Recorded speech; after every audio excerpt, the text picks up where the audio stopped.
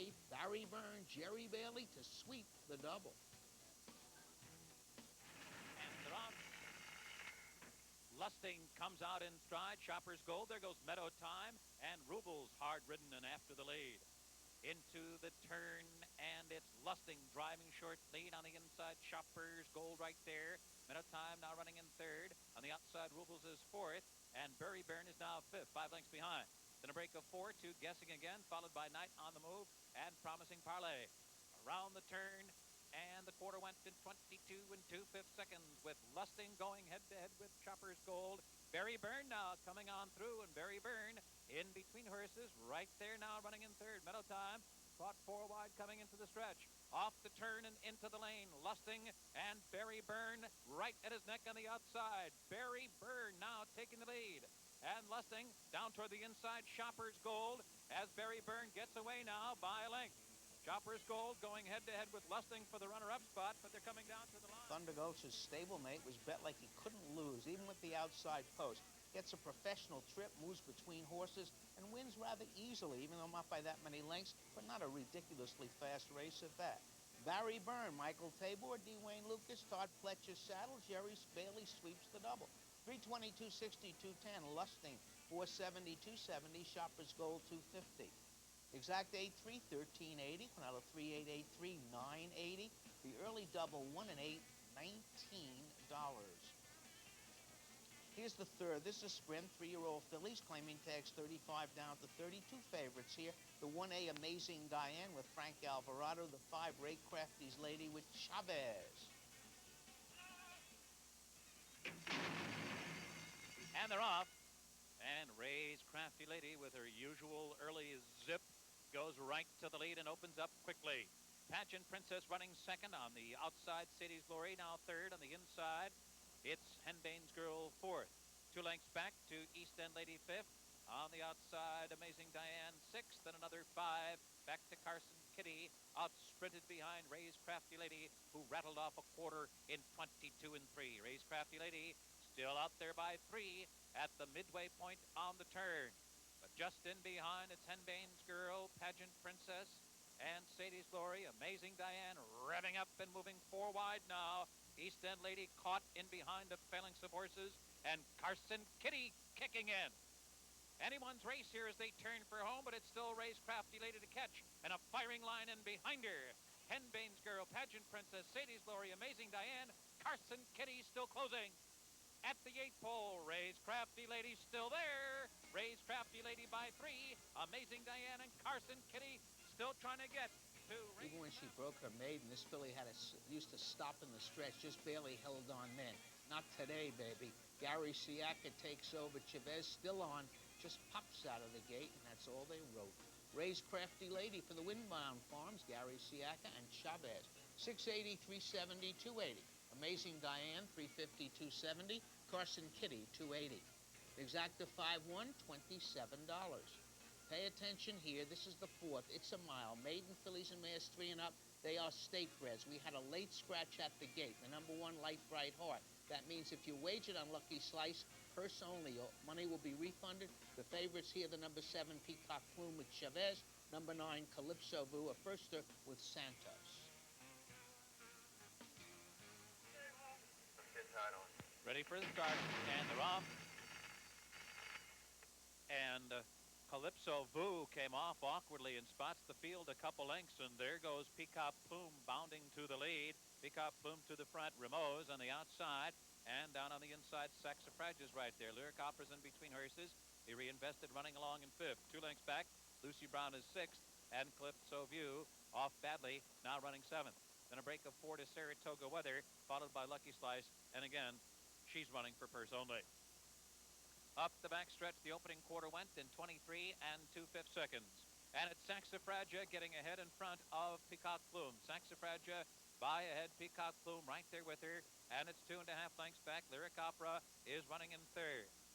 On the inside, be reinvested 4th. Calypso Vu now advancing to 5th with the half mile to run. Lucy Brown is 6th by 3. And then it's Saratoga Weather. Then farther back, Rameau's is backing up. And Lucky Slice still trailing. Around the far turn, Peacock Plume is moving easily while in front. Peacock Plume In front by a head. On the inside, Saxifrage is trying to stay with her. And now here comes Lyric Opera, who's mounting a bid for the lead on the outside. And another 4 back to Calypso Boo, who's under the whip. As they hit the top of the stretch, Jorge Chavez now asking Peacock Plume for a bit more. He's getting it. Peacock Plume now put to the whip, leads by 2.5 lengths. Lyric Opera second on the outside. Saxifragia is a weakening third. Calypso Boo coming on through between horses fourth. As Peacock Plume opens up a 3.5 length lead as they come down to the final 16th. Calypso Boo trying to get to Peacock Plume and is getting to Peacock Plume, who leads down to a length and a half. Calypso Boo, Peacock Plume, Calypso View, Peacock Plume, narrow winner. Calypso Boo. These are the 2 favorites in order, but if you wager on Peacock Bloom, you got a little bit of a break at the gate. Calypso Boo broke awkwardly, seemed to lose all chance, but she is in gear right now. Guess next time out she'll be a heavy favorite, may lose then. She certainly would have won today, I think, had she left the gate, but look who she was up against. Peacock Plume, Eddie Wachtel, H. Morgan, Tesha, Jorge Chavez, 480, 250, 250. Calypso Boo, 280, 290. Lyric Opera, 370. Exacta 7-9s, 1360. Quinella 7-8-8-7. 2 favorites, 490, 7-9-9-7. The Conso pick 3, 8-5-1. That's if you use the 1 entry, you get 1320. The pick 3, 8-5-7. The real pick 3, 2940. A mile and a 16th on the Widener turf, 3 and up, state breds. Not one is a race other than is our triple race today. The favorite, the number 6, Fearless and Free with John Velasquez. Second choice, Sounds Like Scott with Mike Smith.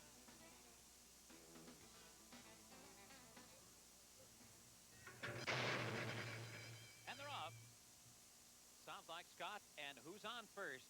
Out for the lead, and there goes Little General. Love You Baby's also there, and Isle of Fire, and a crush of horses hit the backstretch together, and Love You Baby on the outside. Up to grab a short lead, Sounds Like Scott right there. Little General pressing, was caught 4 or 5 wide round the first turn. In between horses, Isle of Fire down on the inside. Who's on first? Up close to the pace. And then it's Fearless and Free, a close to the pace 6th. A break of 5 back to Game Card, followed by Duchess's Secret, then Winfield DH, and even farther back is Green Hill Queen. Moving down the backstretch now. Who's on first is first. A hard-to-handle Love You Baby now back running in second. Sounds Like Scott, Little General, Isle of Fire, and Fearless and Free right there in a line behind the front runners. Then a break of 4 or 5 to Game Card, Winfield DH, and Duchess's Secret. Green Hill Queen is far behind a lively pace. The half went in 46-1. Contentious opening stages here, and as the field moves into the far turn, the fight's still on between Who's On First and Love You Baby. Who's On First, short lead. Love You Baby right there running second, and Fearless and Free. Isle of Fire right there on the outside. And then it Sounds Like Scott moving comfortably, only 4.5 lengths from the front now. Little General's going in the wrong direction. Game Card down toward the inside will need running room as they approach the top of the stretch. Who's On First? Still there, short lead. Love You Baby. Isle of Fire on the outside. Sounds Like Scott kicking in. Fearless and Free bursting through between horses. At the 8th pole, Fearless and Free splits rivals to take the lead. On the outside, Sounds Like As soon as that opening appeared for John Velasquez, he guns his horse. The horse responds, comes shooting through between horses. Sounds Like Scott, who was there, then was back, then comes again, is going to run second. And Isle of Fire, horse I thought would win it because he ran against the go, was in the speed duel and just there for third. These are the 3 favorites. Fearless and Free, the mile Joe Lee stable, Leo O'Brien, John Velasquez. 660, 330, 270. Sounds Like Scott, also Leo O'Brien, 360, 320. Isle of Fire, Leo's apprentice, Jerry Martin, $3 to show. The exacta 6-4 is 1980, the triple 6-4-11, $68.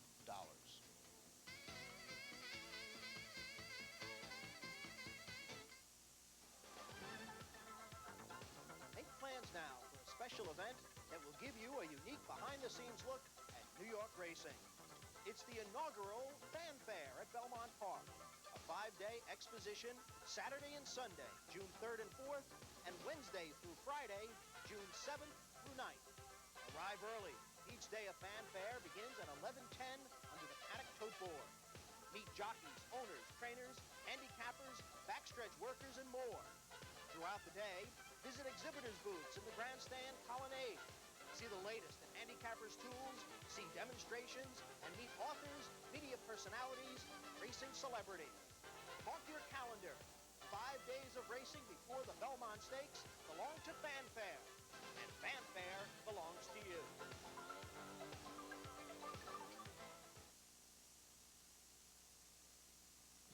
Here's the 6th, mile on a 16th over the inner turf course. These are 3-year-olds, claiming tags 40 down to 30. The favorite is the 2B, Balski's Gamble with Mike Smith.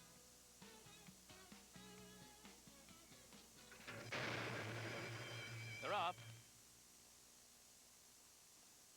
Clinton getting out quickly. There goes Glittering Wolf up toward the lead. Silver Midnight backs off of it on the outside. Balski's Gamble is there. Then Royal Rumor running 3 wide round the fair's turn. And at the back of the pack in the early going are Devon's Tune, No Taste, and Dancing Gator.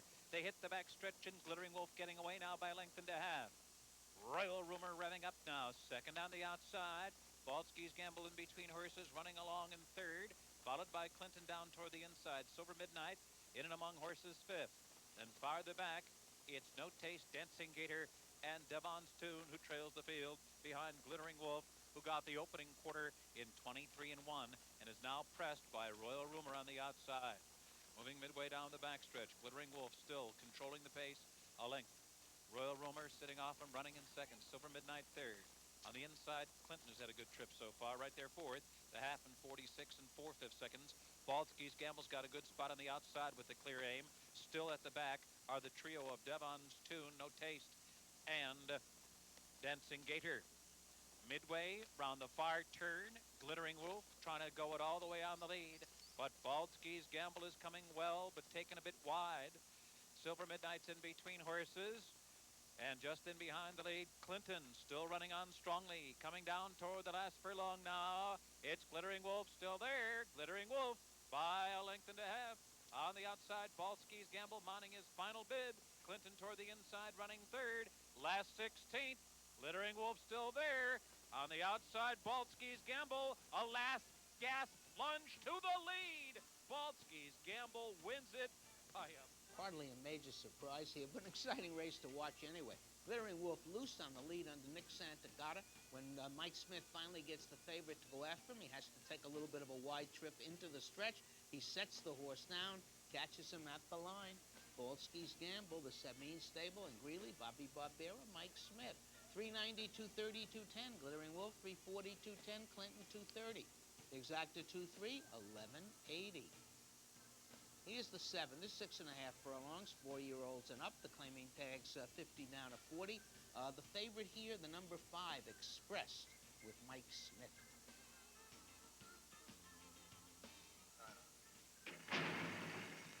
They're off. Jericho Blaze, Galopiat's Moment, Express, Faviano, and Myron's Gentleman, all of them out quickly. And Jericho Blaze out there now for the lead. On the inside, Faviano runs second. Galopiat's Moment between horses. Myron's Gentleman right there on the outside, 2.5 lengths back. And Express drops back into fifth. And a break of 3 back to Faversham. Regal Mike has been out sprinted behind Jericho Blaze, who got the quarter in 22-1. Jericho Blaze off the rail and with the lead a bit hard to handle there. Out there by 2, trying to bear out on the turn. Faviano second on the inside and hugging the fence. Then in between horses, Galopiat's Moment. And toward the outside, Myron's Gentleman is only 3.5 lengths from the lead with 3 furlongs to go. Expressed is in behind that group. Still moving toward the top of the stretch with Jericho Blaze off the rail and still leading. Then it's Galopiat's Moment running second. On the inside, Faviano third. Off the turn into the stretch. Jericho Blaze blows the turn. He's out in a 6 or 7 path. And there's a big hole here now for Galopiat's Moment to come on through, and Expressed is running room 2. They're down to the last furlong. Galopiat's Moment driving on the lead. Jericho Blaze trying to come again. It is Galopiat's Moment and Jericho Blaze. Express and late running Regal Mike coming down to the line. It's going to be close. Galopiat's Moment or Jericho Blaze, and those two hit the line together. The big question here is, what did Raymond Perez do with this horse? If you watch him in the stretch, he hits the horse under the neck. Now, you notice the way the horse drifted out. I thought that was excellent. He let the horse do it on its own power.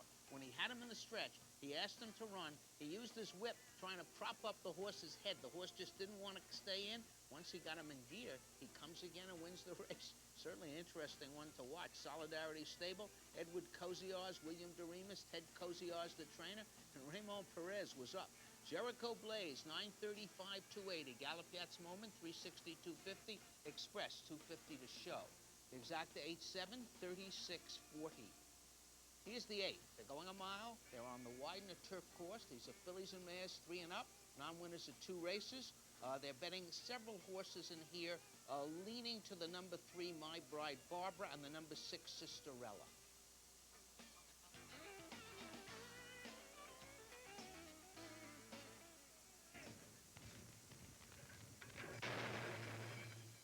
And they're off. Just Wonderful coming out first. Lizzie Toon. There goes My Bride Barbara emerging with the lead. My Bride Barbara over to the inside. Sisterella now up and after the lead. Jorge Chavez trying to throttle down the speed of My Bride Barbara, but she leads now a headstrong length. On the outside, Sisterella running along in second, and Mystic Mel third. Vested Myth is running in fourth. Just Wonderful fifth. Then it's Lizzie Toon, Reach for a Star, Polish Prophet, Morning Galaxy, and Heirloom Wish trailing the field as My Bride Barbara leads through a sharp first quarter, 22 1/5 seconds, and Sisterella's right there, glued to her flank. 3 lengths back. Mystic Mel is running third. Another 4 to Just Wonderful, Vested Myth, and Lizzie Toon. They hit the far turn. My Bride Barbara, eye-popping half, 44 4/5 seconds. A grueling first, a half mile there for My Bride Barbara, and Sisterella's been right with her the whole way. There will be challenges coming late. It's 2.5 lengths back. Mystic Mel is running third. Lizzie Toon on the outside fourth. Heirloom Wish is coming up the inside in fifth, and Just Wonderful fades to sixth. They're off the turn and into the stretch. It is My Bride Barbara. Heirloom Wish crying out for running room. She's in very, very tight, a bit hesitant there. Sisterella's right on her shoulder. Here comes Mystic Mel with a clear run on the outside, and Just Wonderful. My Bride Barbara has surrendered the lead. It's now Mystic Mel in front. Heirloom Wish, who had a tough time getting through, coming on gamely. Here comes Heirloom Wish to win it. Anxious moment. We missed it here, but if the 6-horse Sisterella had won this race, she probably would have come down. But the horse that she bothered is about to win the race. Heirloom Wish, a very gutsy ride by Mike Smith. There was a suicide speed duel between My Bride Barbara and Sisterella. He comes up, tries to pass him. Those horses are tiring. That's probably why Sisterella came in on his filly. But she gets up to win the race, does Heirloom Wish. Third choice, I think, or maybe co-second choice. Friendship Stable, Bobby Barbera, and Mike Smith. 7,373. Mystic Mel, 680, 610. Just Wonderful, 1120 to show. The exacta 9-2, 4760. Pick 3289 is 89. 99921, $569. A goodly crowd hit the pick 6 today. 17 tickets, 1,900 plus. 5 correct, 415 winners. Only $26 in change. On to the 9th race. A mile and a quarter over the inner turf. Fillies and mares 4 and up. 50 down, 40 down to 30. The favorite here, the number 2 Winning Trip with Jerry Bailey, and the number 3 Caroline of Kent, the number 5 High Talent. Those are the 3 they were betting.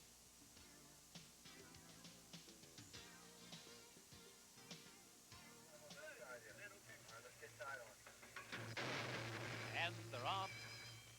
Now I Hope comes out running. Reinvesting Ada is there. So is High Talent down toward the inside.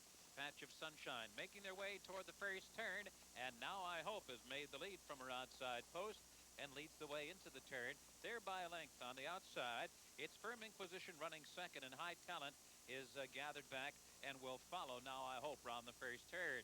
Reinvesting Ada, a ground-saving fourth, and a Demon a Day caught 4 wide around the first turn. Caroline of Kent is running 3 wide. Winning Trip is 1 off the rail. Then it's 2.5 lengths back to Patch of Sunshine, who's rating now. At the back of the pack, Believe in Doris and All Glory. 24 flat for the first quarter, honest enough, with Now I Hope leading the way down the back stretch. A bit tough to handle there for jockey Jerry Martin, but Now I Hope settling down now, out there by a length. And then it's Firm Inquisition, now creeping closer toward the front runner. A Demon a Day just off the lead on the outside third. High Talent is a comfortable fourth. Winning Trip in behind horses in fifth. Caroline of Kent sixth on the outside. Patch of Sunshine sent aggressively with better than a half mile to run. And then it's Reinvesting Ada. Believe in Doris at the back of the pack with All Glory. Half and 48 at 1/5 seconds, 3 quarters and 12 and 4. And it's still Now I Hope controlling the pace as they round the far turn. Firm Inquisition asks for a bit more. Here, Patch of Sunshine will move so aggressively now, edging up to be second on the outside. High Talent is now coming through on the inside. Then farther back, it's Winning Trip, still about 6 lengths behind. A Demon a Day floating wide.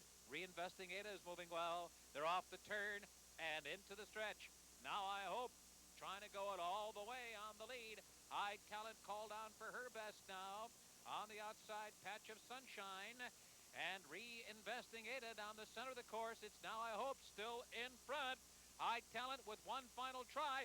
Reinvesting Ada gobbling up the turf.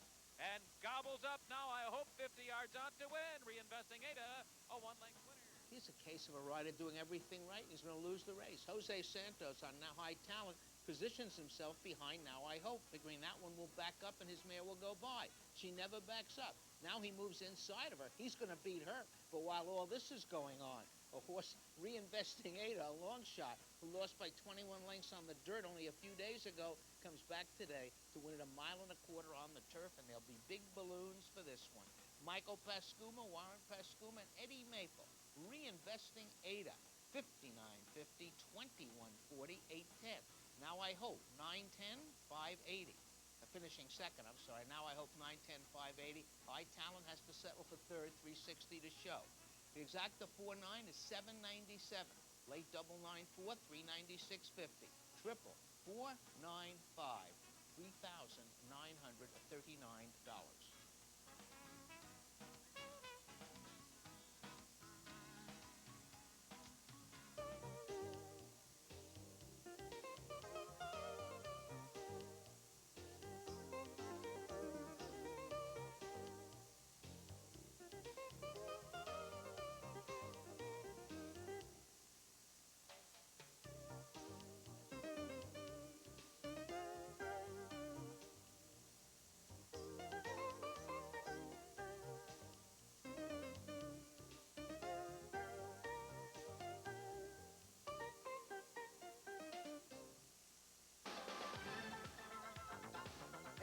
Now for a special event that will give you a unique behind-the-scenes look at New York racing.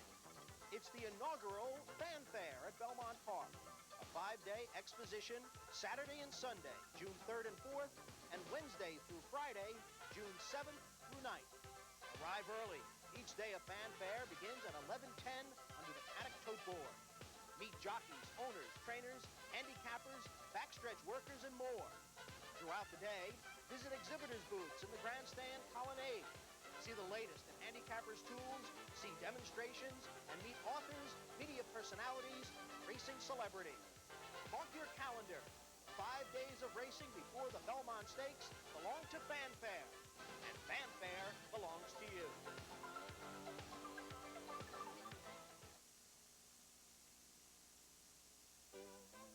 Belmont Park is the perfect place to bring the family on weekends. Come between 7 and 9:30 a.m. any Saturday or Sunday and take in the sights and sounds of horses breezing through their morning workouts at breakfast at Belmont. Grandstand admission and parking are free. Enjoy a leisurely trackside breakfast. Take a guided tram tour through the barn area. Get a horse's eye view of the starting gate, then stay for the afternoon's races. And every Sunday is Family Fun Day with special activities in the Belmont backyard for the youngsters. From 11 till 3, it's non-stop enjoyment featuring pony rides, petting corrals, face painting, pillow bounce, stage shows, and other unique events. Breakfast at Belmont every weekend and holiday. Family Fun Days every Sunday. Belmont Park, the place for family fun every weekend.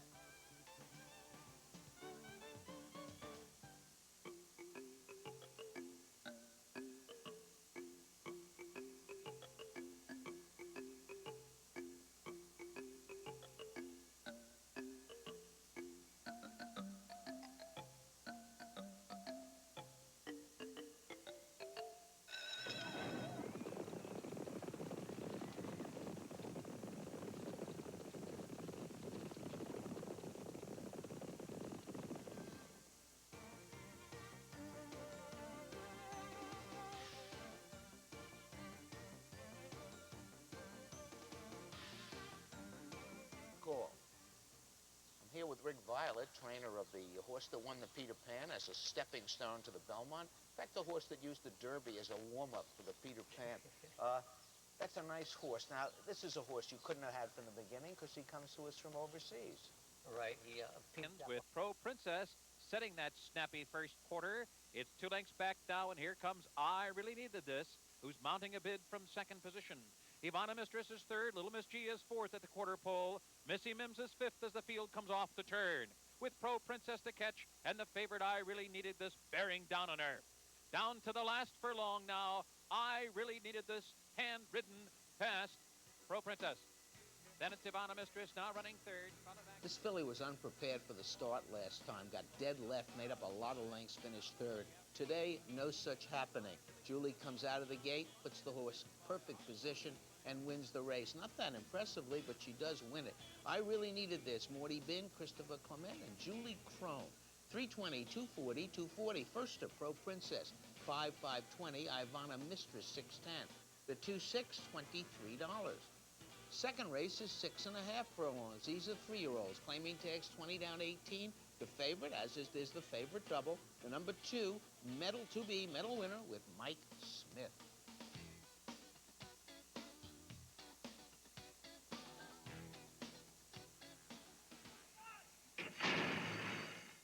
They're off. Ballad Motion gets out first. Catfish is there. Cash That Ticket is also up close with Peebo's Delight. Quite an encounter 6 wide and broken. And it's a 6-way scramble for the lead down the backstretch, and it's 5 lengths. Back to Big Blackbird. On the outside's Entrepreneur, and in between those two is the favorite, medal winner, the trailer's Mystic Mac. The stampede for the lead continues into the turn. The opening quarter in 22 and 2.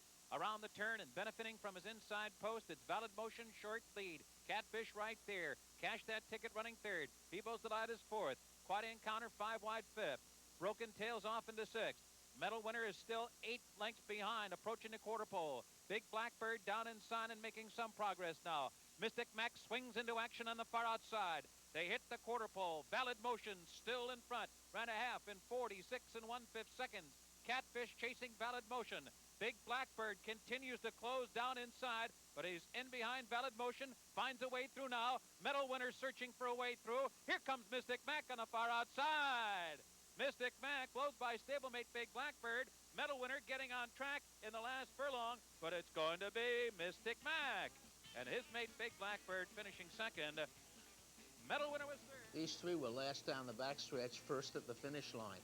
The entry of Big Blackbird and Mystic Mac should have been maybe a half a point higher than Medal Winner. Medal Winner a bit overplayed. Medal Winner did have a rough trip behind these 2, but even when Medal Winner wins, he seems to have a rough trip.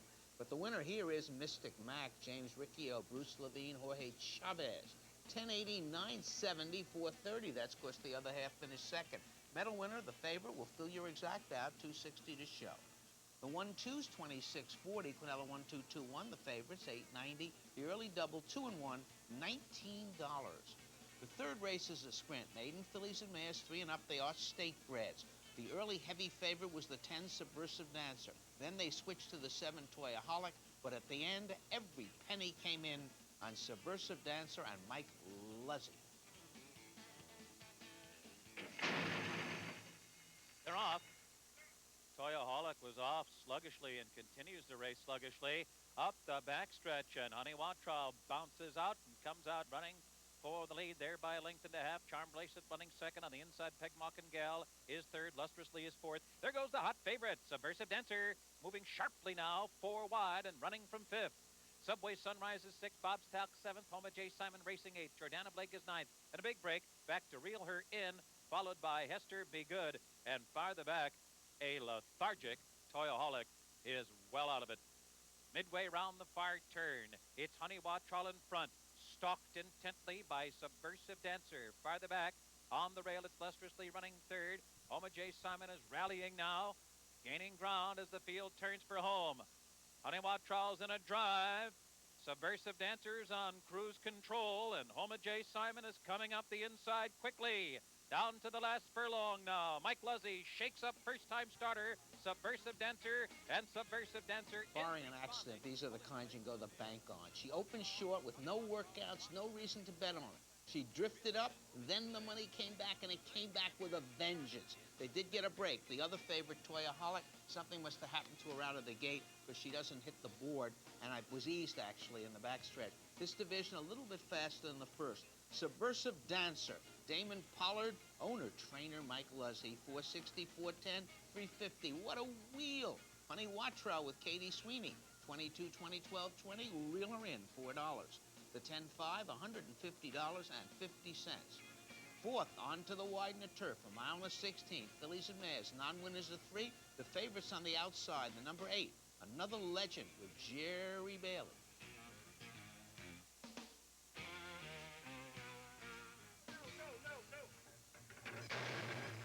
And they're off, and Another Legend springs from the gate, and in a blink of an eye opened up by 3. That margin is quickly narrowed as Class Chris now advances to second, and Garza a hard-held third. Wadaz under a snug hold, fourth to the inside. Lady Reiko is alongside her. And the trio at the back of the pack are Swamp Cat, Bien Sucre, and Basic Assumption. Moving up the backstretch, it's the favorite, Another Legend in front, with Class Chris offering only mild pressure. The opening quarter in a tepid 24 seconds flat. Garza's rating in behind the lead. Another 2 to Wadaz, a restrained fourth. Moving round Wadaz is Lady Reiko, who's now running fourth. Wadaz back fifth. Bien Sucre is sixth, and about 10 lengths behind with 5 furlongs to go. Swamp Cat and Basic Assumption continue to trail the field. They ran a half here in 47 3/5 seconds with Another Legend, the favorite and the controlling speed. Class Chris has been laying just off her throughout. Garza's in a perfect spot now for striking position. Lady Reiko's down on the inside running fourth. Another 2 to Wadaz. In behind horses in fifth as Bien Sucre moves past her. Coming to the top of the stretch, Another Legend still in front. On the outside, Class Chris. Here comes Garza mounting a bid for the lead on the far outside. In behind the front runners, it's Lady Reiko. Bien Sucre is kicking in. Wadaz will not get it done. In the last furlong now, Another Legend tested here. Another Legend and a host of pursuers. Here's Bien Sucre and Lady Reiko coming on through. Class Chris is there. Another Legend. Here's Lady Reiko surging. Too close to call. When you got past Another Legend, this was a pretty open race. This horse was 6-to-1 on the line, just kept blowing out. You can't fault Jerry.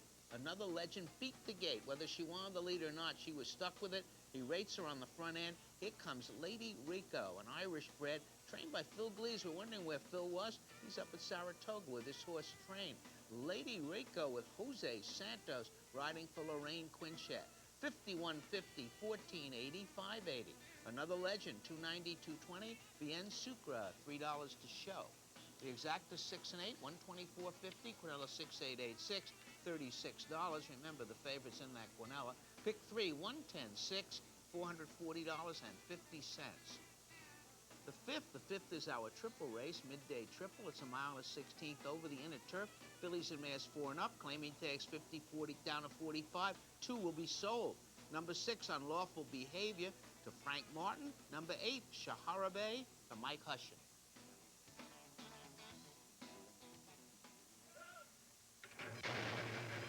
Rob. Eeny, meeny, miny, and Sunshine Linda Jane. It's Sunshine Linda Jane with the best speed out to the lead now. On the outside, Unlawful Behavior now moving up to be second. Eeny, meeny, miny is reined in to run in third. Shaharabe fourth, and on the outside, SS Sparkle running fifth. Dark Star Line is reserved at the back of the pack early with Dinner Diamond and a Shaky Queen. Into the backstretch, and Sunshine Linda Jane is off to an easy lead out there by 4. Unlawful Behavior now beginning to cut into that lead a bit with Eeny, Meeny, Miny third. The first quarter went 23 and 4. Down the backstretch, the easy lead, uncontested there for Sunshine Linda Jane. Out clear by 2.5. Unlawful Behavior continues to creep closer second. Eeny, Meeny, Miny third toward the inside. Shahrabe's between horses with SS Sparkle. Dark Star Line is forced to go 5 wide as they move for the far turn. At the back of the pack, a Shaky Queen and stretch running Dinner Diamond. Less than a half mile remaining. They got a half in 47 and 1 with Sunshine Linda Jane still free running on the lead. 2.5 lengths back. On the outside, Unlawful Behavior still running in second. And there goes Shahrabe now launching a bid. Down on the rail, it's Eeny, Meeny, Miny now back running in fourth. Dark Star Line is under a drive, but making no impact yet. And then it's SS Sparkle in between horses. And Dinner Diamond will have to thread her way through the pack. Coming down to the last furlong, Sunshine Linda Jane still there. Eeny, meeny, miny, coming up the inside. And here comes Dinner Diamond, uncorking an explosive stretch rally. Sunshine Linda Jane trying to hold off the oncoming Dinner Diamond and can't do it. Dinner Diamond forges on past to win under a patient Mike Luzzy. Sunshine Linda Jane. There was no speed in this race, so Sunshine Linda Jane and Dale Bettner took advantage of that to set the pace. Got them a place anyway. As for the Dinner Diamond is a one-move kind of mare. She needs a pace up front. It wasn't that good a pace, but Dinner Diamond, top of her game today. Running for Freddie Corrado, Bob DeBonis, and Mike Luzzy. $8.44, $43. Sunshine Linda Jane, the long shot did well. $14.60, $8.10. Eeny, meeny, miny, $3.30 to show. Exact the 4-3, $184.50. Triple 4-3-1, $708.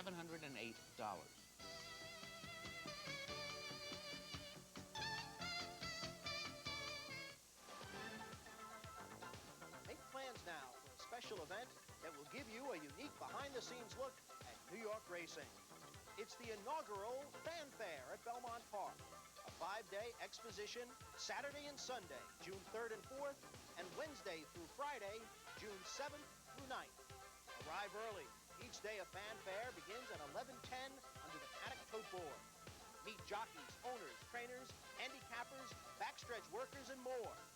Throughout the day, visit exhibitors' booths in the grandstand colonnade. See the latest in handicappers' tools, see demonstrations, and meet authors, media personalities, racing celebrities. Mark your calendar. 5 days of racing before the Belmont Stakes belong to Fanfare, and Fanfare belongs to you.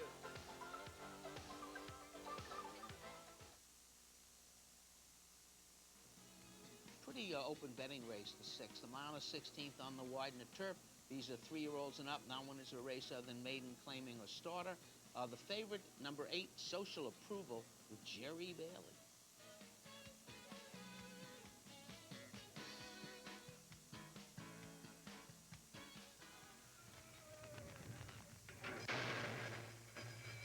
They're off, and Lucky 8 comes out running. There goes Hyper Runner to grab the lead. Hyper Runner to the front now. Out sprinting Lucky 8 from the beginning. There goes Royalty Affirmed, now moving sharply into second. Australasia now up into second. Into the backstretch, Hyper Runner in front as Frank Alvarado takes a hold of the speedy one. On the outside, Australasia running in second. Just in behind those two, it's Royalty Affirmed, third. Place Part fourth. Social Approval fifth. King Canyo is running in sixth. Senior Doria a restrained seventh. And then it's Lucky 8 who's at the back of the pack now with Usman up the backstretch. Hypo Runner and Australasia alongside through a quarter of 23 and 1/5 seconds with Play Smart tracking them comfortably. 2.5 lengths back to the gray Social Approval and to his inside Royalty Affirmed. Then it's King Canyo, who's now about 8 lengths from the lead, along with Senior Doria, who is still restrained at the back of the pack. Usman and Lucky 8 completing the field. Half 46 and 3. Hypo Runner and Australasia 1-2 the whole way, and now Play Smart makes his move under Diane Nelson, and there goes Play Smart revving up and running by Australasia and getting a nose in front of Hypo Runner. From the back of the pack, John Velasquez has now cut Senior Doria loose. The field turning for home. Play Smart, Hypo Runner head-to-head turning for home. Senior Doria right there and coming hard. Usman is appearing on the far outside now. Those four will come to the 8th pole together. Senior Doria roused to a short lead. Usman right there. Hypo Runner weakening. Play Smart drops out of it. Farther back, it's Lucky 8 coming down to the line. It's Usman. Usman, the winner by a length. A couple of big moves here to get the money. The number 2 horse, Senior Doria, may have had a check a few times out there, but Usman is a horse that came over from Europe after breaking its maiden, ran in the Secretariat at Arlington, 6th, but only beaten 2 lengths. Reappeared here April 30th, disappointed at 4-5, getting beat 21 on the turf. I guess it liked this turf more than the Belmont, than the Aqueduct turf, because it comes from way back. The Metabolic Stable, Carl Domino and Robbie Davis. Usman, 16, or Usman, 1689, 44.20. Senor Doria, $774. Social Approval, $290. The exacta 1-2, 105.50. On to the 7th. 7 furlongs, fillies and mares 4 and up. Now one is a 4 other than. The favorite is the number 4, Seeking the Circle with Jerry Bailey. Second choice, Exquisite Star, Jose Santos. You're right, Jeff. Get title. And they're off. Exquisite Star comes out running on the outside. She Rides Tonight is there. Future Answer comes out third toward the rail, and Seeking the Circle is fourth in between horses. Will Spy Now will be the early trailer behind Exquisite Star, who leads with a firing line in behind her. Future Answer's right there. Seeking the Circle. She Rides Tonight on the outside. Hard held, but up close fourth. Another 5 back to the trailer. Will Spy Now as Exquisite Star drills a quarter in 22 and 4. Future Answer is right there now, turning up the pressure. And Seeking the Circle, the favorite, right there with the pacemakers on the outside third. She Rides Tonight is coming under a ride. Then another 3 back to Will Spy Now, who has been outrun throughout. They're at the midway point on the turn. Exquisite Star still there. Seeking the Circle now making her move. Ran a half in 46 and 1/5 seconds. Moving toward the top of the stretch. Exquisite Star trying to take it all the way on the lead. Jerry Bailey wanting more now from Seeking the Circle. She Rides Tonight under the whip on the outside third. Future Answer is dropping out of it, and Will Spy Now. In the meantime, Exquisite Star is giving them the slip. Opening up by 5 as she races past the 8th pole. This race was over when the half mile went up at 46 and change, and Exquisite Star, who's an excellent 7 furlong horse, has a clear lead with no chasers. The race was over, the battle was for second, and the second favorite got it. But the winner is Exquisite Star, Heatherwood Farm, Dale Austin, Rick Schosberg, Jose Santos. 583, 230, Seeking the Circle, 290, 220. She Rides Tonight, 230. Exacta, the 2 favorites, inverted, the 2-4 is 1660. On to the 8th. It's a mile and a quarter. These are 3-year-olds up. Now one is a 2 other maiden claiming a starter. The favorite is on the outside. It's the number 7, Indian Sun with Jerry Bailey.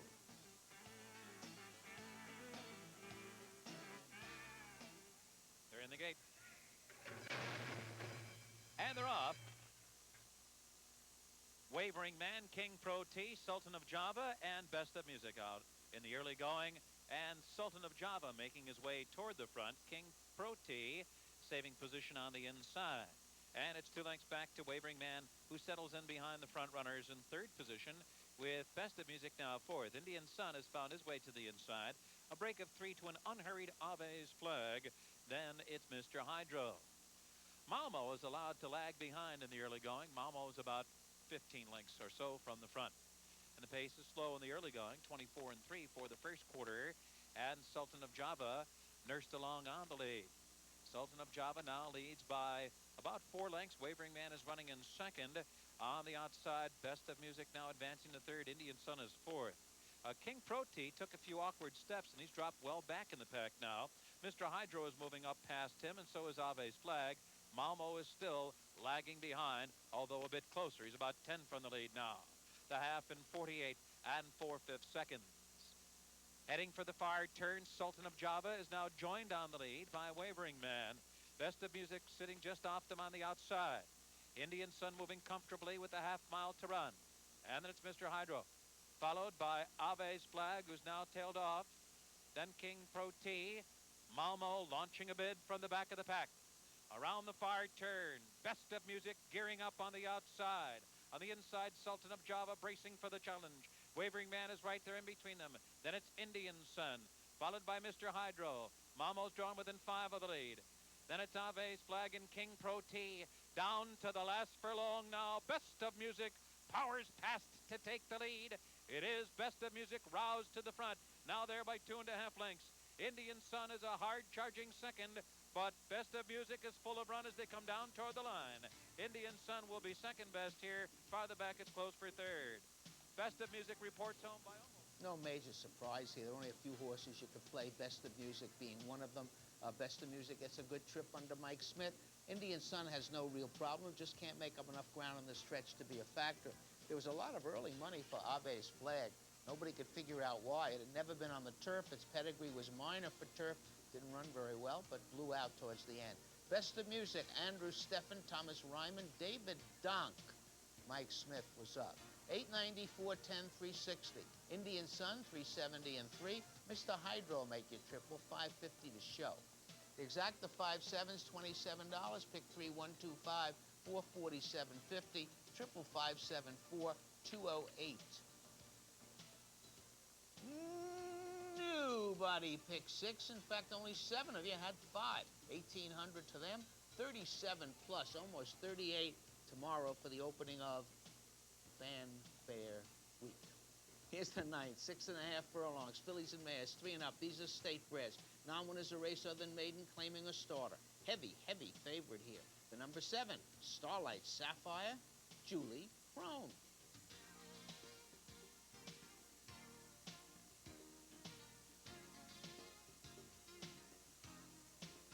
All right, let's get titled.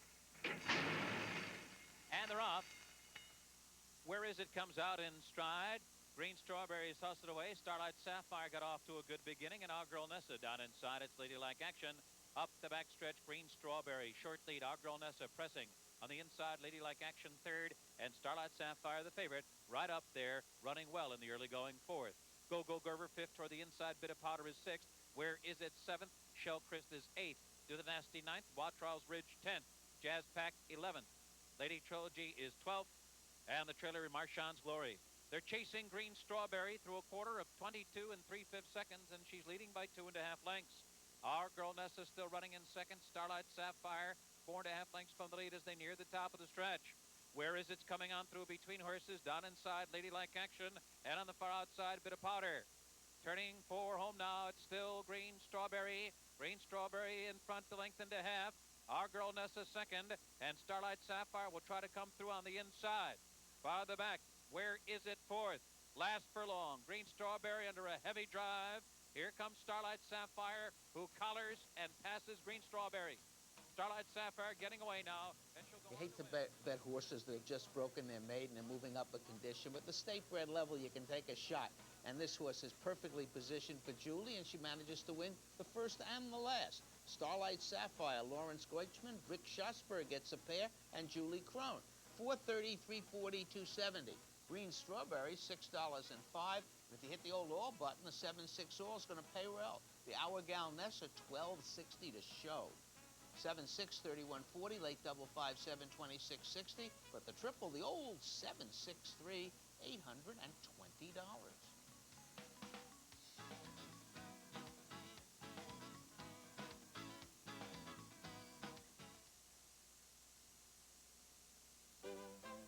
Belmont Park is the perfect place to bring the family on weekends. Come between 7 and 9:30 a.m.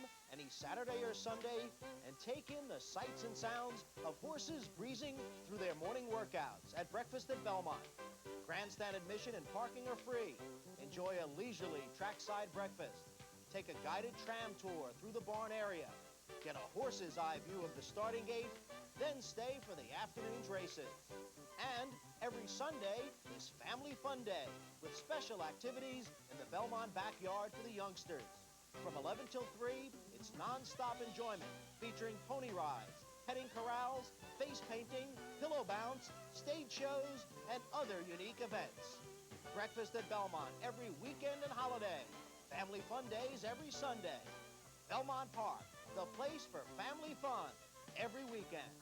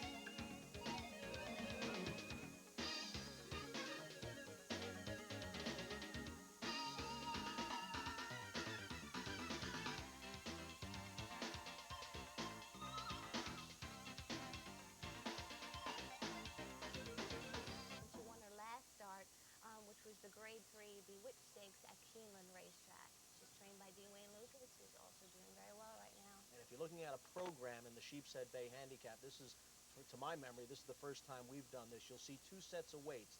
The weights in dark are the weights if the horse goes on the turf, if the race stays on the turf. In parentheses, another number, that's if the race is taken off the turf. That would be the weight that the horse would carry if the race was switched to the main track. We're not going to have to worry about that today because the weather's going to be good. But keep that in mind down the road for stakes races, which are scheduled to be on the turf. If they come off, the corrected weight or the adjusted weight will be there in your program if the race is moved to the dirt. Okay, we talked about what has happened out of town yesterday. Right now we're going to go into what happened right here at Belmont yesterday, taking a look at the replays, including the impressive performance by Classy Mirage. Stay with us. Race Day Belmont moves on.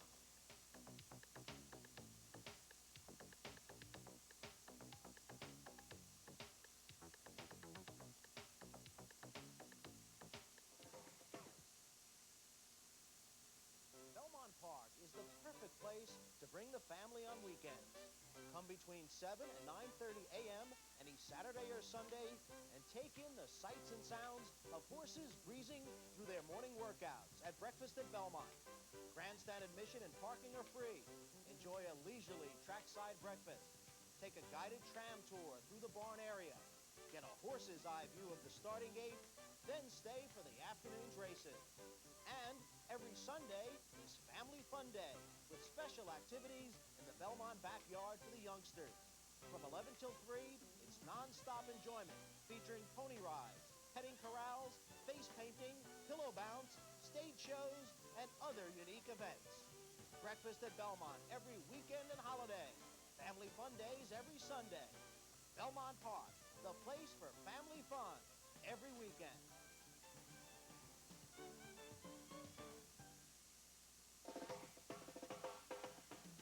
The Early Times Triple Turf Series, live on ABC. 1995 marks the live broadcast debut of the Early Times Triple Turf Series on ABC Sports. Each race will be broadcast prior to the Kentucky Derby, Preakness, and Belmont Stakes.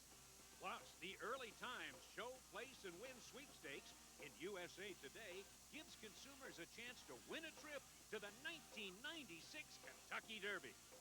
And down the stretch they come for all the thrills and excitement of the world's preeminent turf series. The Early Times Triple Turf Series. See it live on ABC Sports.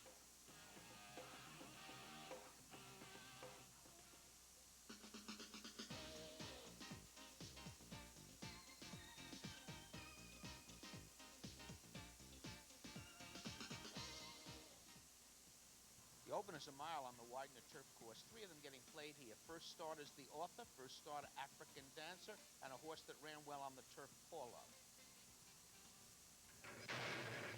And they're off. Paulo comes out running. And Book of Damascus is there, along with Glen Bay, Mobby, Auroral, and down on the inside, Prospects of Gold flashing speed. Into the backstretch now, and Auroral comes out for a short lead on the inside. Prospects of Gold right there running second. Paulo up close to the pace third. And it's Book of Damascus now running in fourth, with Bobby advancing from fifth. The author down inside running sixth, about 4 lengths from the lead. Glen Bay's alongside the author. Then a break of 3 back to Lunatic Luke, Guri King, and African Dancer is the trailer, but it's a tight pack up the backstretch. Heading for the far turn, and it is Prospects of Gold on the inside, Auroral on the outside. Those two take their duel into the turn, with Paulo trying to keep up with them running third. They ran a half in a grueling 45 and 3/5 seconds. The author's in with a chance, down inside and running on strongly fourth. 2 lengths back, Lunatic Luke moving up on the rail from fifth. Glen Bay sixth in the far outside, Book of Damascus back running in seventh. And then it's African Dancer in behind horses eighth. Auroral is the leader as they come to the top of the stretch. It's Auroral by a neck on the inside. Prospects of Gold right there. And the author is mounting his bid on the outside. Lunatic Luke is running fourth as they come past the 8th pole. Auroral in front with the author trying to get to him. Lunatic Luke under a furious drive. African Dancer fourth with a 16th to run. Auroral trying to hold for another 100. This impressive performance with those fractions. Auroral, this is a full to that good New York red turf, a social retiree. First time on the weeds, and he responds. David Hudson, Billy Mott, Raymond Perez. 23, 20, 10, and 780. The author runs well, 610, 510, as does African Dancer, 460. The exacta 3-2, $96. On to the inner turf. This amount of 16, 3-year-old fillies, claiming tags 35,000. The favorites here, the 5 Birthday, the 6 Domina. And they're off. It's Gin and Ice to the front. I Love Lydia flashing early speed. Halloween Mask there 3 wide and Domina 4 wide. Farther back and farther out, it's Untold Secret who's caught wide round the turn. Heliopause is also up there. Then it's 2.5 lengths back to Birthday, who's been guided over to the inside and rating now. A break of 3 back to Gate Home, who is the early trailer. Making their way into the backstretch and well off the rail, it's Heliopause with a short lead. A headstrong I Love Lydia. Down inside Gin and Ice, the opening quarter in 24 flat. Halloween Mask is now rating comfortably in 4th. Domina and Unhurried 5th on the outside, now 6 lengths from the lead. To her inside, it's Untold Secret, followed by Birthday, lingering near the back of the pack with the trailer Gate Home. They're moving in for the far turn now.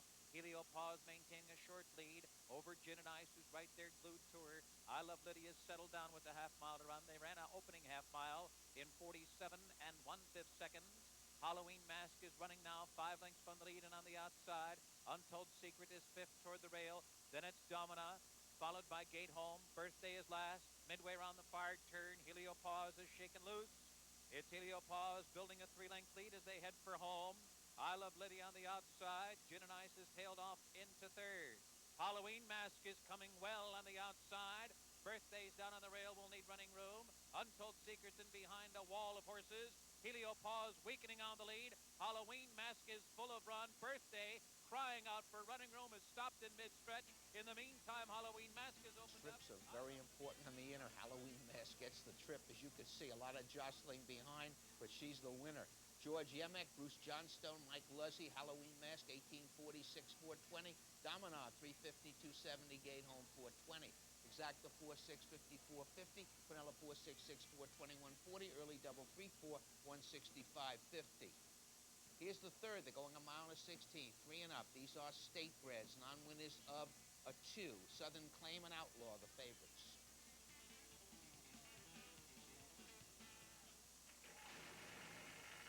And they're off. Southern Claim comes out quickly, and Cheltoir also broke very alertly. Up the chute onto the main track now. Southern Claim and Cheltoir flashing speed. Those two are hooking up, and they are going at it right from the beginning. They've already opened up 8 lengths on the field. A speed duel really percolating here. A Rumpadoroli is a distant 3rd. Outlaw 4th. Russian Love 5th. And Crooked Heels 6th on the outside. The opening quarter went in 23 seconds flat. Moving up the back stretch, it's Cheltoir and Southern Claim continuing to go at it head-to-head. It's almost a dozen lengths to the rest of the field. A Rumpadoroli a distant 3rd. Outlaw is 4th, better than a dozen lengths behind with 5 furlongs to go. They run a half head-to-head in 46 flat. Southern Claim now just beginning to edge away from Cheltoir, but he will surely face some late challenges. There's about 10 lengths back to the others. Now Crooked Heels making his move as they approach the midway point on the turn. Outlaws in between horses. Down inside a Rumpadoroli. Russian Love the trailer. Less than 3 furlongs to go. Southern Claim shaking loose by 4 now. Cheltoir has been dueled into defeat. Crooked Heels has advanced to within 5.5 lengths of the lead. There's less than a quarter mile to the finish line. Southern Claim bracing for the challenges to come. Crooked Heels closing in and gobbling up ground with every stride. Russian Love 3rd. Now Chavez goes to work on Southern Claim, but it's too late. He's been dueled into defeat. Here's Russian Love coming through on the inside, passing Crooked Heels. Russian Love, Crooked Heels, slug it out down to the line. Suicide Speed Duel sets it up for a closer, and it's Russian Love. William Hettinger, Mike Hernandez, F. Torres, the rider. Louis Belmonte, son of former champion rider Eddie Belmonte. Russian Love, 27:30, 3:30. Crooked Heels, 4:40, 2:40. Outlaw, 2:60. Exacta, 2:7, $69.50. 4th race. It's a mile. These are maiden fillies and mares, 3 and up. The favorite here, the number 4, Wild 7 with Robbie Davis.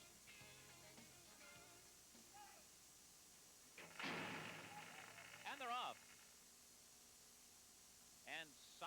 Salante comes out running, springs right to the front. Heirloom Majesty was off to a stutter step start. It's Salante out there with the lead, well off the rail and down on the fence. Here comes Crafty Jenny coming through that huge opening. 7 Gold Stones is there. Jelly Apple's on the far outside, and Bank Approval up close to the pace. Bank Approval 4th, Jelly Apple 5th. A break of 3 back to Heirloom Majesty, and another 4 back to Smooth Aura, who's working hard already. And the trailer is Wild 7, who's about a dozen lengths from the front. And the first quarter went in 23 and 2/5 seconds. They're heading for the fire turn now. And it's Salante, a short lead. Crafty Jenny right there. Those two now inseparable as they round the fire turn. 7 Gold Stones sitting just outside the lead, running 3rd. Bank Approval moving comfortably in 4th. Only 2 lengths from the lead after a half and 47 and 1. Then a break of 4 back to Jelly Apple. Mike Luzzy getting busy on her. A big break back to the Wild 7, trying to launch a bit from really far out of it. They're moving toward the top of the stretch now. Crafty Jenny down inside, still strong as they hit the quarter pole. Salante trying to stay with her. Here comes 7 Gold Stones, revving up on the outside. 4 lengths back to Bank Approval, down to the last furlong. Salante hanging tough. Crafty Jenny very determined. On the outside, 7 Gold Stones 3rd. 16th out, Crafty Jenny. In case you didn't notice, Jose Santos didn't ask this filly until they straightened out, and when he did, she accelerated. Man was hot yesterday. Rick Schosberg gets another one today, but they are lost in the Heatherwood Farm, Jose Santos. Crafty Jenny, 11,574.20. Salante, 543.80. 7 Gold Stones, 350 to show. Wild Stones showed nothing. 2-7 exacta, 61. Canela 2-7-7-2, 31.60. Triple 4, pick 3, 422, $1,086. Now we'll have the triple. There's a mile over the Widener turf. They're maidens. They're 3 and up. The favorite here, the number 4, Forest Thunder, Jose Santos.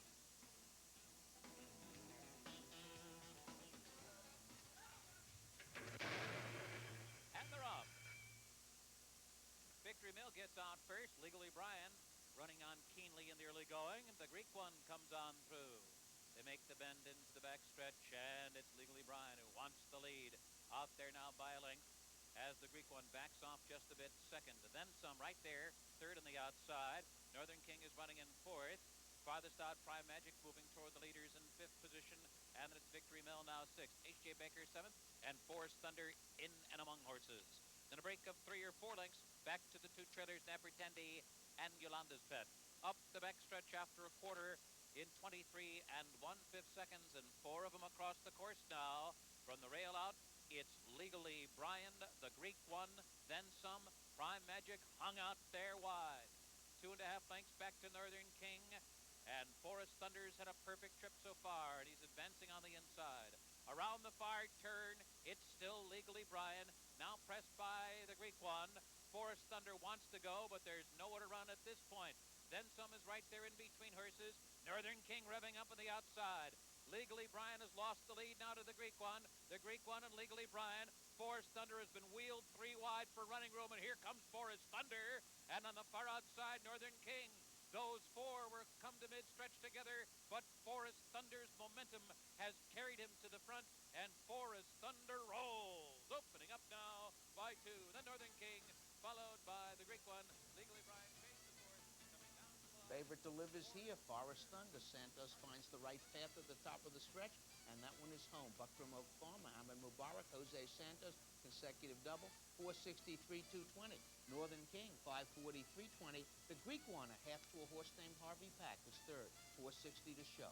4-6 exacted, $20.60. Triple 463, $114.50.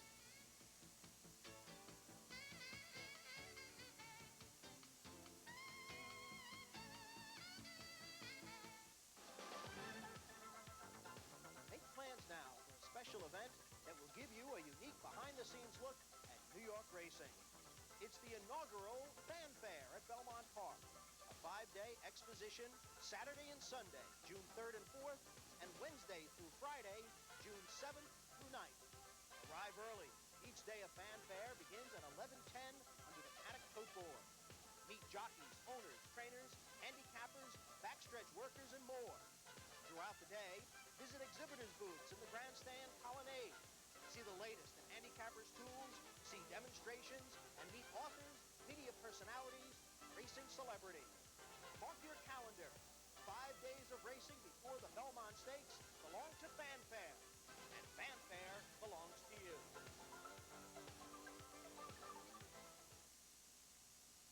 Here's the sixth, Ace Sprint, 3 and up. Now one is a 2-other maiden claiming a starter. The favorite, the outside horse, Western Winter, Mubarak and Santos again. And they're off. Perfect spiral. There goes Deputy Bodman. Erica's Rocket. Flying J. Bryan. Farthest out, Western Winter. The early trailer will be Jump the Shadow. Up the backstretch, Deputy Bodman. Flying J. Bryan. Erica's Rocket mixing it up in between him, and Western Winter right up there fourth. 2.5 lengths back to Jump the Shadow. Perfect spiral trails the field as they hit the far turn with Deputy Bodman under intense pressure from Flying J. Bryan, and they zipped a quarter in 22 and 1 with Western Winter in close attendance. Midway round the far turn, Flying J. Bryan couldn't keep up with Deputy Bodman, but his challenge will now come from Western Winter, and here comes Jump the Shadow, rallying third on the outside. Farther back, a weakening Flying J. Bryan. Erica's Rocket, perfect spirals out of it. Off the turn, into the stretch. Deputy Bodman cuts the corner. 2-length lead. Jump the Shadow, bearing down on him as they hit the 8th-hole. Western Winter back in third. It's still Deputy Bodman. Something left for the final stages. Jump the Shadow. Every horse Due Process Stable has put on the track has been bet off the board. Finally, they didn't bet one. This horse just got mad. Deputy Bodman, why didn't you bet me? Due Process Stable, Ronaldo Nobes, John Velasquez.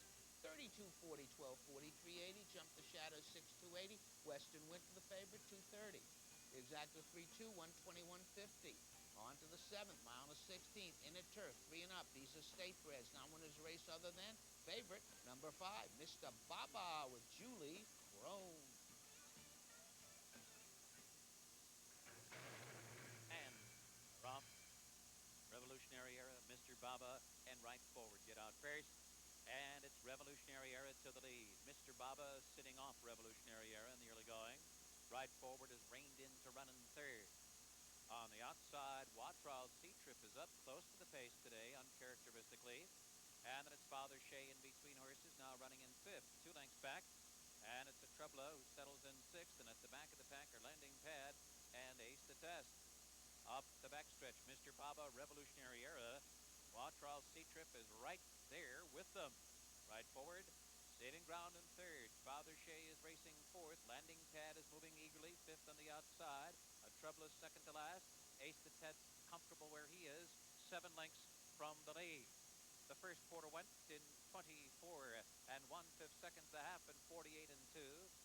As the field moves into the far turn, Revolutionary Era still the leader with less than a half mile to run. Mr. Baba right there. Watrow's Sea-Trip right with the pacemakers. 2 lengths back, right forward now, working harder. 4th toward the inside. Alongside him, it's Father Shea, the Landing Pad. Farther back, it's a Trebla. And Ace the Test still trailing the field as they hit the top of the stretch. Revolutionary Era turning for home with a short lead. Mr. Baba's right there at his neck.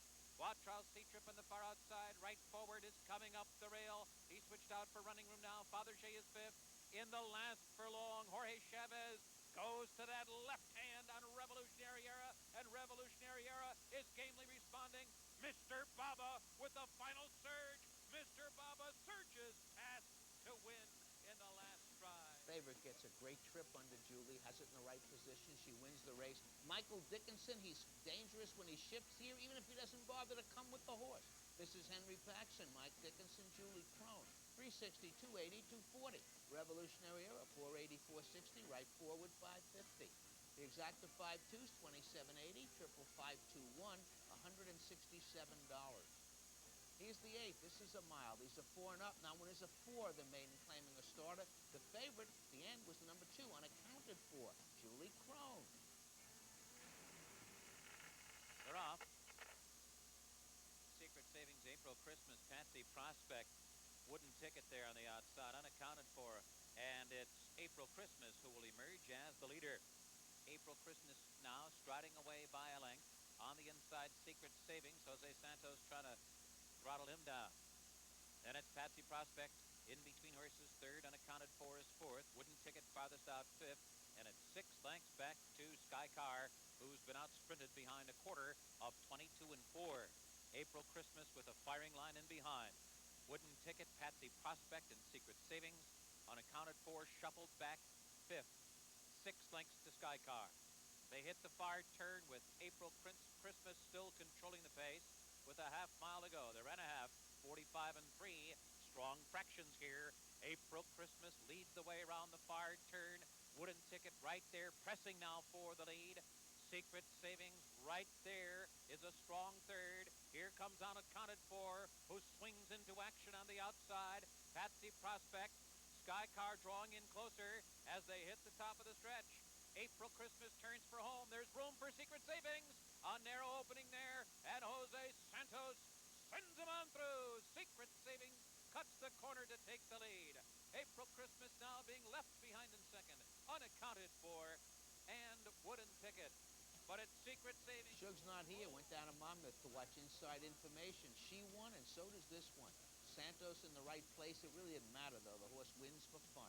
Secret Savings, Ogden Mills 5th, Shug McGay, Buzz Tenney Saddle, Jose Santos is 3rd. Secret Savings, 493, 250. April Christmas, 630, 410. Sky Car, 450. The Exacta 1 Force, 2940. Pick 3351, 190, 150. And there's the pick 6. Surprising amount of winners, actually. 6 of them. 2 were here, 4 were not. Almost 23,000. 5 correct. 192 tickets. They receive $172. Here's our feature, 12th running, Genuine Risk, $100,000 added, grade 2. It's a Scran, heavy favorite. There she is, Classy Mirage with Julie Crone.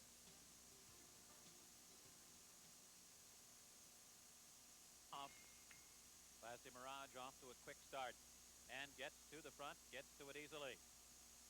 Then it's through the door on the outside, Recognizable will keep very close to Classy Mirage in the early going, and lots of tout. Heading for the far turn, Classy Mirage in front, moving at what appears to be a strong early pace, out there by a length and a half. Recognizable caught a bit wide, outside of through the door, was trying to bear out on the turn, and lots of talc down inside. In the meantime, Classy Mirage dashes away after a quarter of 22 and 3/5 seconds. Classy Mirage in front by 4.5 lengths. Recognizable Santos now wanting a bit more from her, but Classy Mirage building an imposing lead. The field coming to the top of the stretch, and it's all Classy Mirage as they turn for a home. She glided through a half mile of 45 and 4. Crone peeks back and gets on cruise control here. Leading by 4, through the door second, and Recognizable will not get it done today. It's going to be Classy Mirage. Classy Mirage is just going to cruise through the... Even Julie can't believe this one. She keeps looking back. Can't believe it. I'm not even asking this mare to run. What an easy winner she was. Middletown Stables, Alan Jerkins, Julie Crone, Classy Mirage, 280, 210 and out. Through the door, 360 out. Lots of tout, finished 3rd. The Exacta 2-4, $20.40. On to the 11th. This is a mile. These are 3-year-olds, claiming tags 50 down to 40. Heavy favorite, as you can tell by the double. Jackson with John Velasquez.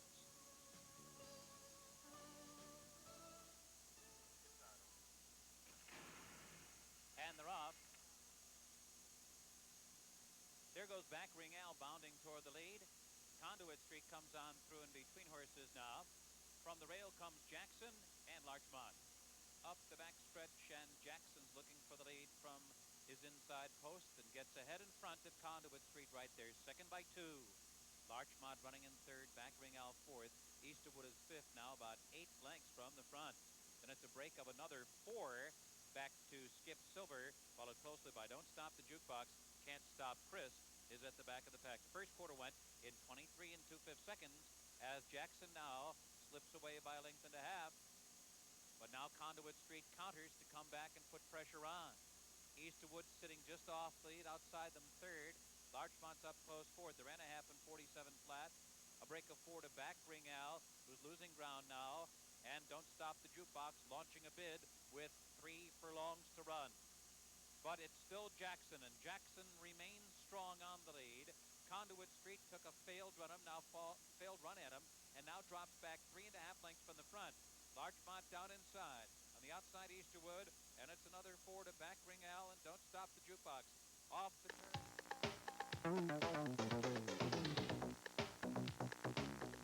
Here's the opener today. This was 7 furlongs. He's a maiden 3 and up, state breds. Pretty open race, but they settled in on the number 7, Jeff Slew with Jorge Chavez. All right, let's get titled. And they're off. Kings over Queens and Freeze the Rays get out fast. Duke Magoo is there along with Jeff Slew. Winlock Zachary in between horses. Up the back stretch. Kings over Queens aggressively ridden and hard ridden now to get the lead. Winlock Zachary coming through now, running in second.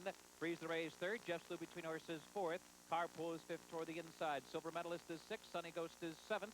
Club Bud eighth on the far outside. 3 lengths back. Winlock's Dr. Pete is running in ninth. Visible King is now 10th. Ukbagook is back to 11th. Red Planet is now 12th, moving 4 wide round the far turn. Then it's Foolish Bid and Instant Grudge 14th as they round the far turn. Chasing Kings over Queens, the leader by a length. In between horses, Winlock Zachary is now running second. On the outside, Carpool poised in third. Then a break of 3 to Silver Medalist fourth toward the inside. Sunny Ghost ranging up on the far outside now from fifth.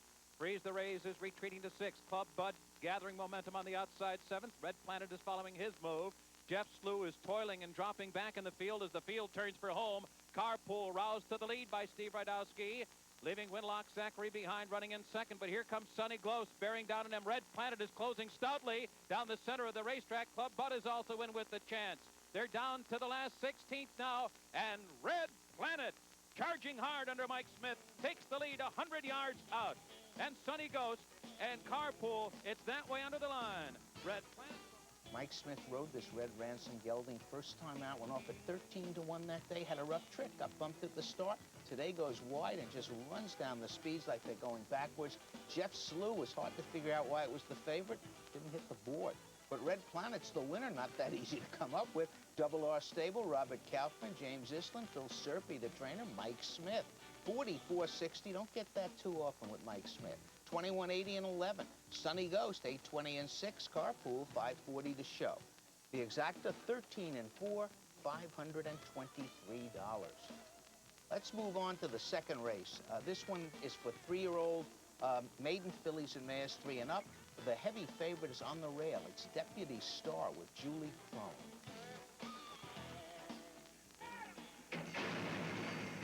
And they're off.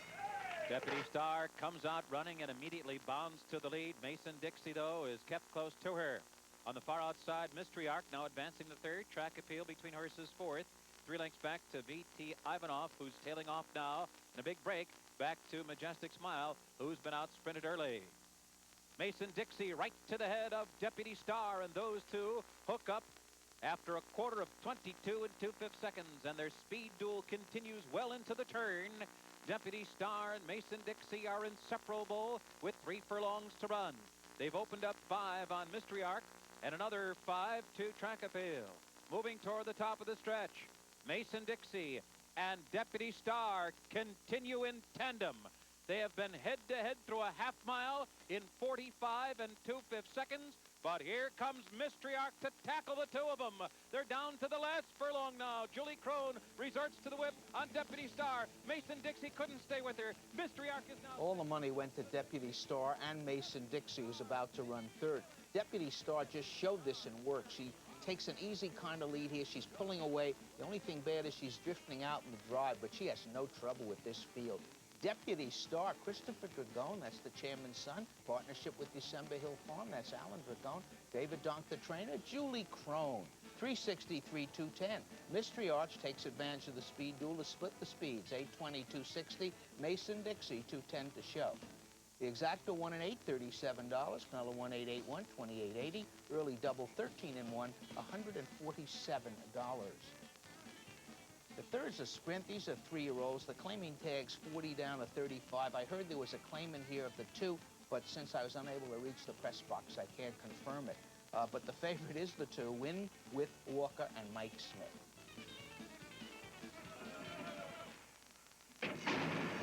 And they're off. Win with Walker bounces right out on the lead. Then Shoot Boss and Fiddler up the backstretch. Mike Smith intent on the lead with Win with Walker, and he's got it. And opens up. Shoot Boss had to stay there just in behind. Now Shoot Boss steadied once again. In the meantime, Win with Walker slips away by 2. Davenport On the attack now, running third toward the inside. Fiddler is fourth. Elk Basin fifth on the far outside. 4 lengths to Dot Silverby. Then Hale Orphan and Elk Basin as they round the far turn. Up front, the leader, Win with Walker. On the outside, Shoot Boss pressing second by 2. Davenport just in behind the lead. Elk Basin on the outside running in fourth. Fiddler fades to fifth. Farther back, it's Just Wild on the far outside, running in sixth as they hit the top of the stretch. They ran a half in 46 seconds flat. Win with Walker trying hard now to hold off the challenge of Shoot Boss. Win with Walker on the inside. Mike Smith up. Shoot Boss on the outside. Jorge Chavez, and they're both doing their best. Davenport is third. I guess if that rumored claim is right, the person who claimed it can't be too unhappy. Win with Walker on a speed duel all the way around with Shoot Boss puts that one away. But take nothing away from Shoot Boss. Shoot Boss moving up from 30 to 40. Runs a gutsy race, but has to settle for the place. Gilbert Campbell, Ed Allard, and Mike Smith again. 7:43.90, 3:20. Shoot Boss, 4:10, 3:80. Davenport, 3:70. Exacta, 2 and 1, 29.20. Here's the fourth. This is 6.5 furlongs. These are maidens, 3 and up. Heavy favorite, as you can tell by the pick threes. The Rokeby entry of Leap to Flame with Bailey and Hearts of Home with Leslie. And they're off. Don't Tell D, Daz, and Leap to Fame scrimmaging for the lead. Catamus outsprinted, early going, running fourth. Goldsider fifth. And then it's Carry On Mr. Blues sixth. And Hearts of Home moving from seventh. Farther back, the trailer is Swanning. Up the backstretch, it's Daz and Leap to Fame going at it now. Daz on the outside, Leap to Fame at the rail through a zippy first quarter of 22 3/5 seconds. And it's 4 lengths back to Hearts of Home, who's advanced to third. Catamus between horses fourth. And Don't Tell D is fifth. And Goldsider, a big break back to the other two. Carry On Mr. Blue and Swanning. And it's Leap to Fame with a short lead, half length over Daz. Those two have been going at it through a half of 45 and 4. And Hearts of Home is a strong third on the outside. Then it's Catamus, Don't Tell D coming off the rail, and Goldsider. It's wide open here coming down to the last furlong. And Leap to Fame shaking loose from Daz. And his mate, Hearts of Hope, is now second. On the far outside, Goldsider is third. Catamus in traffic fourth. 16th pole, Leap to Fame, Hearts of Hope. Everybody thought Leap to Flame was the better one because that's the one Bailey rode, but it's Mike Luzzy on Hearts of Home who comes from way back. The entry does run 1-2. Finishing out your exacta will be the 2-horse Codmos. But the winner is Hearts of Home, Rokeby Stable, Mac Miller, Mike Luzzy, 260, 230, 210. Leap to Flame pays the same. Codremos, 210 to show. The exacta 1-2's 11.20. Quinella 1-2-2-1, 8.40. The pick 3, 1-2-1. That's for picking 3 winners. 17.20. On to the fifth. There's a triple, a mile and 8. These are 3 and up. Now one is a 3 other than Maiden claiming a starter. The favorite, the outside horse fit set with Mike Smith. Second favorite, Kristen's Baby with Raymond Perez. And they're off. Sky Hero comes out on the inside, and fifth set on the far outside. And fifth set now assumes the early lead with no challenges. 2.5 lengths clear of Fanchi, who's now running a bit headstrong. Up into second as fifth set glides over to the rail. Fanchi continues on the outside, despite the restraint of Mike Luzzy. Then it's Sky Hero is tucked away, settled in third. A break of 4 back to Thor's, an unhurried fourth. And Kristen's Baby, and another 4 back to Talc's Gift, who's running a bit awkwardly at this point. Robbie Davis trying to get Talc's Gift involved. The first quarter went in 23 4/5 seconds. And moving midway down the backstretch. Fifth set now galloping along on an easy lead. Fifth set's out there by 3 of Fanchi and Sky Hero, second and third. And another big break back to Kristen's Baby. And Thor's, the half went in 47 seconds flat. Talc's Gift is still laboring well behind. Around the far turn, it's been fifth set, uncontested the whole way, and remains that way with a half mile to run. But now Mike Luzzy wanting more from Fanchi, and Fanchi draws in closer to the front runner. Sky Hero and Jerry Martin getting busy on him. Now Kristen's Baby's beginning to pick it up. And on the outside, Thor's. Coming to the top of the stretch with fifth set, still strong on the lead. The controlling speed the whole way and remains in command by 2 as they hit the top of the stretch. But Kristen's Baby now threatens with 3/16 to go. Fifth set in front. Kristen's Baby coming well on the outside. Sky Hero toward the inside, followed by Fanchi and Thor's. And Kristen's Baby. Fifth set, absolutely no excuse. Makes an easy lead under no pressure. Mike Smith tries to rake the gelding, but it's unsuccessful. Here comes Kristen's Baby. One move right off the claim by Gaspar Mochera to win the allowance race for Barbara Davis with Raymond Perez up. Kristen's Baby. 540, 250, 230. Fifth set, 240, 230. Sky Hero rounds it out, 420 to show. Exacta 4-8, 1080. Triple 482, 68.50.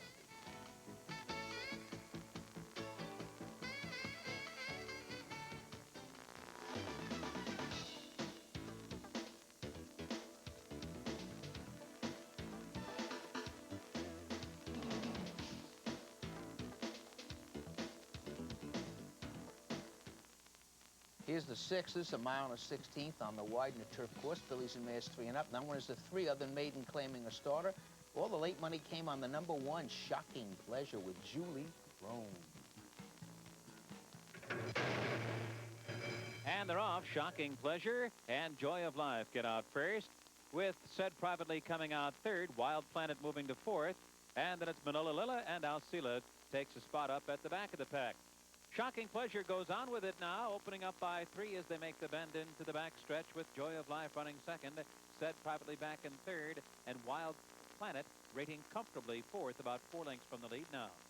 And then it's Manila Lila and Alcila, who's restrained at the back of the pack.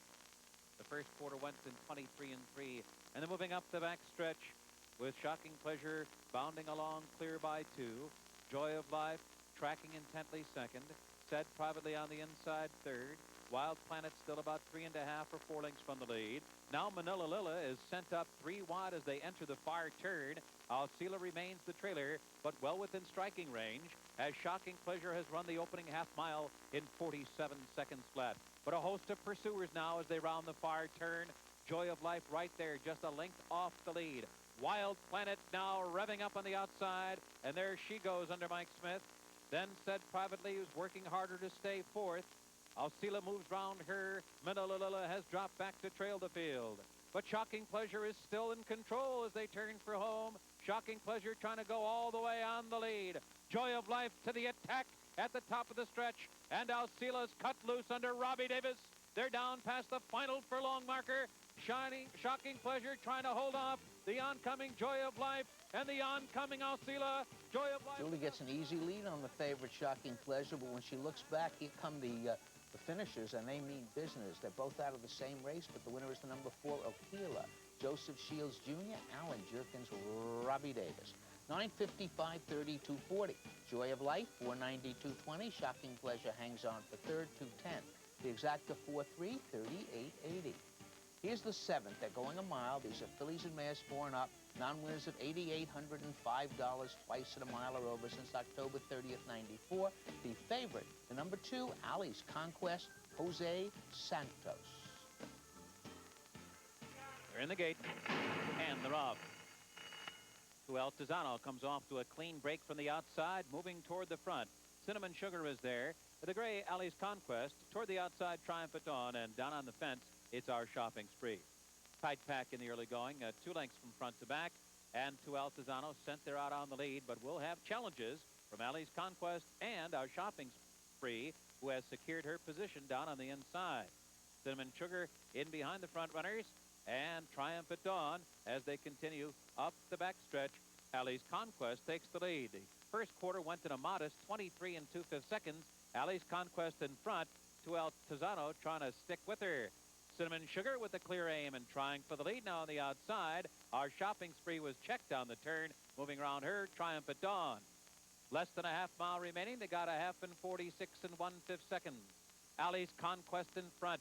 Cinnamon Sugar takes a run at her as Altazano retreats to third. Our Shopping Spree and Triumph at Dawn. They're approaching the top of the stretch now with Ali's Conquest in control. Still resisting Cinnamon Sugar. Altazano's dropping farther out of it. Our Shopping Spree fourth as they hit the top of the lane. Ali's Conquest rolls into the stretch with a 2.5 length lead and under a vigorous hand ride. Cinnamon Sugar's under a full-out drive beneath Mike Smith. Then farther back, it's Our Shopping Spree, a distant third. Here's a quick Coming down partial toward the return on investment. This filly was just purchased from Scotty Schulhofer's barn by John Franks, turned over to his trainer, Rick Violet, and Allie's Conquest. First time out, just wires the field easily under a rider who's doing very well on the front end. John Franks, Rick Violet, Jose Santos, Allie's Conquest. 422, 50, 210. Cinnamon Sugar, 310, 210. Our Shopping Spree, 210. The exacta 2 and 3, $12.40. Here's the 8th. They're going a mile and a 16th. These are 4 and up. It's an overnight handicap. The favorite, the number 4, Warm Wayne with Jerry Bailey. And they're off.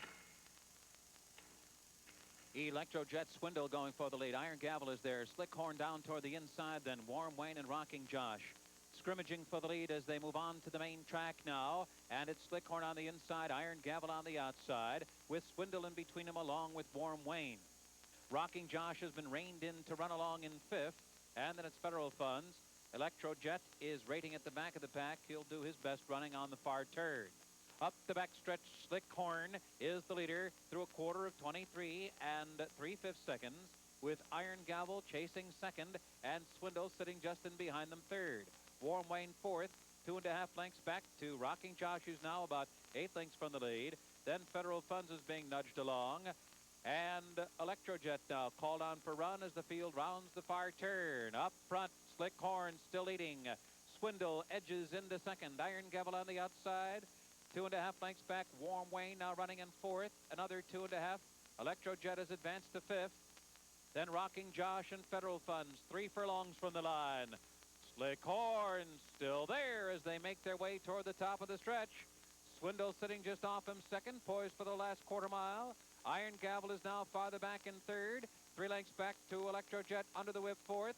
Warm Wayne 5th. In the meantime, Slickhorn giving them the slip. Dale Beckner presses the button and Slickhorn took off, leaving Swindle in his wake. Inside speed's been pretty good here today. Once Slickhorn with Dale Beckner clears Swindle and Iron Gavel, the other speeds, this race is over. There's not a closer really moving. Look at Electrojet. Can't even get by Swindle, one of the other speeds. Slickhorn, Robert Donaldson, Pete Ferriola, Dale Beckner. 780, 480, 440. Swindle will help your exacta with Katie Sweeney. 10 and 540. Electrojet, 350 to show. The 2-1's 56.50. The pick 3, 422, 104. The triple in the race, 216, $246. Well, a few people did hit the pick 6. Take 82 of them, $673. 5 correct, 960 tickets contained 5, all were rewarded with $19. And now we're up to the 37th running of the Sheep's Head Bay, $100,000 rated grade 2, a mile and 3/8 over the inner turf. Fillies and mares 3 and up. The favorite, the defending champion in the highway, the number 4 Market Booster with Mike Smith. And they're off. Duda was off to a clumsy beginning. Chelsea Flower, and it's Personal in between those two, Market Booster, along with Northern Emerald. Vice on Ice is reined in to run along while saving ground. Danish takes up a spot in behind Vice on Ice, and the early trailer will be Duda as they make that long run into the first turn. It's Personal on the inside, vying for the lead with Northern Emerald. Market Booster tucks neatly in behind them, and Chelsea Flower is a close to the pace 4th. Vice on Ice, a ground-saving 5th. Danish drafting in behind horses, and Duda is tucked away neatly at the inside by Jerry Bailey. They continue their way around the first turn and head into the backstretch. It's Personal has a short lead. The opening quarter was solid enough, 23 and 2/5 seconds. On the outside, Northern Emerald in hand and in no hurry to get by. It's Personal. Market Booster continues to lope along while drafting in behind horses. Then it's Chelsea Flower up close to the pace 4th. Jerry Bailey now would like to get closer to the lead and makes a move on the outside with Duda. Duda gets past Chelsea Flower to get within a length and a half of the front. At the back of the pack, Vice on Ice and Danish still unhurried. They continue down the backstretch at the midway point. On the backstretch, the leader is It's Personal. They ran 3 quarters in 1:13 and 2. It's Personal still holding on to the lead. Northern Emerald is right alongside, but in hand and restrained at second. Duda now continues to make headway, and Duda sent up toward the front on the outside third. Market Booster has enjoyed a perfect trip under Mike Smith. Danish now is moving, but is forced to go 3 wide approaching the top of the stretch. Chelsea Flower, Vice on Ice. It is anyone's race as the field makes the turn into the stretch. Northern Emerald, it's personal. Duda in a line across the course. There's room at the inside for Market Booster, and the rail opens up for her. On the far outside, Danish is coming with her run. Duda is in front at the mid-stretch marker. Market Booster had to take up, and Market Booster has lost all chance. Duda leads the way down to the line. Danish flying late, but it's too late and not enough to get to the winner, Duda. This horse was away a bit slowly and makes one big move from the outside. There was a jockey's objection against the winner by the rider of the favorite Market Booster. You're not going to see it here. We pick it up much too late. Market Booster did check, but Mike Smith had the wrong license number. The horse that bothered him was Northern Emerald, and that one was DQ'd. Market Booster moved up to 4th. But Duda gets it for Madeline Paulson, Billy Mott, and Jerry Bailey. 1380, 680, 570. Danish, 530, 470. Chelsea Flowers, 710. The 6/8, $70.50. Triple consecutive number box, the old 687, $674. On to the 10th. There's a mile and a 16th on the Widener turf course. Maiden fillies and mares, 3 and up. They were betting quite a few of them. It's hard to pin it. The 2 and the 7 and the 8 seem to take most of the money. Let's get that on. And they're off. Taka comes out in stride right to the front. Strike It Easy is there farthest out. Amazette is in between horses. Then down toward the inside, it's Fairfield Miss now running along in 4th. Fashion Star between horses in 5th position, followed by Rising Reason on the outside, 6th by 3. And then it's Share the Fun, followed by Run for Your Money, who's followed closely by All the Rages at the back of the pack. Then farther back, Retained Earlings, who trails the field, appearing to have some difficulty in the first furlong of the race. The first quarter went in 23 seconds flat. Then moving up the backstretch, Taka pressed by Amazette, Strike It Easy, Fashion Star. Then Fairfield Miss toward the inside, running in 5th. Rising Reason far outside 6th. Share the Fun steadied back in 7th. Share the Fun steadied again. Then a Run for Your Money, who's got a clear run on the outside, now making some strides, followed by Retain Earning, and the trailer is All the Rage as they enter the far turn. There's a half mile remaining. They ran a half in 46 2/5 seconds, and Taka still leading the way. Amazette trying to get by her, but Taka remains the leader, 3/4 of a length. Just in behind them, it is Fashion Star right there running 3rd. Rising Reason revving up 4th. A Run for Your Money has made a prolonged run and now moves into 5th position. For the inside, Fairfield Miss. Retained Earning taken wide. Then farther back, All the Rage now ducks to the inside, but a lot to do in the last furlong. And Fashion Star accelerates. Fashion Star I could result you and tell you this horse was an overlay, and it really was. She didn't run that badly on the dirt. She's from a Sir Ivor mare. She's winning so easily. You wonder how she got away at this price, but quite frankly, there were 4 or 5 horses in here you could have stabbed with. This was just one of them. Star Crown Stable, Pat Kelly, Jerry Bailey sweeps the late double. 1080, 490, 370. Rising Reason, 390, 310. A Run for Your Money, 350 to show. The 6/7's 42.20. The late double 6/6, $74. That's the Bailey. The triple 6/7/5, $200.50.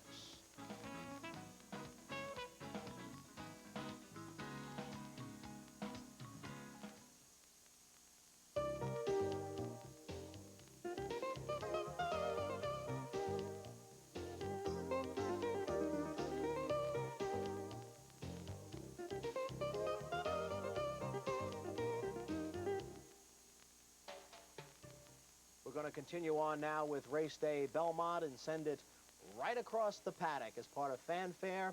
Harvey Pack is standing by. He has Bill Mott right alongside. Jerry Bailey, also a scheduled guest. So right now, let's send it over to Harvey. Well, welcome.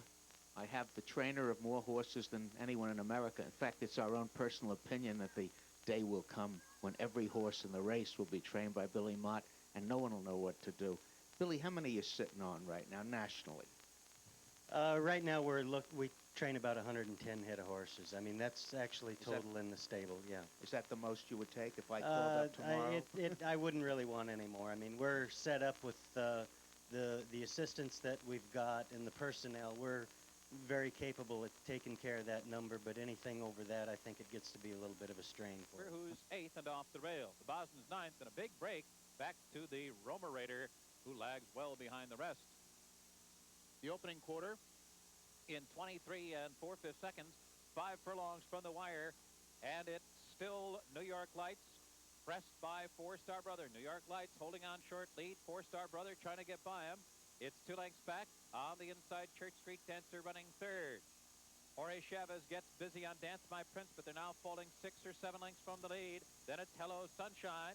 And farther back in the field are Segreti Stryber as they come to the top of the stretch. And now Four Star Brother takes control. It's Four Star Brother in front as they come to the quarter pole. New York Lights couldn't stay with Four Star Brother, who's pouring it on. Four Star Brother rolls into the stretch by 5 expanding lengths. New York Lights running 2nd, and Stryber, who is Four Star Brother's stablemate, is now moving to 2nd. They're coming The down. experts tell you if you repeat the breeding, you'll not do as well. Well, Four Star Brother is the brother of Four Star Dave. 4 Stars All-Star. The mare Broadway Joan just doesn't throw losers. This one wins by the length of the track. What a nice return for Richard Miliori, who's had a bout with, and if you don't know, if you've never had chicken pox as an adult, is not fun. Richard comes back a winner. Four Star Brother for Bomsey DeLeo, Leo O'Brien, and Richard Miliori. 690, 830, 390. Other half Stryber finishes 2nd. That accounts for the payoff. Favorite New York Lights 3rd, 260 to show. The exacta 1 and 6, $20.40. 5 furlongs in the 2nd. These are maiden filly 2-year-olds. The favorite, the number 2, Firma, from the strong Paulson and Mott barn with Jerry Bailey up. Let's get tied on. They're off. Not Bright Brilliant comes on quickly. Firma hard ridden on the inside. Dynasty's there too. They hit the far turn, and Firma out there to a short lead. Not Bright Brilliant in hot pursuit 2nd, and Dynasty is chasing 3rd. A break of 3 back to Lizzie's Pleasure 4th. On the outside, Jumberka 5th, and later 6th toward the inside. Then it's Pocket the Cash and a big break back to Personal Doreen, who's been outrun. They're coming toward the top of the stretch. 22 flat for the first quarter, and Firma the favorite in front as they hit the quarter pole. Not Bright Brilliant 2nd, and here comes Dynasty with her run. Off the turn into the stretch. Firma and Dynasty now, and Dynasty runs by. Dynasty leaving Firma in her wake. Not Bright Brilliant 3rd, and Lizzie's Pleasure 4th. Pocket the Cash 5th. Down past the final 16th, and Dynasty's got it put away. Then Not Bright Brilliant and Lizzie's Pleasure. Dynasty by 5.5. Our line maker, Donald LaPlace, chose this one to make the favorite, and he was right. Dynasty, a first-timer from Gary Siaka. Filippo Koik wins from Fun. Jorge Chavez is up. Workouts were there. Money showed, but it wasn't the favorite. 710, 490, 440. Not Bright Brilliant, 970, 610. Lizzie's Pleasure, 490 to show. The exacta, 5-1, 79.50. Quinella 1-5-5-1, 65.50. Early double, 1 and 5, 33.20. On to the 3rd, a mile and a 16th. Fillies and mares 3 and up. These are state breds, not winners of a race other than.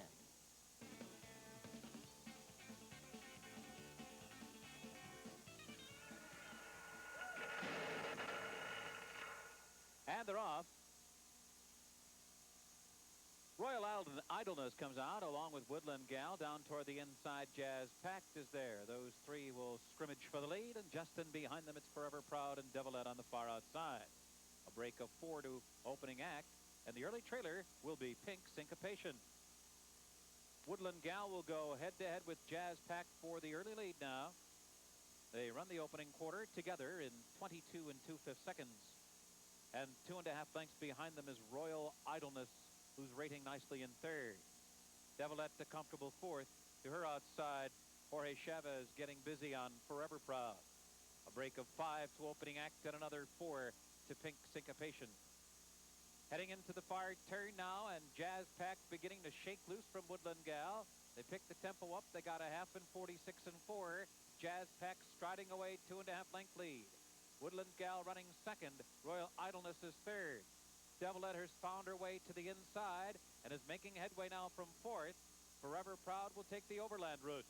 They're moving toward the top of the stretch, and Mike Smith has Jazz Pack well off the rail. Jazz Packed in about the 4 path as they approach the top of the stretch, and Julie Crone has Devilette down on the inside. They're coming off the turn and into the stretch. Jazz Pack continues to drift wide. Devilette comes through a huge opening, and Devilette now roused to the lead. Jazz Pack down the center of the track trying to come back, and Pink Syncopation running third. Forever Proud is fourth into the last 16th, and it's Jazz Packed in front. Devilette second and doing her best. Pink Syncopation third. Coming down to the line, Jazz Pack wide but in front on the wire.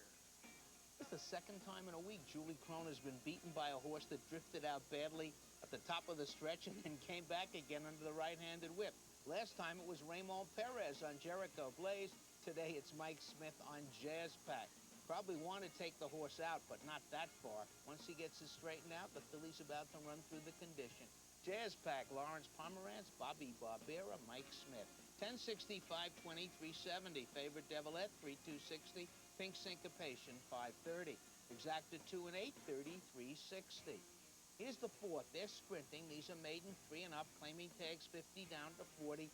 Money showing for the 6 Believe. It's 70, and the outside horse, Tenochtitlan.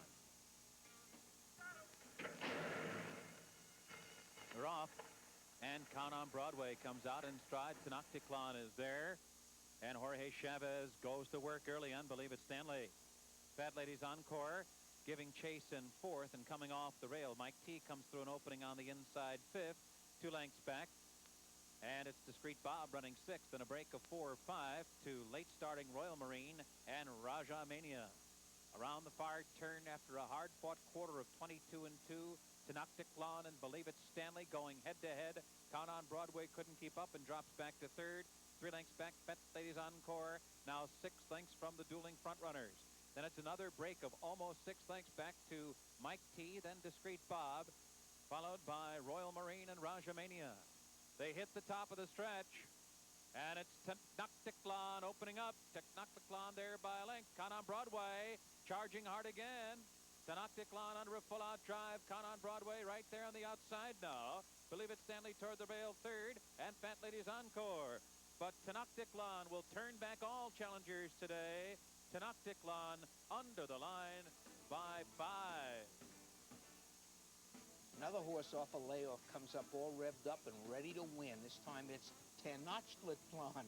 Seymour Cohn, Red Terrell. Good job by Red, but not a good job by me trying to figure out the name. Jerry Bailey up. 680, 460, 320. Fat Ladies Encore, 5 and 3. Believe in Sunny, 270. Exacta 10-2's $39. Another 2, 10, 10, 2, 22.40. Pick 3, 5, 2, 10, 267.50.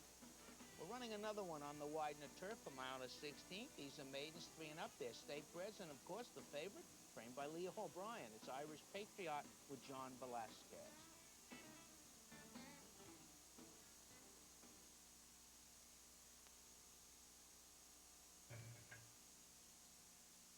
Irish Patriot, there goes Biggie Munn. Top tapper on the outside. Al's Rose toward the rail, making the bend into the backstretch. Biggie Munn, the leader.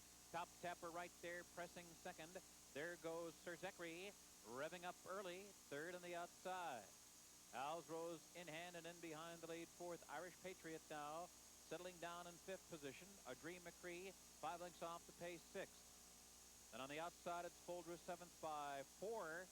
At the back of the pack are Identity, Uncle Twist, and Fast Ace. The first quarter went in 23 and 1/5 seconds. Moving midway down the backstretch, it's Biggie Munn, Top Tapper, and Sir Zachary across the course as they head into the far turn. The 3 of them continue to vie for the lead, and Irish Patriot tracking them intently fourth.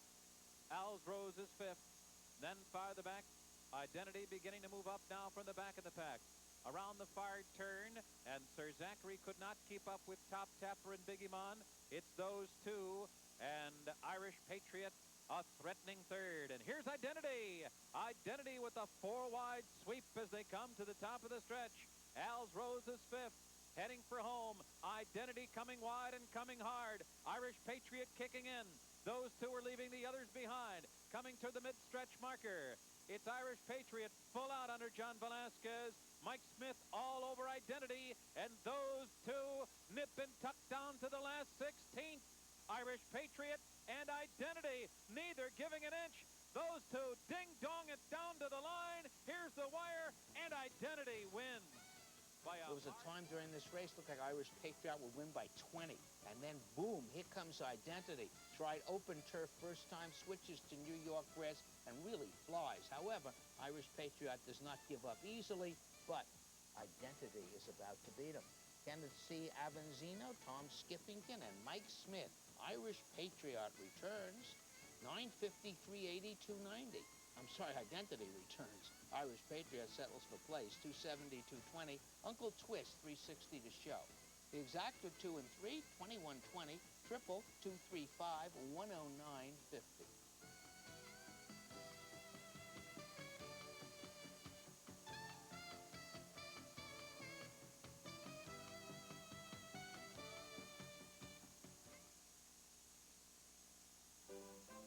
Belmont Park is the perfect place to bring the family on weekends. Come between 7 and 9:30 a.m. any Saturday or Sunday and take in the sights and sounds of horses breezing through their morning workouts at breakfast at Belmont. Grandstand admission and parking are free. Enjoy a leisurely trackside breakfast. Take a guided tram tour through the barn area. Get a horse's eye view of the starting gate, then stay for the afternoon's races. And every Sunday is Family Fun Day with special activities in the Belmont backyard for the youngsters. From 11 till 3, it's non-stop enjoyment featuring pony rides, petting corrals, face painting, pillow bounce, stage shows, and other unique events. Breakfast at Belmont every weekend and holiday. Family Fun Days every Sunday. Belmont Park, the place for family fun every weekend.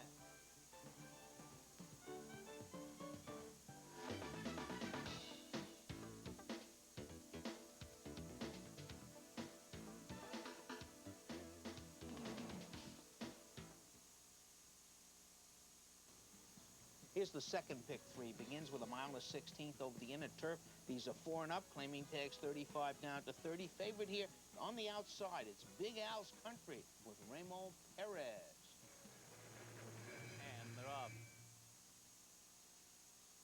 Dixieland Music and Jessup North going off, but it is Dixieland Music with the best early foot. Gate 6 comes on through to be second. Jessup North on the outside running third, and toward the inside, Flaming Falcon runs along in fourth. Big Al's Country is fifth, and Turk's Hero a hard-held sixth. Mr. Lee settles in comfortably near the back of the pack, and Royce Joseph allowed to trail the field as they make their way into the backstretch. Dixieland Music opens up a 3-length lead following a quarter of 23 2/5 seconds. Up the backstretch, Dixieland Music now getting away by 5.5 lengths. Flaming Falcon coming through on the inside of gate 6, then it's a break of 4. Back to Jessup North and Big Al's Country running together, now about 10 or 12 lengths from the lead. Then another 4-length break to Turk's Hero, then Mr. Lee and Royce Joseph still trailing. Half mile over the good going in 46-1, and Dixieland Music loves the going today and is out there by 6 lengths as they round the far turn. Wigberto Ramos now wanting more from Flaming Falcon, trying to cut into that big lead of the front runner. A break of 3 to Big Al's Country, who is a distant third. Jessup North advancing to fourth. Gate 6 retreating the fifth. The field turning for home. No one has gotten close to Dixieland Music yet. And now Bailey gets busy on Dixieland Music. And the lead is beginning to diminish. The lead's down to 4.5 lengths with 1 furlong to go. Flaming Falcon second, and Jessup North gobbling up ground with every stride. Dixieland Music weakening badly.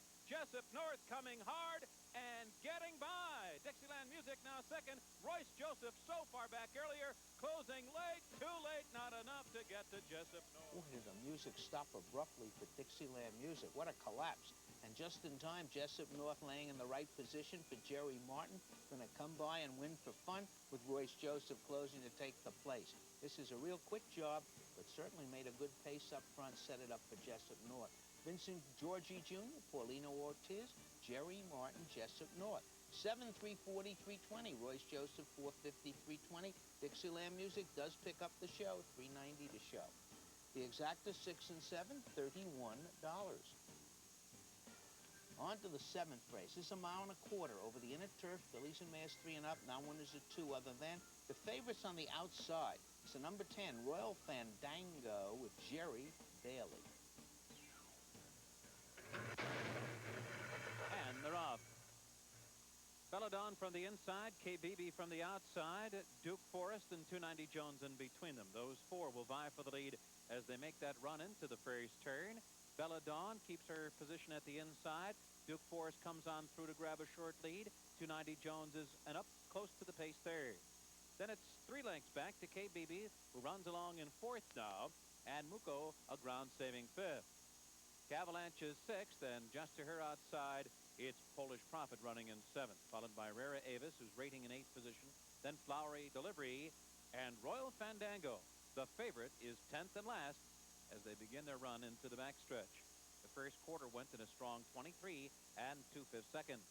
The pace legitimate enough here with 290 Jones on the outside and Duke Forest on the inside sharing the lead, with Belladon sitting just off the lead and to their outside. 2 lengths back to KBB, rating in 4th. Polish Prophet 5th on the outside. At the rail, Muko is running 6th, a half 1 and 48 seconds flat. In between Muko and Polish Prophet is Cavalanche, now only 5.5 lengths from the lead, followed by Flowery Delivery. Royal Fandango trying to thread her way through between horses. Rara Avis trails the field. It's a tight pack with a half mile remaining. Belladon takes charge readily. Belladon opening up by 2 under the mildest of urging. KBB now running up into 2nd. Cavalanche making her rally 3rd now on the outside.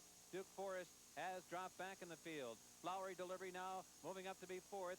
Royal Fandango is still 6 lengths behind as they hit the top of the stretch, and Belladon holding the lead. On the outside, Cavalanche coming hard. Belladon bracing for the challenge, and Cavalanche resolute and in front now. It's Cavalanche the leader by a half length. On the inside, Belladon trying to come back. Very brave is Belladon. Cavalanche, those 2 slug it out. Royal Fandango too late. Cavalanche wins. Along next. The blur that went by at the end of the race was the favorite, Royal Fandango, but that favorite was 3 jumps short. Julie Crone has Cavalanche in the right position. It's a horse trying turf for the first time, but from an expert turf trainer, Barclay Tagg. He was interviewed by Jan Rushton before the race. Didn't jinx him. She's had about 4 winners in a row, the people she's picked. Susan Pierce, Barclay Tagg, Julie Crone, Cavalanche, 12:40, 6:30, 3:30. Belladon, the pace setter, 5:20, 2:90. Royal Fandango, a bit late, 2:30 to show.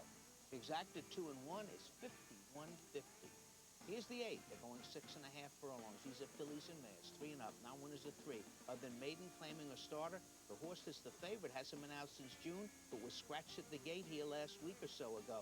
That's the number 8, Persnickety, with John Velasquez. And they're off. Midway Gal and Distinctive Ruby come out together with Persnickety to their far outside. Then Sarmati coming through between horses, followed by Lost Prairie running in 5th. And then it's Jupiter Assembly, who's 6th, about 6 lengths from the lead. Another break of 3 to Personal Girl, and a big break back to Return of Mom, who's been out-sprinted in the early going. They hit the far turn, the quarter, in a snappy 22 and 2, with Midway Gal leading the way and Persnickety getting closer to her. Sarmati now backing off just a bit in 3rd. Distinctive Ruby coming up the inside. Lost Prairie 5th on the outside, followed by Jupiter Assembly. Then a big break back to Personal Girl, and another big margin back to Return of Mom, and she's got a lot to do. They're coming to the top of the stretch. They got a half in 45 and 2. Midway Gal still in control as they hit the quarter pole. Persnickety 2nd. Lost Prairie coming on the far outside 3rd. Distinctive Ruby right there in behind the lead 4th. Then Jupiter Assembly, another 5 back to Return of Mom, who's getting on track. Still with a lot to do for her. Last furlong, Persnickety is the leader. Lost Prairie there on the outside. Then Midway Gal and Distinctive Ruby running out of ground as Persnickety leads. And Persnickety is won by a length and a half. I knew a handicapper once who used to wager by going to the saddling enclosure, seeing how much of the family was there. Well, the Cordero clan was here en masse, and they were cheering when this one was over.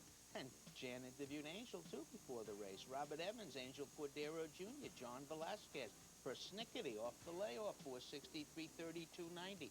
Lost Prairie trying the turf. Jean-Luc Samy gets the long shot home, 18.20, 6.30. Distinctive Ruby, 3.90 to show. The exacta 8 and 3 is $157.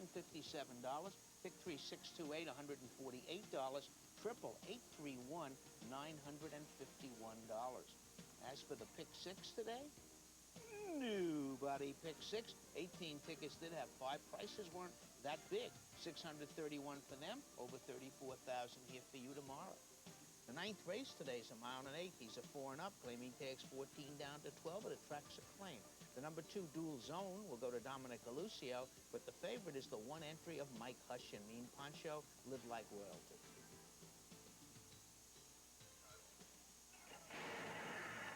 And they're off. Connecticut Yankee off to a slow beginning. Clever Packets is away quickly for the lead. Vigan is also right there. Dual Zone is hustled up on the inside. Mean Poncho's got speed too. Dual Zone and Mean Poncho, and those two go at a lively early pace here, pulling away from Vigan by 2.5 lengths. It's a break of 4 to Live Like Royalty running in 4th, and the outside Promising Rainbow 5th. Then Clever Packets, followed by Graduate School and Connecticut Yankee. Red Scampers at the back with Air Power. And a lively duel indeed. The first quarter went in 22 and 3/5 seconds with Dual Zone and Mean Poncho going at it. 4 lengths back to Vigan, who has conceded the lead and tracks in 3rd. Then it's a break of another 4 back to Live Like Royalty, still rating with 5 furlongs to go.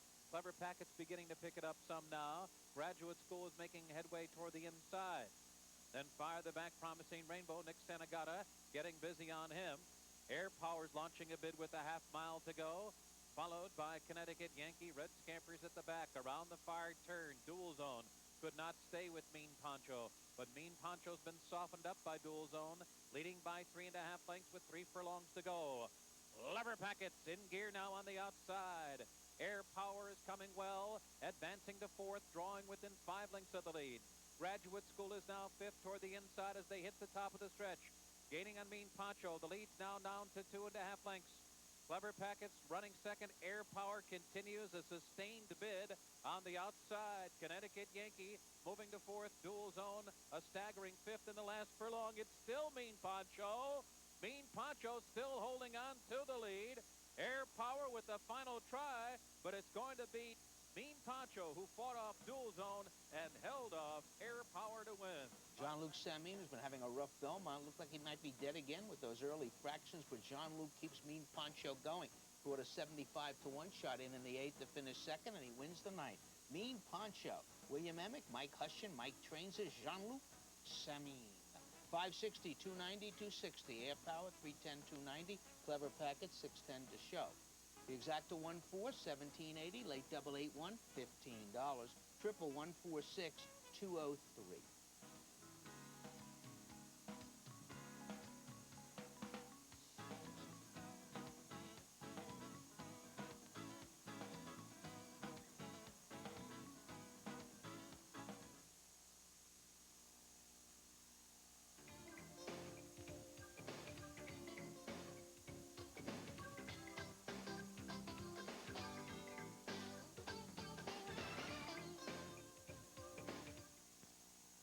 Ladies and gentlemen, the field for the Belmont Stakes has been drawn. Number 1 is Citadede. The morning line odds 8 to 1 with Eddie Maple. Number 2, Off and Away with Mike Smith. Number 3 is Panabras, to be ridden by Roberto Ramos. Number 4 is Fagatas with Jorge Chavez. Number 5 will be Ave's Flag, John Velasquez, the jockey. Number 6 is Composer with Jerry Bailey. Number 7, Wild Sin, the rider Randy Romero. Number 8 is Colonial Secretary with Jose Santos. Number 9 is Nakadoon. Chris McCarron will have the riding assignment. The 2 Wayne Lucas horses have post 10 and 11. Number 10 is Thunder Gulch, Gary Stevens. The morning line 2 to 1. Number 11, Timber Country with Pat Day is the morning line favorite at 6 to 5.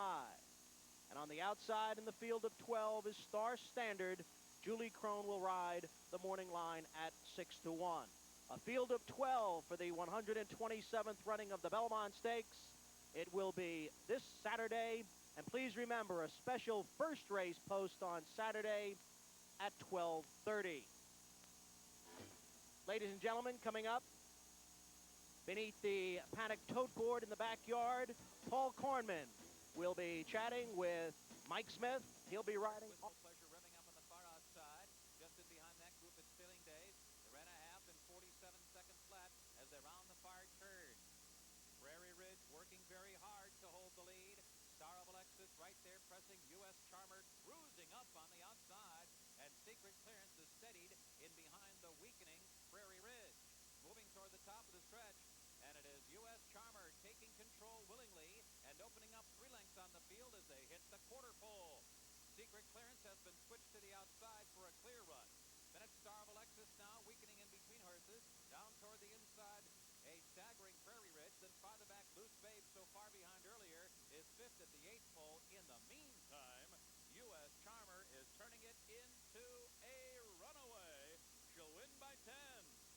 And then it's Secret Clearance. Before Corman and I were doing the Paddock Club, Julie Crone went by and started to shout something. I thought she wanted to be interviewed during the race. In this particular case, she could have been. She had such a big lead. U.S. Charmer didn't run badly in the slot last time, but was it the slot? Apparently not. Linsford won. Orlando Di Rienzo and Carl Torcelleri, Robert Reed Jr., who'd been teaming up with Julie for some good races, and Julie Crone was riding. 7:43, 93, 60. Long shot second, Crypto Clearance, Philly. Secret Clearance, 13.80 and 8. Prairie Ridge, $13 per show. The exacta 6-2, $119. They're only going 5 furlongs in the second. They're maiden 2-year-olds. Claiming tags 40 down to 35. We sold one of them. The number 5, I.C. Andy, will go to Bobby Barbera. The favorites in the race are I.C. Andy, the filly, Triunfante on the outside. And they're off.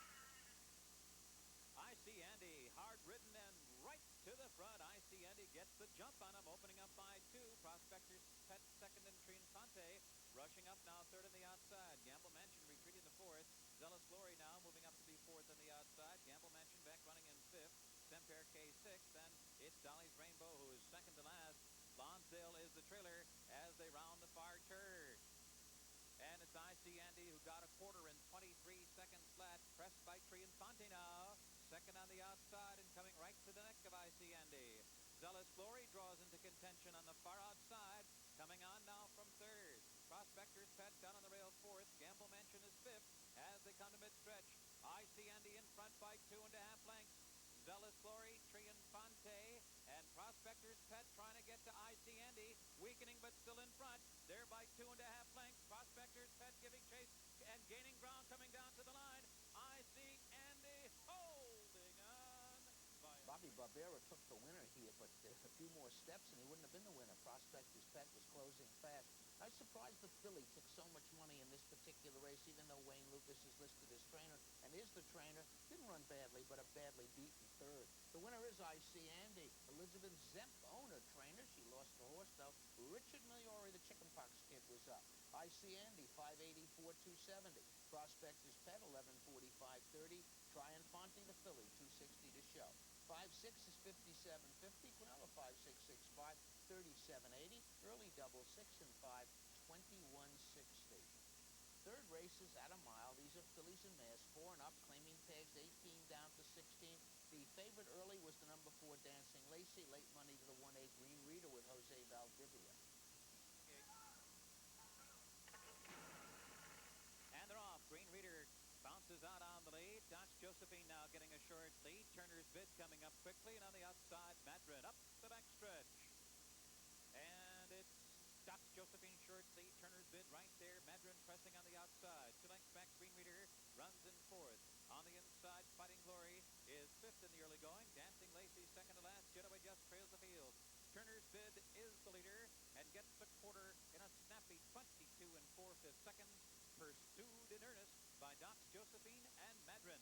Just in behind, it's Fighting Glory, who's now moved up in the pack to be 4th, only 3 lengths from the lead.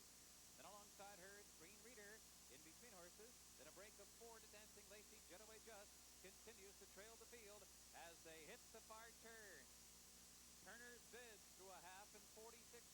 bid second. Stops Josephine. Madron, Green Reader still chasing. There goes Dancing Lacey. Gearing up on the outside and advancing sharply to the front runners under a vigorous Jorge Chavez. They're moving toward the top of the stretch. There's room at the rail for Green Reader, and Green Reader comes on through to take over. Turner's bid offering no resistance to Green Reader, who hits the top of the stretch with an expanding lead. Stops Josephine third. Dancing Lacey on the far outside is a hard-ridden fourth. Coming down to the last furlong, and it is Green Reader by 5. Stops Josephine second, Dancing Lacey third, Turner's bid a weakening fourth, all chasing Green Reader down to the... Mike Hurston scratched half his empty Palm Beach Dewey and let Green Reader carry these Schwartz-Hellman colors, and she carries them quite successfully. There was a jockey's objection, but it was quickly dismissed, and the winner is Green Reader. That's for Barry K. Schwartz, Dean Hellman, Mike Hurston, and Jose Valdivia Jr. 590, 380, 240. Docs Josephine, 490, 260. Dancing Lacey, 230 to show. The exacta 1-2, $25 even. A mile and a quarter in a turf course. Maidens 3 and up. We have a very heavy favorite in this field of 11. It's the number 10, Kazan with Raymond Perez.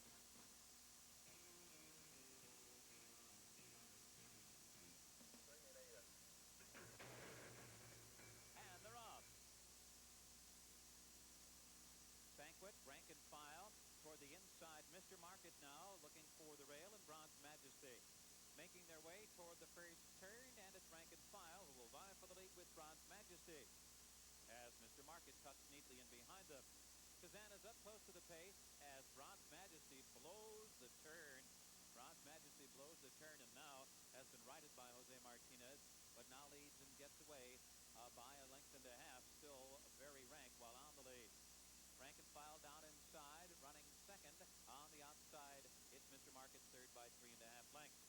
Then it's Menzies fourth toward the rail, followed by Kazan now, who settles in about 5 lengths from the lead and under a hard hold. Another 5 back to the Lonesome Road, who's followed by Ransom Me Daddy. It's 2.5 back to Banquet on the inside. Then Come Talk to Me, and the 2 trailers are Ranasunga and King of the City. A correction, the trailer well behind the rest is Arc Answer. The half mile went in 47 2/5 seconds. Most of that was spent by the rank Bronze Majesty, who's giving it up now. Mr. Market now making a move to the lead with a bit more than 5 furlongs to run. Down inside, rank and file right there running second. Followed closely on the outside by Menzies. It's another 3 to the unhurried favorite Kazan. Still cruising along 5 lengths from the front runners. Another 2.5 to Ransom Me Daddy. And from the back of the pack, the Lonesome Road and King of the City. Midway around the far turn, less than 3 furlongs from the line now.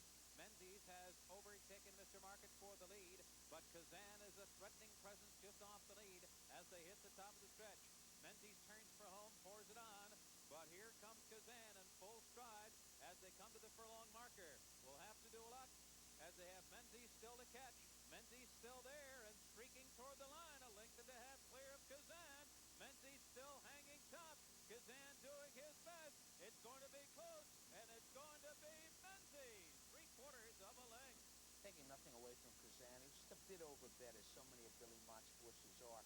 Turned out to be a chess game. Jerry Bailey had Menzies right behind the speed duel. He rushed over as they quit, took the lead, and waited for Kazan's challenge. Kazan's challenge came, he withstood it. Menzies is the winner. Barclay Tag owner, trainer Jerry Bailey. 14, 490, 390. Kazan, 270, 230. Banquet, 440 to show. The exacta 910, 2960. Vanilla 910, 10-9, 870. Pick 3, 519, $156.50. The 5th race, now pay attention here. This is a mile and a 16th on the wide. Now these are maiden fillies and mares 3 and up in their state bred. There were 2 favorites. The number 2, Real Talc. The number 4, Lamplight. Lamplight was scratched at the gate. If you had it in the pick 6, you go to Real Talc. But if you had it anything else, you will get a refund, as one of the favorites was scratched at the gate by the Naira vet. Everybody get side on. Ready for the start. And they're off. And Little Miss Gia gets out first from her inside post. Hold You is there, and Aspen Gale had to take up. Hold You had to steady. Taps Ginger coming on through between horses. Taps Ginger now getting a short lead. Little Miss Gia second on the inside. Real Talc just in behind the lead. On the outside, a Call to Prayer is now running in fourth. And then it's Hannah Davis, fifth and saving ground. Miss SOS on the outside, sixth. Hold You, steadied earlier, is now back running seventh, about 5 lengths from the lead. She's followed by Aspen Gal and another 4 or 5 to Great On Pixie, trailing the field behind a quarter of 23 and 4. Moving midway down the backstretch, Little Miss Gia is pressed by Pabst Ginger, and Real Talc, the favorite, tracking the embattled leaders right there, running in hand in third. And then it's a Call to Prayer. Miss SOS will be forced to go wide in a bid for the lead. Hold You still in and among horses. Aspen Gal sent up 4 wide round the far turn.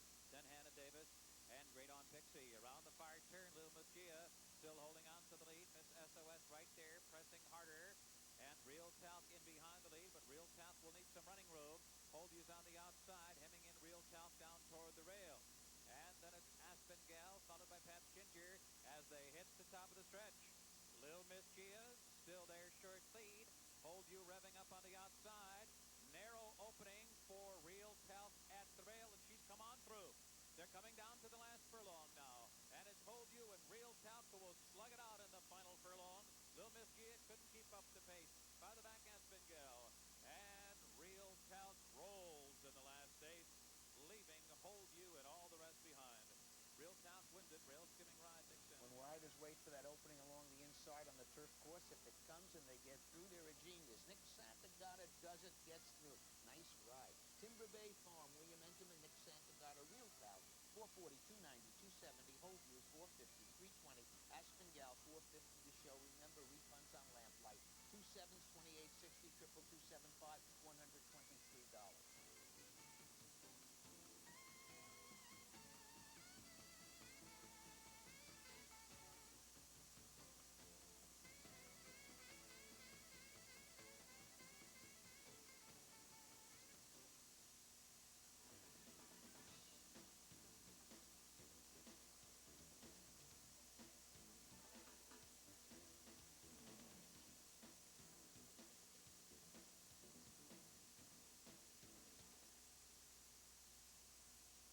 Here's the 6 mile on the Widener. 3-year-old fillies claiming tags 75 down to 70. They're betting the 3 Mega, 4 in Heart, and 5 Aaron's Reality, 6 Birthday.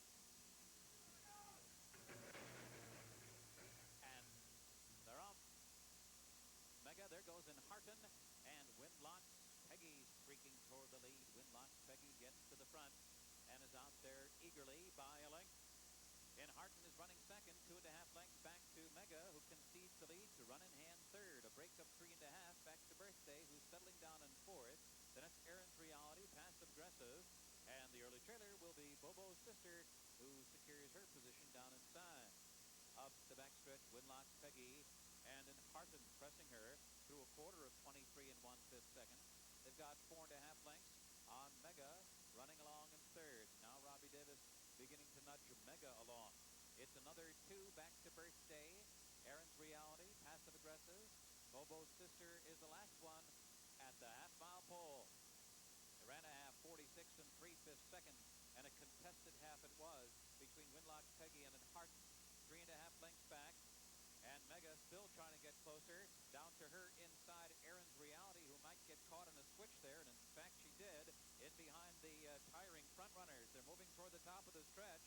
Robbie Davis with a slick move there on Mega, who takes the outside path, trapping Aaron's Reality in behind horses. In Harton down toward the inside, and then farther back, Passive Aggressive coming down to the last furlong. Mega roused to a 2.5 length lead.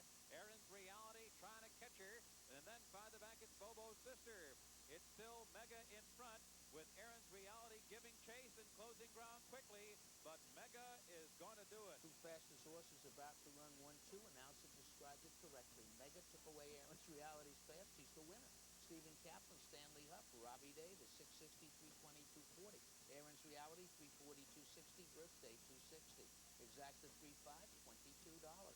We're on to the 7th race, 6.5 furlongs. Fillies and mares, 3 and up, state fares. Non-winners of 2 other than. Favorites, number 6, Sunny Shamrock. Number 9, Communicator Madam. And they're off. Gaspra gets out first. There goes Communicator Madam up toward the lead on the outside. Up the back stretch, and Gaspra, the quickest of them all. Communicator Madam breathing right down her neck, right 2.5 lengths to personal testimony. Miss Halo Country is running in 4th. Sunny Shamrock is 5th. Lady Mausel 6th in between horses. Quaker Street 5 wide 7th. The trailer is a day to remember. In behind a lively first quarter here of 22 and 3. Around the far turn, Gaspra by almost 2 lengths with less than a half mile to run. Communicator Madam still chasing her second by 2. Jorge Chavez getting busy on personal testimony 3rd. Lady Mausel 4th toward the inside, 6 lengths from the lead with 3 furlongs to go. Miss Halo Country on the far outside is running in 5th as they hit the top of the stretch. And Communicator Madam sails by Gaspra. Communicator Madam is on cruise control into the stretch. Gaspra offered no resistance whatsoever. Farther back, personal testimony is under a drive. And here comes a day to remember who might be a threat late, who's getting on track down the center of the racetrack.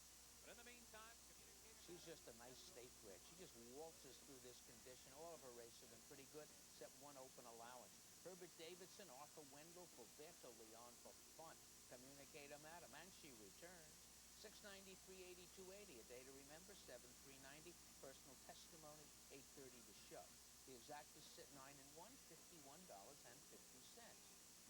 We're on to the 8th race. It's a mile of 16 in a turf. Fillies and mares 4 and up. Now on a sweepstakes of $25,094.95. The favorite here, Statuette with Mike Smith. and they're off. Knock, knock gets out for the lead. On the outside, Island of Silver looking for the lead too, and so is Tango Charlie. Knock, knock concedes the lead to Island of Silver, who's out there by a length and a half. Tango Charlie running second, Tiffany's Taylor on the outside third, Knock Knock back to fourth, Irving's Girl fifth, then Statuette, Leo and Me. And at the back of the pack is a lot of dancing into the backstretch. Island of Silver leads the way. The first quarter went in 24 and 2/5 seconds with Island of Silver on an uncontested lead. Tango Charlie sitting off that one running second. Tiffany's Taylor with a clear aim at the lead on the outside third. Irving's Girl is fourth. Knock Knock back running in fifth. Statuette between horses sixth. Lot of dancing is restrained at the back of the pack with Leo and Me. 5 furlongs to run. And it's still Island of Silver as Tango Charlie creeps a bit closer. Second the half went in 48 and 1. Entering the far turn now, there's a half mile remaining, and Island of Silver trying to go it all the way, committed to the lead here. Still there, 3/4 of a length. Tango Charlie is a strong second. Tiffany's Taylor right there on the outside third. Irving's Girl drawing in closer, and Statuette, then Knock Knock, Leo and Me. A lot of dancing. Anyone's race here. It is wide open with only 5 lengths front to back as they hit the top of the stretch. Here's Tiffany Taylor sweeping to a short lead as they make the turn into the stretch. Tango Charlie now coming back on the inside. Those two quickening up and coming to the 8th hole together. Statuette running third. Irving's Girl, lot of dancing, trying to close late, but Tiffany Taylor is getting away by 2. Tiffany's Taylor by 3. Then Statuette, Tango Charlie, Irving's Girl under the line. Tiffany's Taylor by 4.5. Close for second. Never worry about layoff horses on the turf, particularly if they're trained by Leo O'Brien, who owns the grass course here. Teresa Marr, Leo O'Brien, John Velasquez, Tiffany's Taylor, 12, 530, 330. Statuette, favorite again, 330, 270. Irving's Girl, 310. The exact is 6-5 is 50 even. Pick 3, 396, 249. Triple, 657, $150. And here's your pick 6 results with that carryover. There were 7 winners right here at Belmont. And 12 winners were off track. They all received $6,488 out of that carryover. 5 correct, 376 tickets, $79. Let's move to the 9th, a real open event with a big field. They're going 7 furlongs, they're 4 and up, claiming pairs 14 down to 12.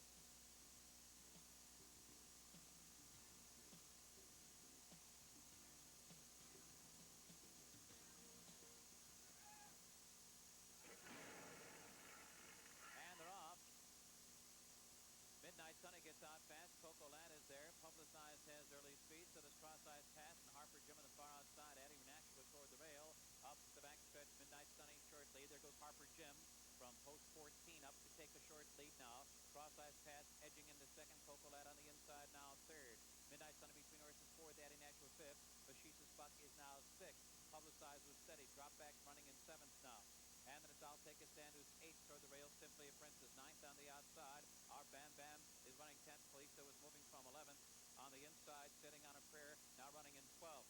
And then it's Prioritizer, and the trailer is Lose Gold as they round the far turn. Harper Jim, 2-length lead. Addie Nashua running second. Coco Lad right there with them on the outside third. 3 lengths back. Cross Eyes Pass now running in fourth and gaining ground on the leader. Then a break of 5 to Midnight Sunny, who's tailed off into fifth now. I'll Take a Stand is running sixth toward the rail. Then Facetious Buck, Publicized, Fan 6 wide into the stretch. Kalisto threading his way through. Down toward the mid-stretch marker, the new leader, Addie Nashua. Harper Jim has given it up, but here comes Cross Eyes Pass.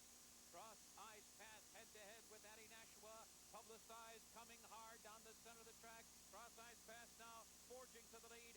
Addie Nashua, Publicized, Prioritizer, and Kalisto under the wire. It's Cross Eyes Pass along. Stupidest thing you can do in horse racing is listen to me. But in the pre-race prattle, I said to John Veach, I thought Cross Eyes Pass would be the favorite in this race, but they're just not betting him. After I said that, he went up another point.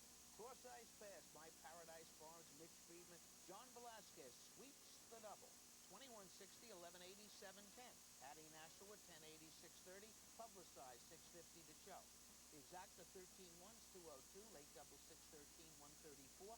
Triple 13, 112, 2607.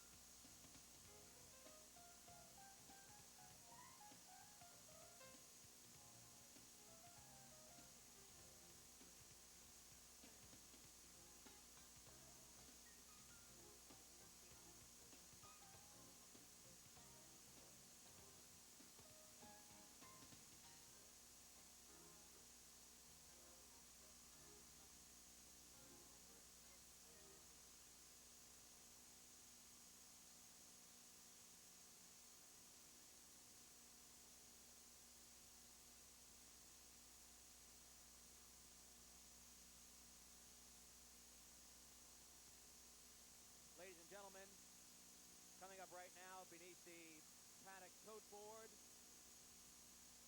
the fanfare activities will continue. Coming up next will be Harvey Pack with special guests Julie Crone and Scotty Schulhofer, the team that combined to win the 1993 Belmont Stakes with Colonial Affair. It's coming up right now.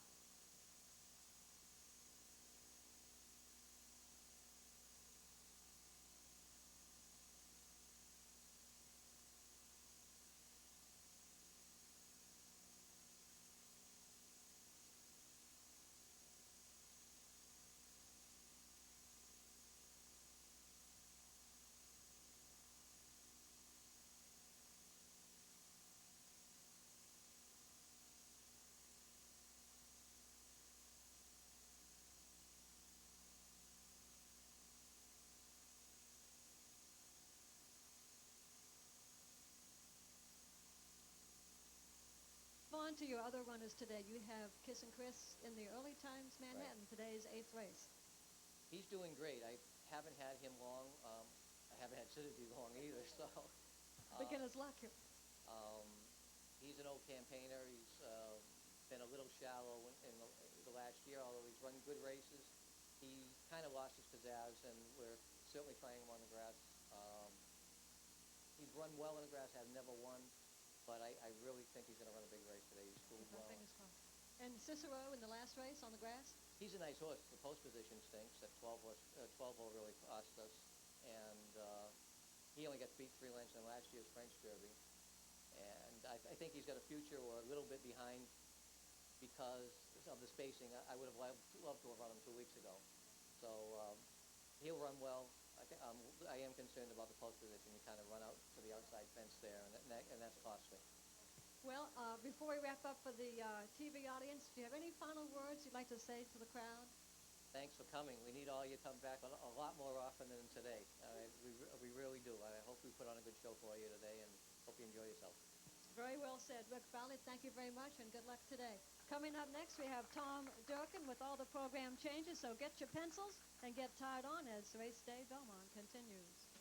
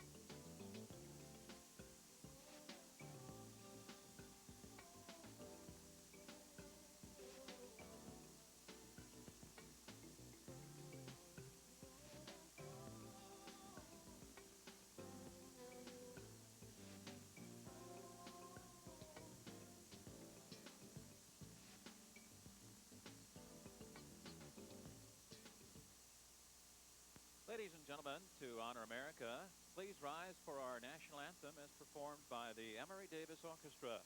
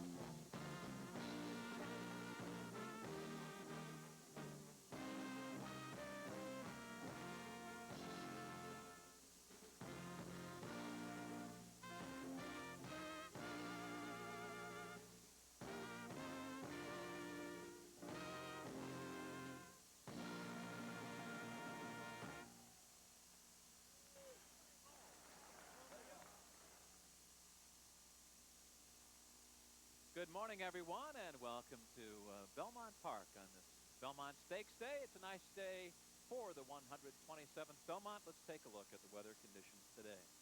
It's a partly sunny afternoon here with the winds out of the southeast, 8 to 12 miles an hour. Temps in the mid-70s this afternoon. The main track is fast, and the turf is firm. And in the pick 6 today, there's no carryover. Here now the changes in the double and scratches and jockey changes for later races this afternoon. In the first race today, some overweights. Number 4, Northern Ensign is 3 pounds over. Number 5, Lemming, 2 pounds over. Number 6, Time to Dine is 4 pounds over. Number 8, Treasure K is 3 pounds over. In the second race this afternoon, number 4, Judge Me Not, 2 pounds over.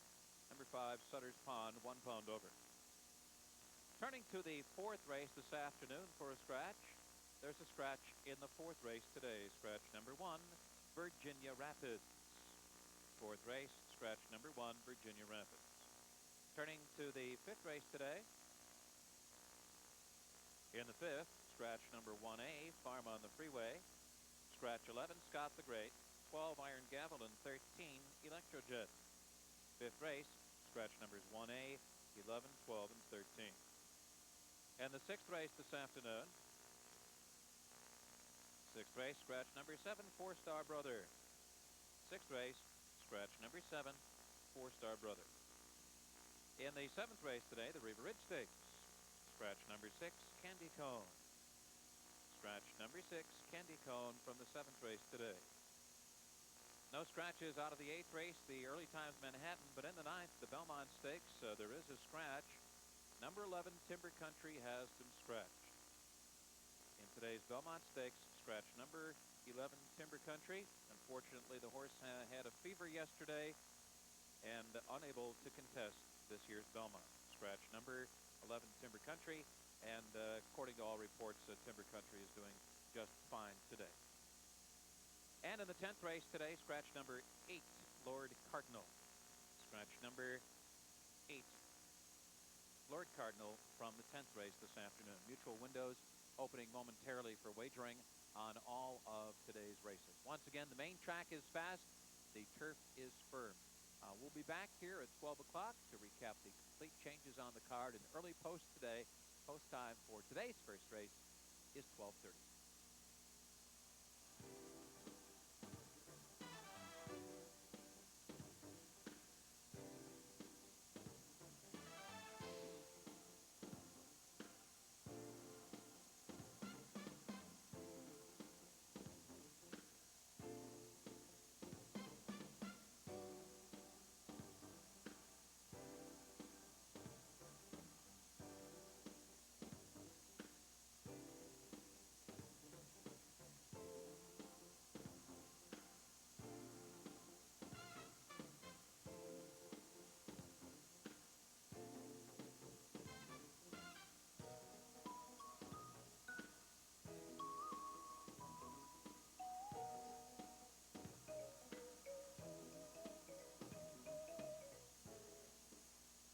Good afternoon. Welcome to Post Parades Talking Horses here on Belmont Day. The tag team is reunited for the first time in about a week, 8 days or so.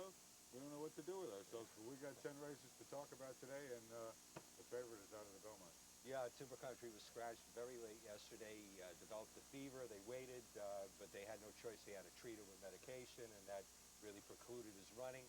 He's fine. He's eaten well since then. His temperature's back to normal, and someone from the press office talked to D. Wayne Lucas this morning, and the plan is right now to leave Timber Country here in New York and perhaps run him in the Dwyer Stakes July 2nd. Well, it's a shame because he was going to be the favorite and would have given Wayne Lucas a real chance to do something no other trainer has done, but it opens up the race and gives a few other trainers a chance to do something one of them can only hope about. That's right. I mean, he doesn't have a bad substitute. I mean, no. Thunder Colt is the Derby winner, and he was only beaten 3/4 of a length in the Preakness. Probably be right there today, but we've got 10 races to talk about today, 9 other beside the Belmont. First race is 3-year-olds and upwards going a mile over the main track, and you got a much improved claimer in here named Jackson, who's going to tackle a horse who was third in the Withers the last time he ran this distance on dirt. His nickname is Knucklehead. He's back in his right condition. Today's the opportunity. Yeah, you're talking about Northern Ensign, Rich. Failed attempt on the turf last time out. Moving back to the main track, not only was he third in the Withers, he was also second in the best turn. proper condition. Really should boss this group. But we both mentioned Joe Ran Express, awfully good third despite trouble in his recent seasonal debut. Stretches out to a distance he should only be more effective at. On to the second, which is another competitive race, and you could have several opinions in here. We both settle on Judge Me Not. Backed up a little bit after contesting the pace in this condition in his seasonal debut. I guess the logic here is that he's probably just, we both think he's probably just a tad above these horses. Well, I think the winner's going to come out of the Jump the Shadow race. Frisco Gold ran second in that race, and there's absolutely nothing wrong with him. He's in here. Judge Me Not was fifth that day, but he really missed his break a little bit. It was his first race off a long layoff. I think he's only going to get better. I think he improves a little bit more than Frisco Gold would and beats him. A horse that intrigued me in here that I didn't really have the nerve to select was Crafty Mist. Off since September, but showed me some ability last year. Maybe up against it at 3/4, but gets a race with a lot of speed in it. If he's cranked up for Phil Serpy, he could get there with a big late run at maybe a square price of 12 to 1 in the book. I gave him a good long look myself. He could fill out the exacta. On to the third race. We're going long, 3-year-olds and up again, non-winners of 2 lifetime. Reality Road, rather dull and lackadaisically handled in his last sprint. A crack winner prior to that while sprinting, stretches out. He controls the pace here. I think he's gone. Ran 2 very good races at this distance here last fall. One was a narrow defeat in an allowance spot, and his 5th in the Champagne to none other than Timber Country was a very creditable performance. I think he's really the controlling speed in here. I think Gold Star Road is going to be a tough customer. His record over the track isn't all that good, but he comes out of races against very tough sprinters. His last win was at this distance over the inner track at Aqueduct. He's 12 to 1 in the book. He might be fun to mess around with. I took a look at Kerfoot Corner, who's run well in both starts since he came back, a 4-year-old from Mac Miller. He should be a factor in the stretch. And if Billy Bott's got Amathos ready, he's got credentials to be in the number, I think. No argument there. On to the 4th race, Sprint Overnight Handicap. Actually a wide open affair, but Evil Bear, a winner of the Rose Bend, never runs a bad race. Goes from grade 3 company to an overnight handicap. Anything resembling his last race should put him right there today. He's got a good deal of speed to get in it right away. He loves the game. He always runs well. No knocks on him. I picked a 20 to 1 shot in this race. I picked Ulysses. I was very, very impressed with his win at Aqueduct in December. He was subsequently disqualified for ducking in the stretch, but it was just an enormously impressive race. I was really taken with it. I waited for him to run back. He never ran back until today. He's going a sprint. I know that's probably not his best game, but he showed me so much that day in December at Aqueduct that I think this horse has real talent. I think he could be on the verge of fulfilling it. Well, he lived on reputation for a long time, and he finally ran a race that justified his connections confidence. But then again, he has been off since December. We'll see what we can do with him. I liked the horse in the Rose Bend the other day named Balada Lane. I didn't know whether he was good enough. He certainly was much improved. I thought he was compromised by not committing to the lead that day. The problem I have with him today is he gets Pat Day, who's the king of patience, makes some of our more patient riders look like Comanche Indians around. Yeah, the problem is there is a lot of early speed in this race. I mean, Ataka may not be what he used to be, but he does have some lick, and there are some others in here. I think the race is going to be one from off the pace. I agree. On to the 5th, which is another allowance for state breds, and no, it's not state breds, it's just regular allowance, guys. And we both settled on a horse that's making his first turf start here, and I think it's simply because of the pedigree, because he's got a 13 3/4 breeze over the inner turf track getting ready for this, and because he was so good during the wintertime, he may just be better than this. You're talking about Golden Larch, Rich. This is a half to a very, very capable turf runner. It's his first time on turf. He is at a disadvantage for that reason, but Billy Mott certainly knows when to move a horse to turf and when not to move a horse to turf. And this horse was very impressive over the winter at Aqueduct. Looked like he was going to develop into a real first-rate stakes horse. The obvious other horses in here are Correntino, who just delivered a devastating kick, winning a similar spot last time out. I want to see him do it again, plus the fact he was nearly 22 to 1 that day. He's going to be nowhere near that price today. Well, behind him that day was Lower Egypt, right, who was in a bit of traffic problems, pulled his way through. That was his U.S. debut. He's supposed to get better off of that race. Certainly, he could improve, and My Mogul, who was a game second in the Kingston, wouldn't be much of a surprise. Right. We're going on now to the 6th, which is the Hill Prince at a mile and 16th on grass, and it's basically a 2-horse race with the both of us. Horse named Debonair Dan came back in the Saranac off a layoff. went right to the front, opened a clear lead, and when Jorge Chavez asked him, he took off like a scalded dog. If he can run that race again, he's long gone in here. He's got a legitimate contender, and green means go. He's 2 for 3 lifetime. Going to chase it. It's an interesting confrontation between a front runner and a come from behind. It really is an interesting confrontation. Debonair Dan really ran a hole in the win in that 12.5 length Saranac victory, and a lot of people are expecting him to bounce. Well, he may very well bounce, but I look at this race, and I don't see who else is going to go to the lead in the race. I think he's going to have complete control of the pace, and I think it's a tremendous advantage to him. But Green Means Go is a very, very talented racehorse. He showed a lot winning the other day by 2.5 lengths. He could have won by much more, and he's going to be a real stakes horse down the road. He's probably got more tactical speed than his paper would show you, but then again, it's a question of whether you want to compromise his running style to chase that Debonair Dan. That's right. On to the 7th race. As we get through the middle of our program here, is the Riva Ridge, 7 furlongs, 3-year-olds. Pretty wide open. Mr. Greeley's been very, very consistent at this distance. I was really taken by the blue Tusmani's Withers. Really had every excuse to give it up 2 or 3 times in that race. Was knocked around leaving the gate. Carried very wide outside turn for home. Still got up. I thought it was a good race. I think he's better at 7 furlongs. Unless Flying Chevron is a really, really special horse. We'll find out today. I wasn't taken with Blue Tosmani. Now watch him come back and bite me. I just think that those horses were a definite couple of the horses that Mr. Greeley has run against and beaten. I'm not holding his Derby trial against him. He was actually in front by 2 lengths at the 8th pole and then just tired in the last furlong. That was a mile. This is 7 furlongs. He won 2 Grade 3 stake races before that. I just think he stands over these horses. Well, like I said before, the real question mark here is Flying Chevron. Impressive in 2 starts, both at today's distance. Gets the acid test today. It is the acid test. He's a nice colt, but this is big time, yeah.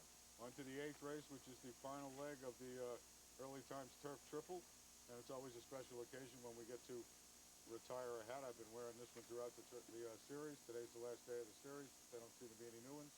This one's out. So what do we got here? The Turf Triple. We got Yokohama. Yokohama is undefeated over the course and undefeated at the distance. He's not proven in top flight company, but 2 for 2 at the distance, 3 for 3 over the course. He's going to have to show me he can lose here first. Well, I think he's ready to step up into this company, but the horse I like here is Meisel or Mizzle or however you say it. I think this is a real quality horse over the winter in Gulfstream. I wasn't at Gulfstream. I was at Aqueduct with you when we were fighting the inner track, but looking at his lines at Gulfstream Park, they're very impressive. 2 stakes wins and a stake second. The horse who beat him in that loss at Gulfstream is a Wad. There's a big weight shift against a Wad in this race. This horse runs well fresh. He is fresh. I just think if he runs his A race, he's going to beat these horses. Well, it's actually a pretty open race. I mean, with Curious Clown, who hasn't quite been himself this year, but certainly has the speed to be a factor here. Blues Traveler, very competitive in the first 2 legs of this series. And Hasten Ahead, who wouldn't be out of the question, shipping down from Canada for James Day.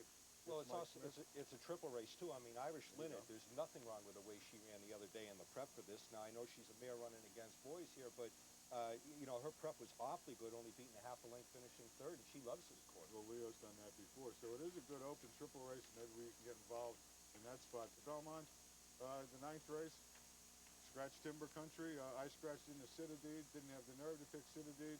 Will enjoy the opportunity to root for Richard Violette to win the Belmont Stakes. It's a rare opportunity here for some trainers who can only dream about getting chances in this spot. He won the Peter Pan, draws the fence. It's a wide open race without the favorite in it.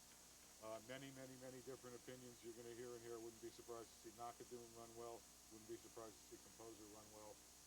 We've heard that Star Standard is committed to the lead. He's going to have to show me he can get the distance.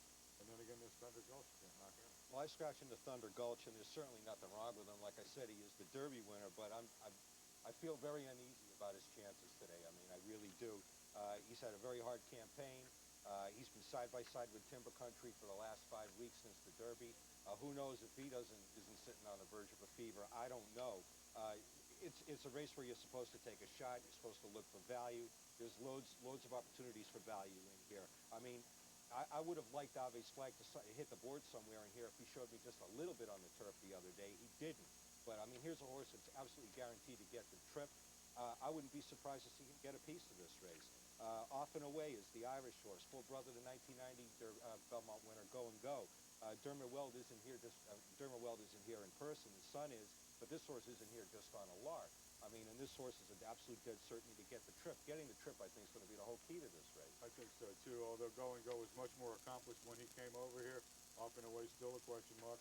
I would imagine I wouldn't take a short price on him. Absolutely Abs not. Flag needed to show me a little more. This is the Temperance Hill route to the Belmont Stakes. Temperance Hill did the same thing. He won the race, coming from off the pace. Leo O'Brien, he's always dangerous. I'm sure last time was no squeezing of any lemon anywhere at any time. He's up for his best race today.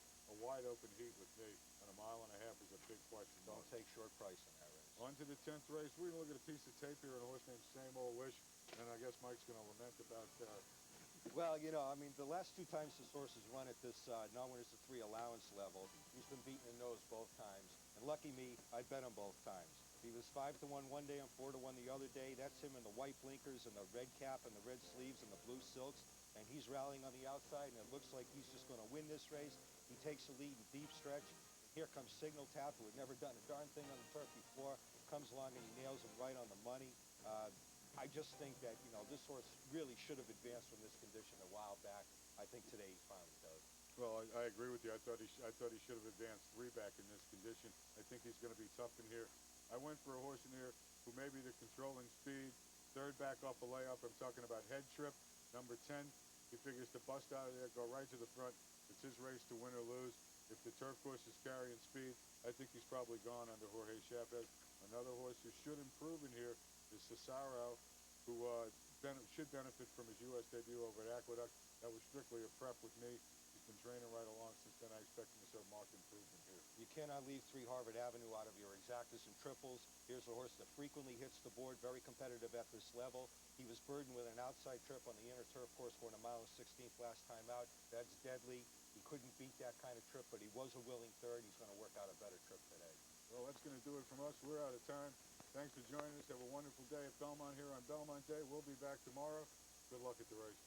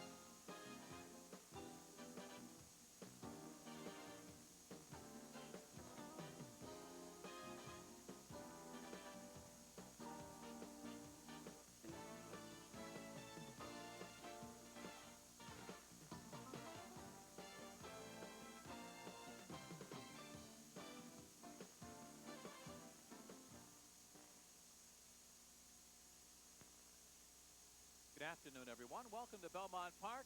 Pleasant day for Belmont Day 1995. A partly cloudy afternoon. The winds are out of the southeast today, 8 to 12 miles an hour. Temperature in the mid-70s. The racetrack is fast and the turf is firm. No carryover in the pick 6 today. Here now the changes for this afternoon's races.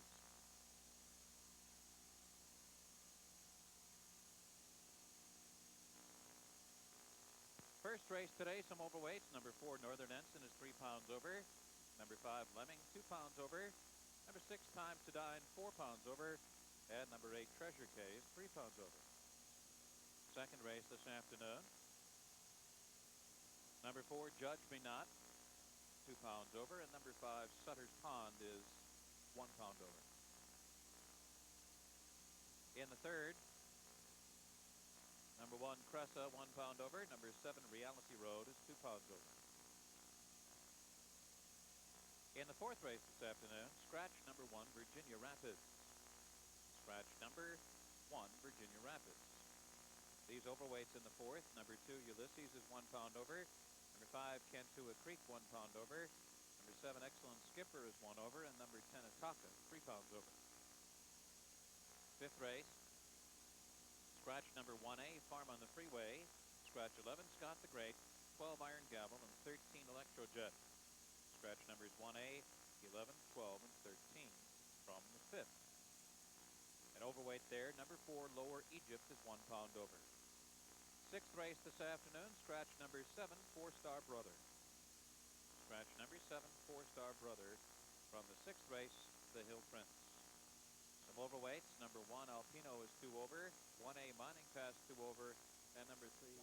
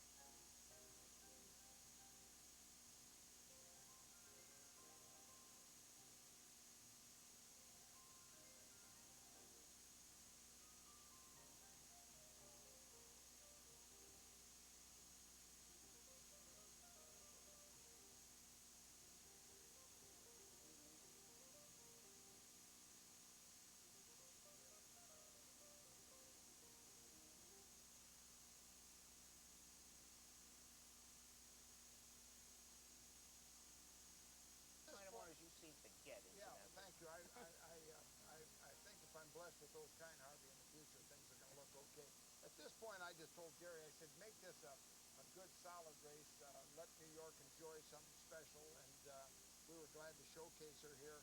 But I said, save a little bit. There's going to be tougher and longer races down the line. So, but she, mile and eighth at Belmont, one turn is a pretty tough race. Where's she going after this? We're going to keep her here. We think that, it makes sense not to move at this point. My original thought was to go to Hollywood Park for the Oaks because the Lewises live in California. They don't mind coming And here. they don't mind that. They would have probably said if they hadn't been to Belmont that, we should go out west. They had such a good time here this last week that they want to come back. No, I think they did enjoy. Mr. Lewis told me, he said, you people really have fun here, Yeah, which I was glad to hear. Okay, that's that one.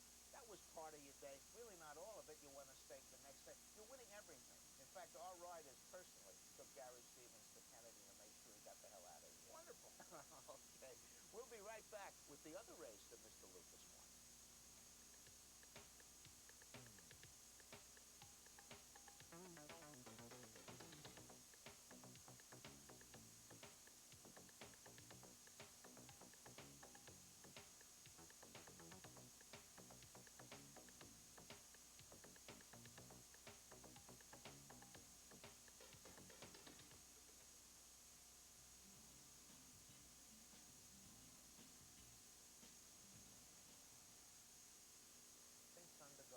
Saying something to you, you son of a gun, I'm as good as the other horses. I think he resented maybe my hike in timber country all week, but I've been good to that rascal. He should have been taking a little bit of care of me. He really looked a little angry. Yeah. Now we're going to go back. That long drought. I know it may not seem long. It had to be a financial drag as well as be a morale when you weren't winning those graded stakes. Well, we played at the top for a lot of years there, and it seemed like when you do that, 10 consecutive titles, that if you even stub your toe just a little bit, you and your colleagues, and not necessarily you, but most of your colleagues want to jump on that. Well, there's a lot of jealousy in this business, as in any business. I don't know why we have to be picked out. Yeah. But in your case, it was really a down. It looked so bad, and you come back like this. What are you? How do you do it? Are you a motivational speaker or something? Yes, both. Here's the thing. We never doubted ourselves. We never felt that it wouldn't turn around. A lot of people did. There were those that people said we'd never be a force in racing again. And but we knew how we got there. Harvey, you got to remember, I started in a community in Wisconsin where there was even a racetrack within hundreds and hundreds of miles. Never worked for anybody, and I knew how I got started. I knew how to get back. It's hard work and paying attention. And so we rolled up our sleeves and said, look, we got here one way, we can get here again. Of course, we couldn't predict in 94. Not the way. 94 was going to be a title, in 95 even go Get back like a dragon horse. I mean, it's unreal. It really is. However, let's go. It's the Belmont. Timber Country's gone. Thunder Gulch is there. He's the favorite. I thought he'd be even money. For a while, he was 2-1. Let's take a look at the race. We'll talk about it and watch it. And we got a lot of time to talk about it, Wayne. Yes. 25 years ago. It's a pretty slow race. Right. It didn't take very long. I hollered at Julie just as she was leaving the paddock because Nick had said that he was going to make a left turn out of the gate. So I hollered at Julie just before she left. I said, no, I said, Julie, I said, there's a rain on each side. The right one's important. So she picked up on that. But she's clear. The thing that concerned me right here is I thought Gary had us perfectly placed. Had the fraction been 12, 112, 113 and a half, maybe in 47 and change. But in light of the fact that we're going to go this first half in 50, and then we're going to slow it down, I thought, boy, we're giving them every shot to beat us at this point. You mean, we knew it was going slowly when we saw how close Thunder Gulch was, but you would have had him even closer? Well, Going with her? Yeah, if I could have radioed over there at the backside and said, Gary, they're going 50, you're going to go 3/4 and 115. You better get up there and just go ahead and take over. I think this horse runs a little bit better in those fractions. But he had extreme confidence right here. He felt he could get either one of these horses anytime he wanted them. And he's sitting on the outside. Nobody bothering him. Nobody looks like wants to come on the outside of us here.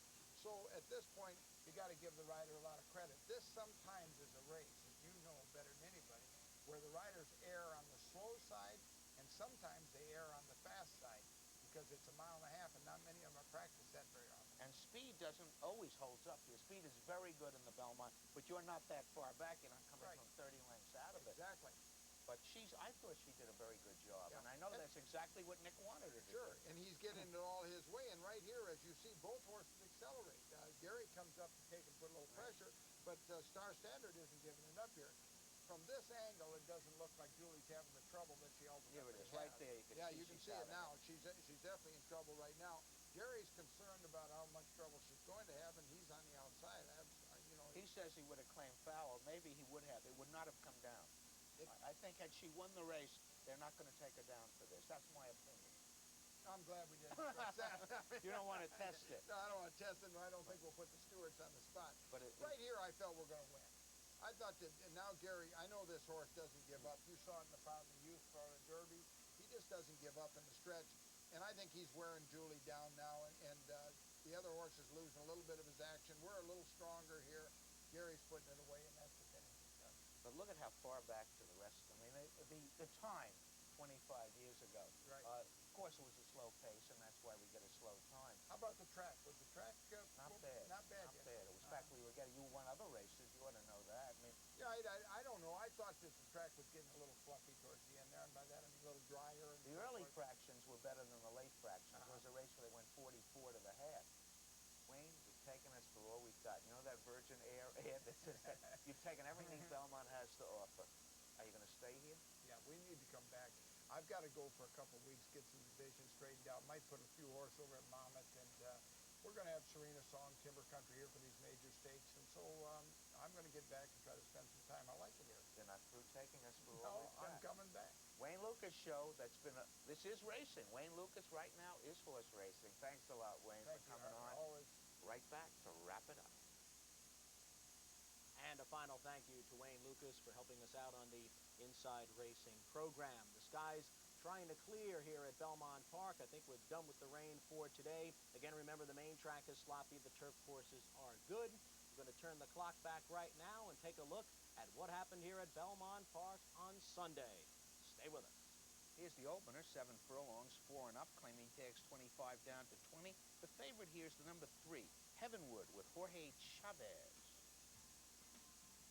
All right, let's get tied on. And they're off. There goes Nowhere Man. Nowhere Man now out to get a short lead. Dark Quest is there on the outside, with Heavenwood giving chase from the rail. Then it's Feeney Cassette now running third. And on the far outside, Giant Leap is fourth. Love Jazz moves to fifth. Then it's Timeless Endeavor. Appealing Tracy is in between horses. Bay parked out inside. Inside Connection outrun in the early going. 3 abreast across the track as they head for the far turn. On the rail, it's Heavenwood driving short lead. Nowhere Man second. And on the outside, Dark Quest right there pressing. Then it's a break of 4. Giant Leap is now moved up to be fourth. Feeney Cassette between horses running in fifth, and Love Jazz sixth or the inside.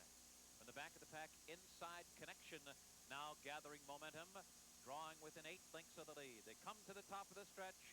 Heavenwood shaking loose by 2. Dark Quest chasing second.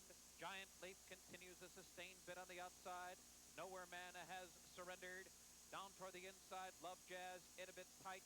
And on the far outside, Inside Connection continues to close.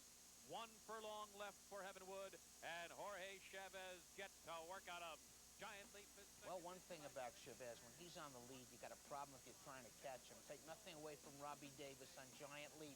First time for Pat Meyer. Big improvement for this horse, with Chavez on top at the top of the stretch, and with a horse that's capable. Very tough to get him. That's for John Amorati, Jimmy Ferrero, Jorge Chavez, 6'3", 83. Giant Leap, 927.80. Inside Connection, 340. The exact, the 3/8, $49. The second's 5 furlongs. These are 2-year-old maidens. The heavy favorite is one of the 2 Lucas horses in it, Sierra Grande with Jerry Bailey. See up? All right, here we go. Get tied on. And they're off. Sierra Grande off alertly on the inside. On the far outside, the Giant Killer is there. There goes Big Fest coming on through. Midnight Squall. Rhinestone, the early trailer. A crush of 4 horses going into the turn. Sierra Grande benefiting from that inside post is the leader. On the far outside, the Giant Killer. Midnight Squall is in between horses, and to their inside, it's Big Fest. Then a break of almost 5, back to a wide Grindstone. Moving toward the top of the stretch. Got a 1/4 and 22 It's Sierra Grande in front. Grindstone's really revving up from the back of the pack. They're hitting the top of the stretch with Sierra Grande in front. Grindstone continues to gain ground. Grindstone really coming on impressively here. They're coming down toward the last furlong, and it is Grindstone who just inhales Sierra Grande, and the others have been left When they were behind. talking about these horses, everybody said Sierra Grande was an expensive yearling, whereas Grindstone, they didn't have a price on it. Very good reason for that. Grindstone, Overbrook, that's William T. Young. This is a homebred, a very well-bred colt, and a very impressive performance. William T. Young, D. Wayne Lucas, Jose Santos. 810, 270, 210. Sierra Grande, 220, 210. Big Fest, 210. The Exacta 3 and 1, $11. The Quinella, the Lucas both ways, 1331, $360. Early double pair of threes, 2720. Here's the third. This is 7 furlongs. These are 3-year-olds.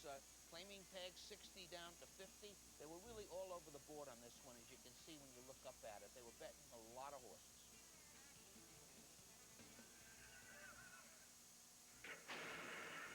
And they're off. Dice Flow and Viva Sabona getting out quickly, and it's Dice Flow to the lead. Viva Sabona under a hard ride early. And then behind that duo is Sonny Rican running third. Defeat to the inside. Now fourth. Firm Decree is fifth. Mountain of Laws sixth on the outside. Then Quick Study and the stablemates, Dancing Gator and Hail Orphan, are second to last and last up the backstretch. And it's Dice Flow through a pressured quarter of 22 and 4/5 seconds. Viva Sabona right there, putting the pressure on. Sonny Rican just off the lead, and Firm Decree is moving willingly while fourth. And there goes Mountain of Laws. Jorge Chavez sending him up 4 wide. Around the far turn. Dice Flow. There goes Sonny Rican. Sonny Rican and Dice Flow. And they've run a half in 46 and 2. And Mountain of Laws is advanced to third. On the inside, Firm Decree is running on strongly in fourth as Viva Sabona plummets to fifth. They hit the top of the stretch. Sonny Rican, Dice Flow. Dice Flow's been softened up by Viva Sabona, and Sonny Rican is there on the outside to grab the lead. Fresh challenges will come from Firm Decree and Mountain of Laws. Down to the last furlong. Sonny Rican, short lead. Dice Flow finally giving way. Mountain of Laws coming hard. Firm Decree in tight. Here comes Mountain of Laws surging to the neck of Sonny Rican. Those two up and down on the wire. Too close to call. Looks like one of yesterday's finishes. This horse, Mountain of Laws, has been the victim of bad trips 3 times in a row. Today, Chavez has him clear in the backstretch. You know he's going to get the good trip, but Sonny Rican doesn't want to give up. Those two to the wire, and on the bob, Mountain of Laws for Marshall Siegel, Jimmy Picu, Jorge Chavez. 1560, 770, 460. Sonny Rican, 650, 370. Dancing Gator, 360 to show. Yes, the exact is short. The old 5-6 pays $56. Here's the fourth. 7 furlongs, 3 and up. These are state breds. Not one is a race other than Maiden claiming the starter. They were betting the Mike Freeman entry and the number 6 Raimondo, but they eventually settled on the Freeman entry, Demon Damon and Wee Laddie. Ready for a start. And they're off. Gus's Pop and Tough Jake getting out quickly. Love You Baby's there along with Demon Damon, and down inside here's Sleuth Miner. Sleuth Miner now hustled away to the lead. Love You Baby running second. Demon Damon third. Gus's Pop and Ramondo right up there fifth. A break of 3 back to Wee Letty, coming on through now to be 6. Maltby seventh and wide and dropping off the pace. Another 5 back to a sluggish Tough Jake. He's really lethargic. The opening quarter went in 22 and 4/5 seconds as the field rounds the far turn. There's Love You Baby grabbing the lead with a half mile to go. Wee Laddie coming on through sharply. Around the far turn, Love You Baby, Wee Laddie right there. On the outside, Gus's Pop is now moving to third. Then it's Lou Miner running in fourth position, followed by Demon Damon in fifth. Maltby takes to the outside, then Ramondo. And now Tough Jake comes alive as they move toward the top of the stretch. It's Wee Laddie who's got a short lead as they hit the quarter pole. Wee Laddie down inside in front by a head. On the outside, Love You Baby is right there, and Maltby is now running third as they come down to the last furlong. Wee Laddie now with the lead on the outside. Maltby continues to close. Wee Laddie and Maltby. Then farther back, it's Demon Damon making a belated run as they come down. What a move this long shot Maltby made. Looked like he's going to eat them alive. But not only doesn't he do that, he Country's about to run 1-2 against him. However, he'll be in the exacta. Wee laddie. Mike Freeman owner, trainer Robbie Davis. 4-3, 60, 290 with Demon Damon second, and Maltby 670 to show, but we'll round out the 1-4 exacta $68. Quinella 1-4, 4-1, 49.40. Pick 3, 3-5-1, 135.50. On to the fifth race. This is the mile and a 16th on the Widener. They're maidens. They're 3 and up. And naturally, the favorite will either be Leo O'Brien or Gary Siaka. In this case, it's the number 6, Basin Lane. Leo O'Brien, Richard Miliori up.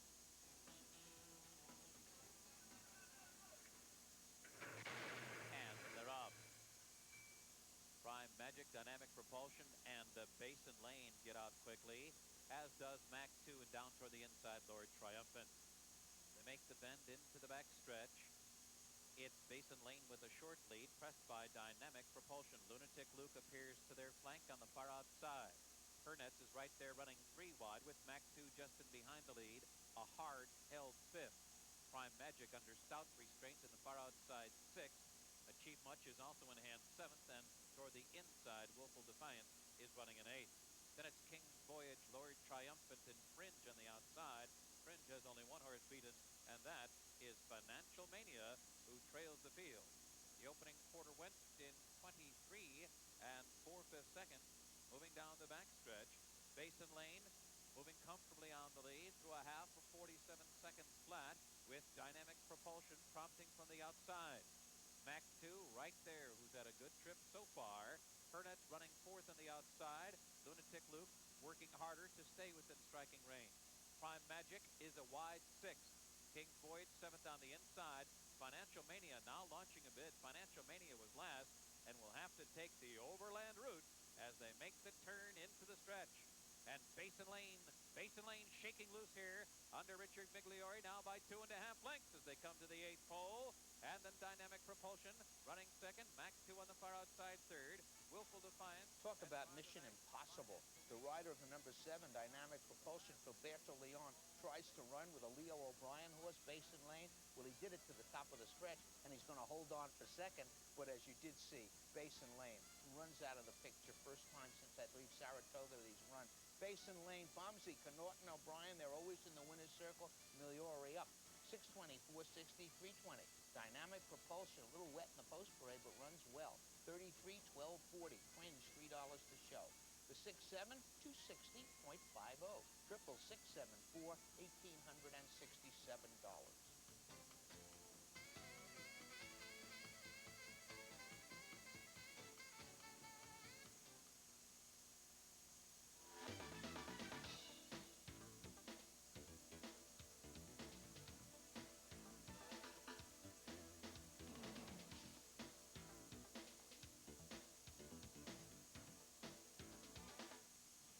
Second pick 3 begins with a 1.25 miles on the inner turf course, 3 and up. Now one is a 2, other than Maiden claiming the starter.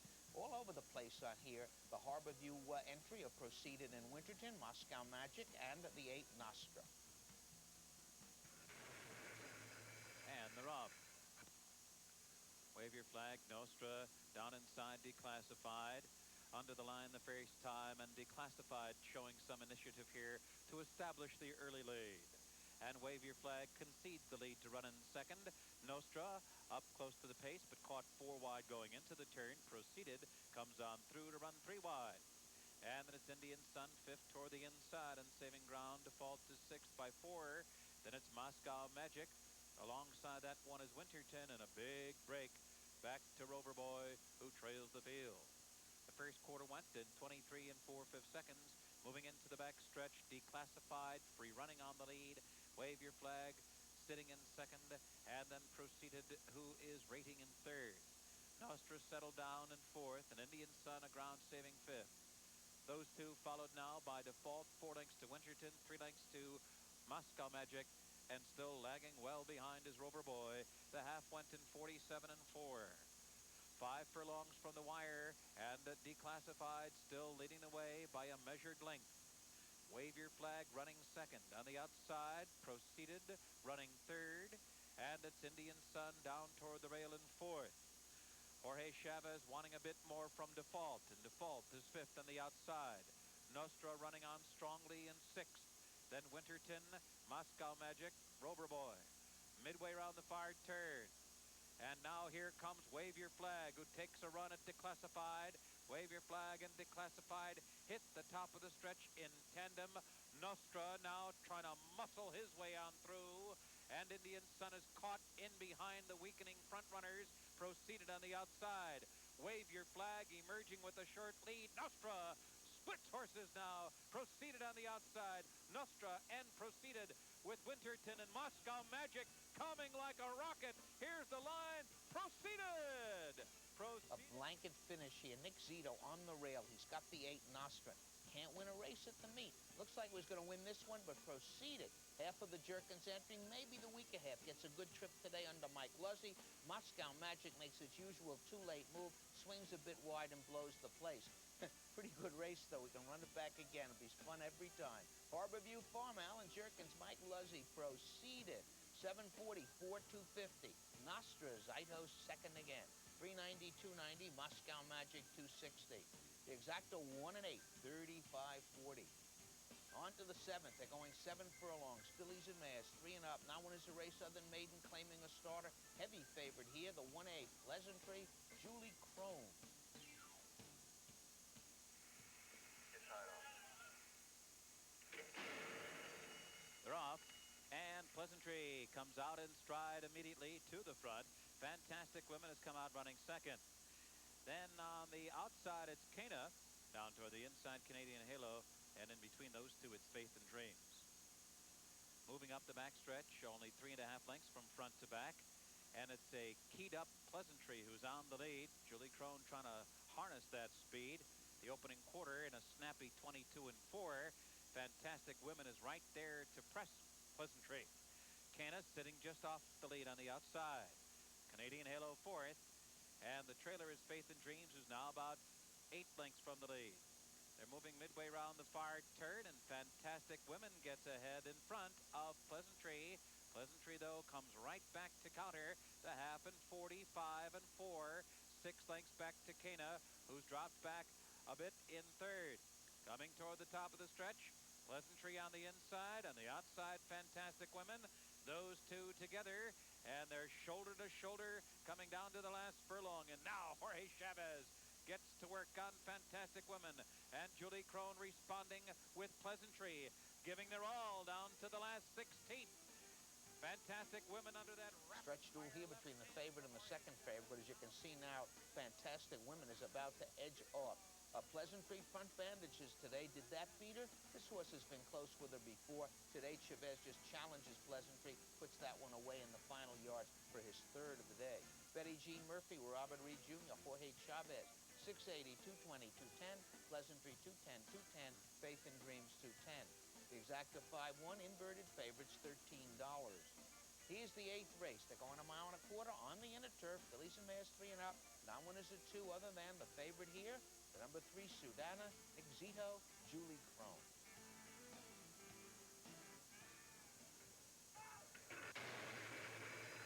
And they're off.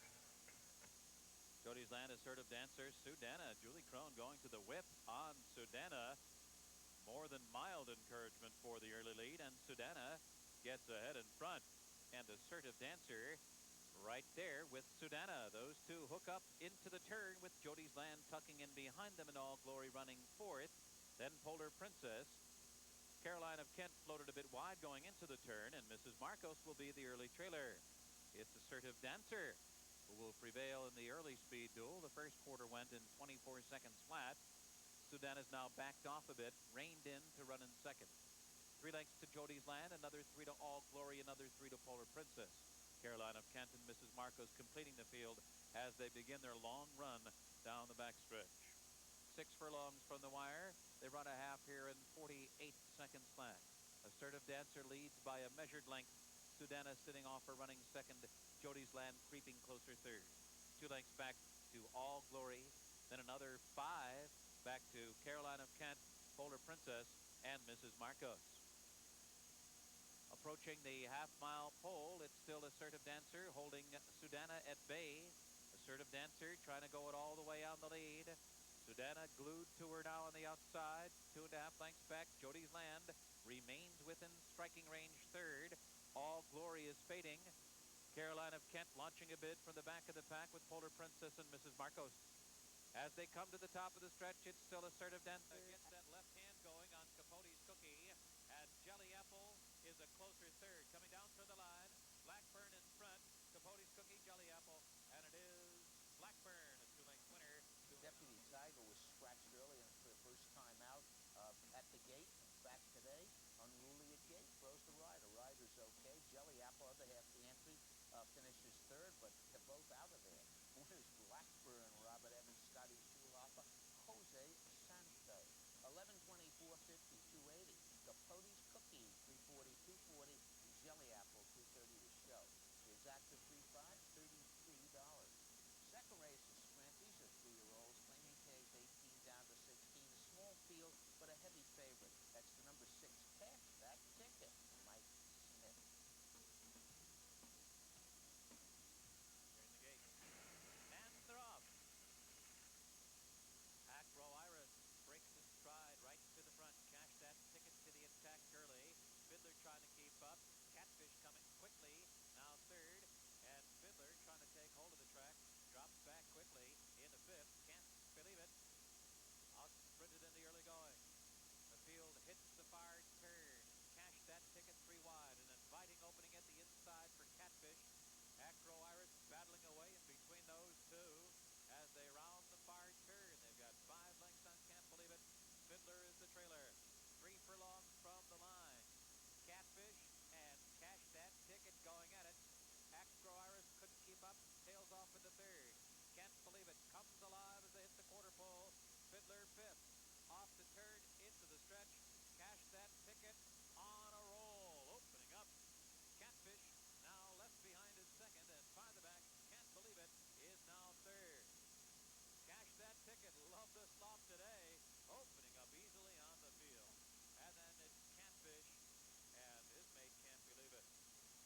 Well, I'll have to say the obvious. If you bet Cash That Ticket, you might as well. Easiest kind of winner. Last time it caught a track like this, it won then, so it repeats the performance. Pat Boccio, Dominic Lucio, Mike Smith. Cash That Ticket. 420, 240 and out. Catfish 230 and out. I Can't Believe It finished third. The exacta 6 and 1, 760. Trailer 1661, 440. Early double 36, 2980. Big bunch in the third. They're going 7 furlongs. They're maiden fillies and mares. 3 and up. They are state bred. The favorite here, the number 10, Gabriel Damiel with Mike Luzzy.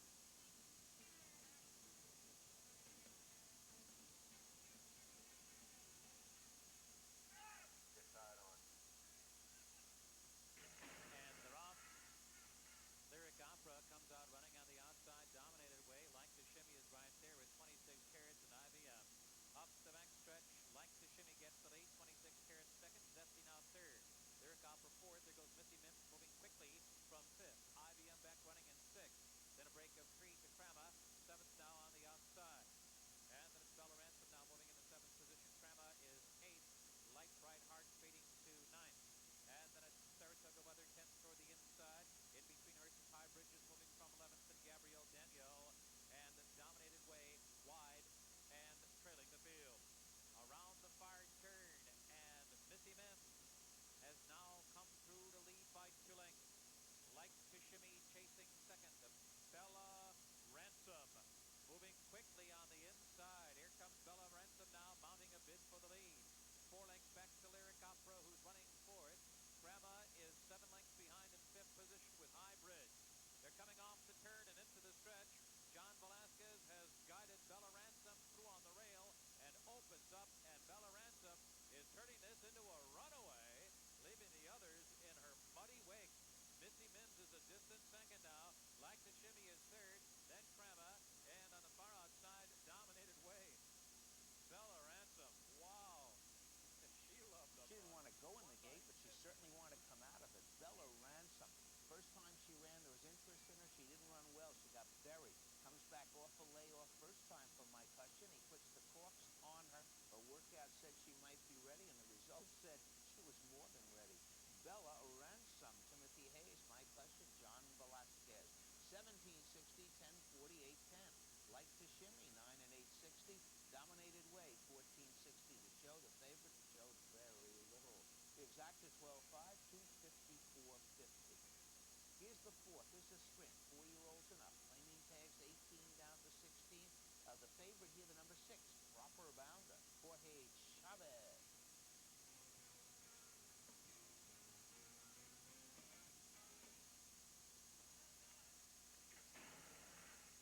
And they're off. Magic Ruckus out for the lead on the far outside. Dixie Reef flashing his speed, and Dixie Reef makes it to the front about 100 yards out of the gate and opens up on the field. And then it's Lightning Surge now running in second. Magic Ruckus between horses third. Proper Bounder kept within early striking range on the far outside. A break of 5 to Run Galty Run. Facetious Buck alongside him. Ken's Landing trails the field while his stablemate blazes away. Around the far turn, it's Dixie Reef in front. Got a quarter 21 and 4 over the sloppy track. Dixie Reef, a sizzling opening panel. The others beginning to close in now. Magic Ruckus drawing within 2 lengths of the lead. Proper Bounder is running third, and up from the rails comes Run Galty Run. A huge opening there. Off the turn and into the stretch, and Run Galty Run cuts the corner and gets the jump on him, turning for the last furlong now. Proper Bounder is running second. On the outside, it's Magic Ruckus third. They're coming down to the last 16th, and it is Run Galty Run at 20 to 1. They gave Steve Radowski the rail at the top of the stretch, and he went on to win by 7 Riders lengths. didn't seem to want the rail. Didn't bother Steve Radowski. You don't want it? I'll take it. Comes through and wins for fun. Tough horse to come up with, but it does like an off track. Run Galty Run. Dawn Peterson, the trainer. Steve Radowski up. Big balloons for this one. 43, 20, 13, 40, 470. Magic Ruckus, 530, 430. Proper Bounder, who seems to be negative on a wet track, does run third, 280 to show. The exacta 2-4, 307. Vanilla 2-4, 4-2, $79. Pick 3, 6-12, 2, $692. On to the fifth. They're going a mile and a quarter around the inner turf. 3 and up. Now one is a race under maiden, claiming a starter. Lukewarm favorites here, the 8 Lucky 8 with Chavez, the 9 Nablus with Mike Smith.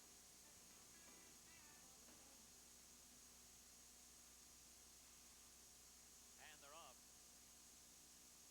Noble and Hart and Royalty Affirmed. Fluffy showing speed. Concoctor is there to join them.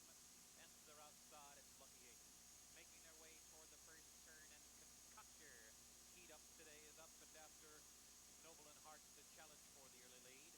Fluffy secures his position down inside, and Fluffy brushing with Royalty Affirmed. Just in behind those two, it's King Canyo now running along in fifth. Too Much Pleasure, a ground saving 6th. Lucky 8, 3 wide round the first turn. 7th, Crafty Virginian is racing in 8th position. A break of 3 back to Navillis, who's about 10 lengths behind the front runners as they make their way into the backstretch. And at the back of the pack are easily moved Babylonian and My Only Hope. Noble and Hart with Concoctor alongside and in hand. The half mile in 48 and 3/5 seconds over the good going. Moving down the backstretch, it's Noble and Hart still in front. Julie Crone with a good hold of Concoctor in no hurry to go by. Fluffy right there in a cozy spot in behind the lead. In between horses, it's Royalty Affirmed, and on the far outside, King Canyo with a clear aim toward the front runners. Then it's Crafty Virginian, who's running 6th with a half mile to go. Too Much Pleasure 7th on the inside. And Jorge Chavez now getting busy on Lucky 8 as they round the far turn. A break of 2.5 back to Navillis, who's beginning to hit his best stride. They're moving midway round the far turn. Noble and Hart still fending off Concoctor. Fluffy has been maneuvered to the outside for the stretch drive.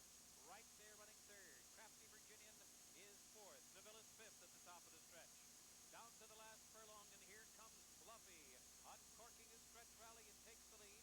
Concoctor wanders to the inside, ahead of the tiring Noble and Hart. On the outside, Crafty Virginian is coming powerfully, trying to get to Fluffy with 100 yards to go. Crafty Virginian second, and Navillis is third. Under the line, Fluffy wins by 2. Flawless trip under Ramon Perez. Wilson and Mott have a theatrical for every occasion, and they do love the turf. This is Fluffy's first trip to the grass course. Has the pedigree. They made him the morning line favorite, but if you follow our rules, don't bet a horse as a favorite first time on the turf on pedigree, you're okay. It did not go off the favorite. It's a lukewarm third choice. Fluffy, Alan Paulson, Billy Mott, Ramon Perez, 957 and 380. Crafty Virginian won't hurt you. That's 23 Marvelous 360 to show. The exacta 410, $240. Triple 410.9, $1,167.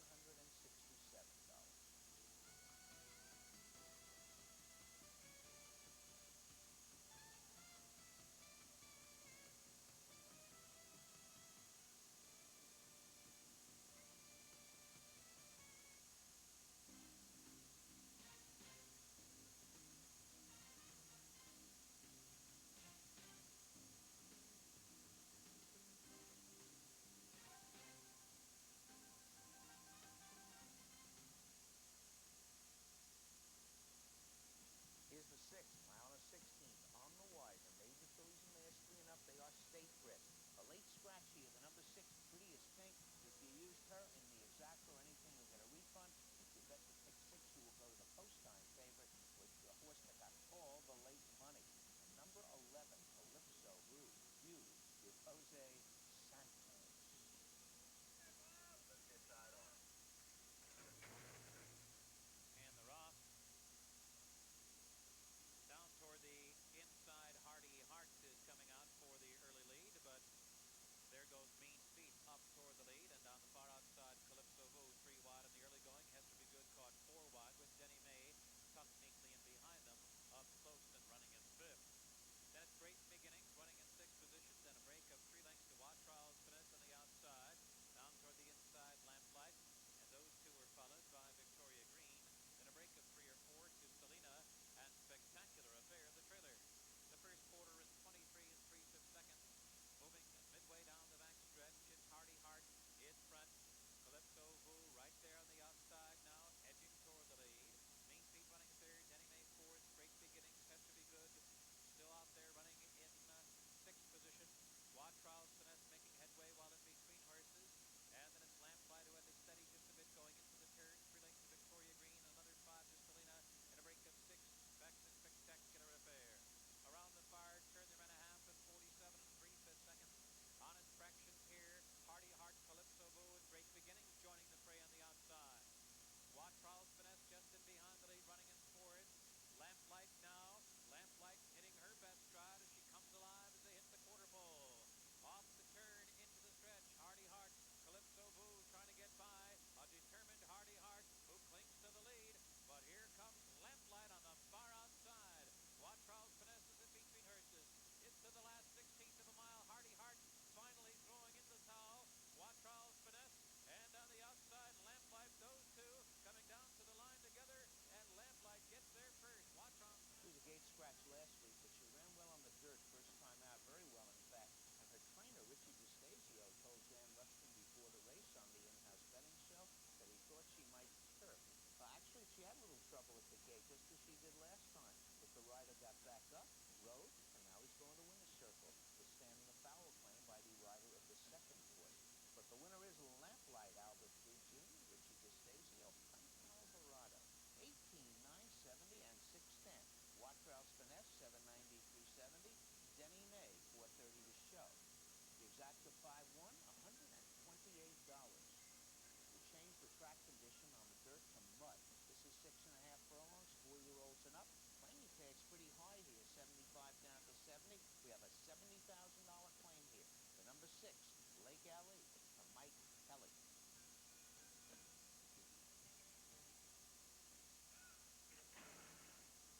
And they're off. Tibbs and Dubs and Lake Ali come out in stride. Birch Bubblader's there on the outside. And then it's Golden Tent and Rocking Josh is the early trailer up the backstretch. Tibbs and Dubs out for a short lead over Lake Ali right there in hot pursuit. Birch Bubblader with them. Then a break of 5 to Golden Tent. Far the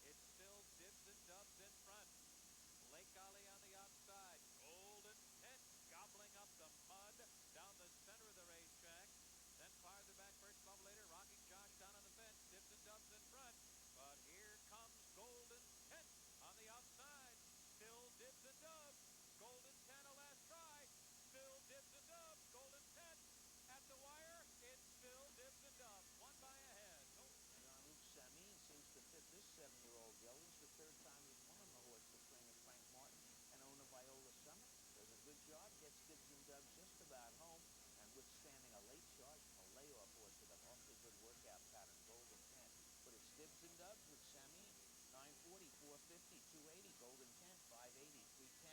Lake Alley, the claimed horse, 240 to show. The exacta 1.5's $51. Here's the 8th. This is a mile and a quarter in a turf. It's an allowance race. Flowing up now winners of $7,805. Twice over a mile on the turf since September 1st, 94. The lukewarm favorite here actually is number 5, Spectacular Tide with Julie Crone. And they're off. Beware the Crest, Beat Belen, Musical Storm, and there goes Smarginato up toward the lead on the outside. From the rail comes Faulty Towers, who's moving quickly. Moving for the first turn, Faulty Towers comes through on the inside. Smarginato's on the outside, and Speed Belen backs off. 3 lengths to Beware the Quest running in 4th and behind what appears to be a relatively strong early pace. Advent's Musical Storm was now 5th toward the inside. Another 2.5 to Talishal and Lermine who are running together. Followed by Trevelyan, second to last. Spectacular Tide trails the field. The opening quarter in 23 and 2/5 seconds. Solid traction here with Faulty Towers leading the way, prompted by Smarginato, second by 5. Steve Bolen's running along in 3rd. Musical Storm is rating 4th for the inside. Beware the Quest is 5th now, about 8 lengths from the front. Then Lermine, Trevelyan on the outside is moving willingly now. Talishal second to last. Spectacular Tide trails. The pace is moderated some. The half mile was slowed down to 48 and 2/5 seconds. Still Faulty Towers. On the outside, Smarginato continues to prompt the front runner as Bees Bolens has drawn in closer, running 3rd with a half mile to go. On the inside, Musical Storm is running in 4th. On the far outside, there goes Trevelyan now revving up. Beware the Quest is drawn within 5 lengths of the lead. That group's followed by Lermine. Talishal is within striking range with less than 3 furlongs to go. Spectacular Tide trailing the field. It's wide open here as they near the top of the stretch. Faulty Towers now relinquishing the lead to Smarginato. On the outside, Bees Bolens appears. And Bees Bolens now taking the lead coming to mid-stretch. Smarginato digging down on the inside. Smarginato's not done yet. Now Beware the Quest switch to the outside for a clear run. And Talishal closing powerfully. Smarginato, Bees Bolens, Talishal. Beware the Quest between horses. And Talishal gets it by a length. This is a one-move kind of horse that you really think you're going to win with on the inner turf. He's everything its own way, actually gets everything its own way. Faulty Towers was supposed to go on the lead, but the 4 Bisbalans, other horses stayed with it, set up a nice pace, and that's what Palatial really needs. Another morning line favorite winning at a decent price. Kenneth C. Avanzino, Tom Skippington, Jose Santos. 1140, 570, 420. Beware the Quest, 10 and 6. Smarginato, 620 to show. The exacta, 8-2 is 117.50. Pick 3, 518, $487. Triple in the race, 827, $588. Pick 6 today? Nobody. Only 3 tickets at 5. Those 3 got 3,288. Around 30,000 waiting for you here tomorrow. On to the 9th. This is a mile. On the wide in the turf. Fillies and mares, 4 and up. Flaming tags, 35 down to 30. The favorite, the number 5, a Shaky Queen. Santos looking to sweep the late double.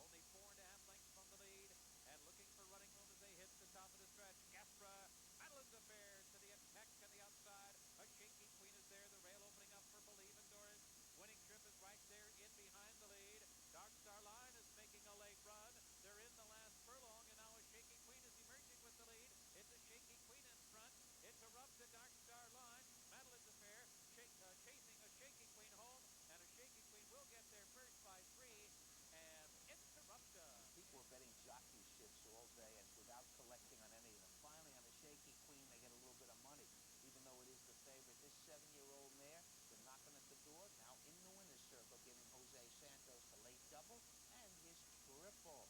Shaky Queen for the Juju Gen stable and in Calvin Moore. 6, 390, 330. Interrupter, 1880, 1260. Dark Star Line, 510. The Exacto Woolworth, 510, 140, 350. Late double, 8-5 to Santos, 4140. The triple, 510, 7, $739.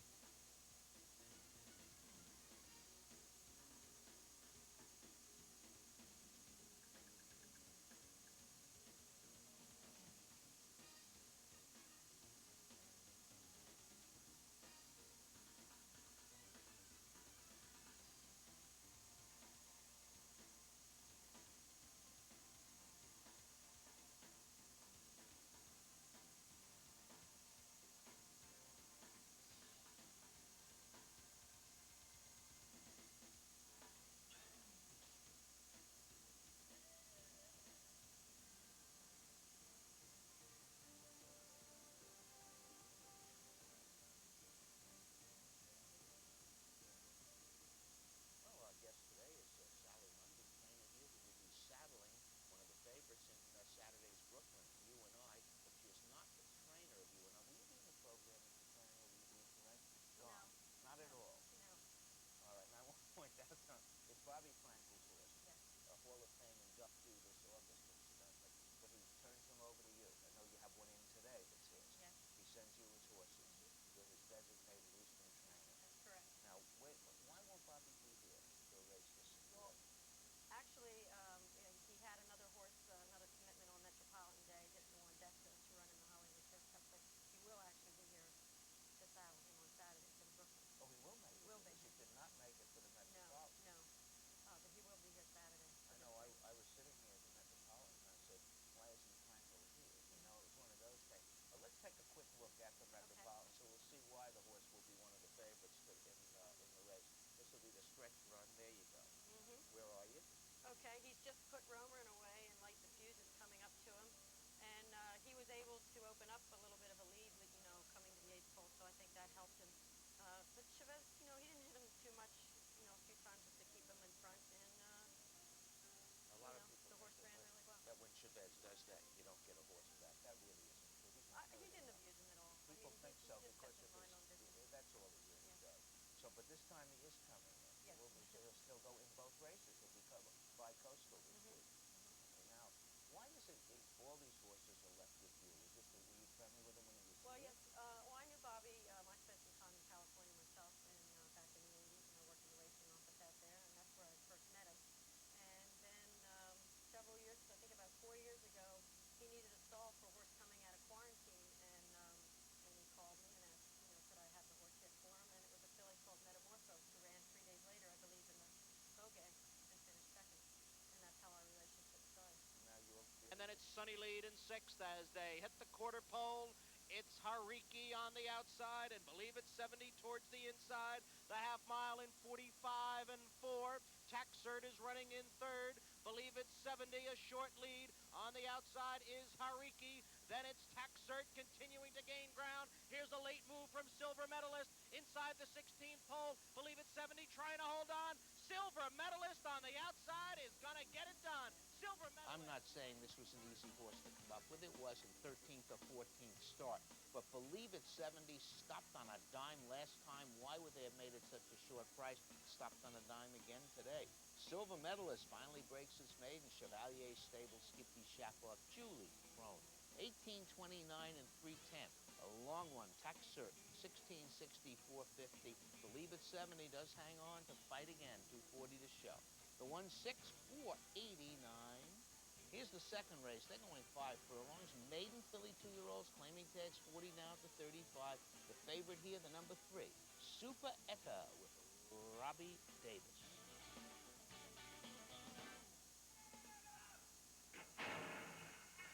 And they're off. Superetta breaks on top. On the outside is Obfuscation and Court Dispute. Court Dispute has the lead. Obfuscation now running in second. Rude Awakening has gained ground quickly into third. Then it's Fashion Code on the outside, now running in fourth. Strength in Numbers is racing fifth. Then it's Belinda 12-tree in sixth. For Pride is seventh. And Superetta is back into eighth. The first quarter, 22-4. Rude Awakening on the outside with a neck in front of Court Dispute. On the outside is Fashion Code running in third. Then it's Obfuscation in fourth as they turn for home.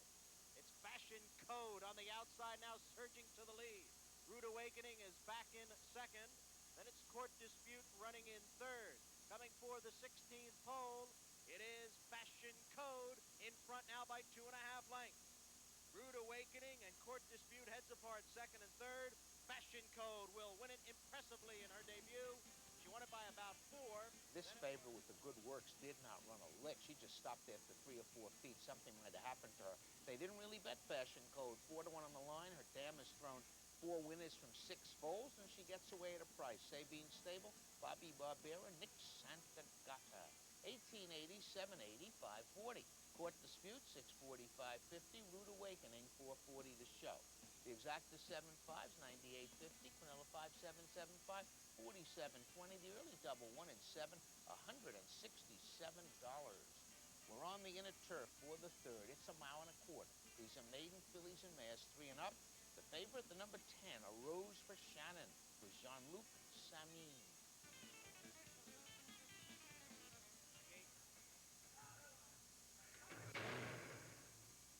And they're off. A Rose for Shannon stumbled. Jean-Luc Samin did a good job staying on board. Going for the lead here is Showrad. Showrad has the early lead. Hippie Hard is running in second, and Dinah Fever came away in third. Down towards the inside is Maze Ways next. A Rose for Shannon has gained ground on the outside. Then it's Guibo. Moving around the clubhouse turn with Showrad in front by 2 lengths. Hippie Hard is second by 3.5. Then it's Dinah Fever, and A Rose for Shannon heads apart third and fourth. Guibo is now running in fifth, and it's a gap of 4 to Social Sovereign next in sixth. Maze Way is seventh, Winter Fling on the outside in eighth. Robin Red is ninth, and Hard Evidence is 10th. The opening quarter in 22-4, the half mile in 47 seconds, and now they're midway down the backstretch with Showrad in front by a length and a half. Hippie Heart right behind in second. Then it's a length to Dinah Fever in third. A Rose for Shannon on the outside is next in fourth. Then it's Guibo and Social Sovereign, fifth and sixth. Maze Way has advanced into seventh. Then it's Winter Fling in eighth, followed by Robin Red and Hard Evidence. 3/4 in 1:12-2 as they move for the far turn. Hippie Hard on the outside has now taken the lead. Showrad has tailed off into second. Guibo now gaining ground on the outside. It's Hippie Hard and Guibo heads apart for the lead. They've opened up 3 lengths on Winter Fling, who's made a late move on the outside into third. They're at the head of the stretch. Hippie Hard and Guibo on even terms. It is Guibo on the outside now taking the lead. Hippie Hard is back into second as they come for the 16th pole. Guibo is drawing away here. Guibo by 6, by 7 lengths. Hippie Hard is going to hold. Guibo had run faster than any of these horses in her last start. The reason she's not the favorite, that was a mile, because she stretched it out to a mile and a quarter. Well, stretch it out she does. Scotty Schuhofer no longer on a losing streak. Morven Stud Farm, Jerry Bailey, Guibo, second choice, 770, 440, 370. Hippie Hart, 640, 450. Winter Fling, 820 to show. The 7/8, $42.80. Here's the fourth. This is a sprint. These are fillies and mares 4 and up. Claiming tags attractive. 25 down to 20 attracts a pair of claims. The number 4, Fortune One, will go to Joe Imperio. The number 7, Jake's Sister, to Jeff Odins.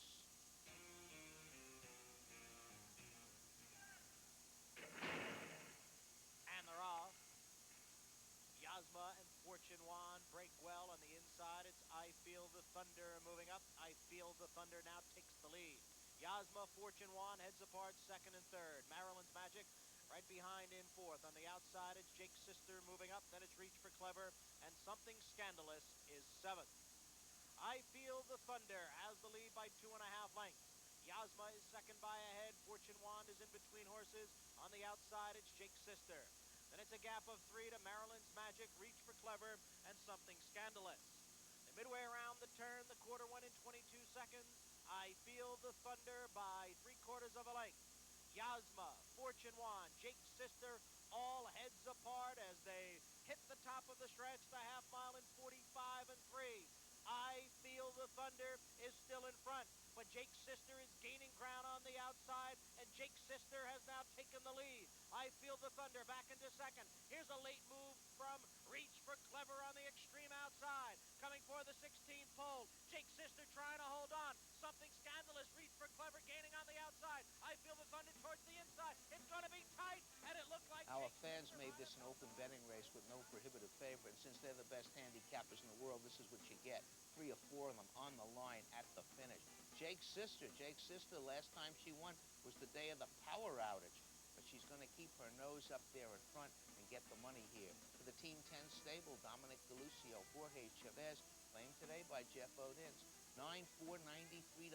Something Scandalous, 7 and 5/10. Reach for Clever, 340 to show. The exacta, 76, $75. Quinella, 6776, 3640. Pick 3. 3 sevens, $204.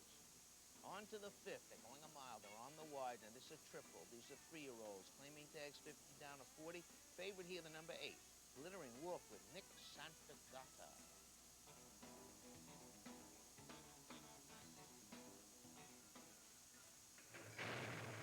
And they're off. Spanish Charge going for the lead. Clinton is right there.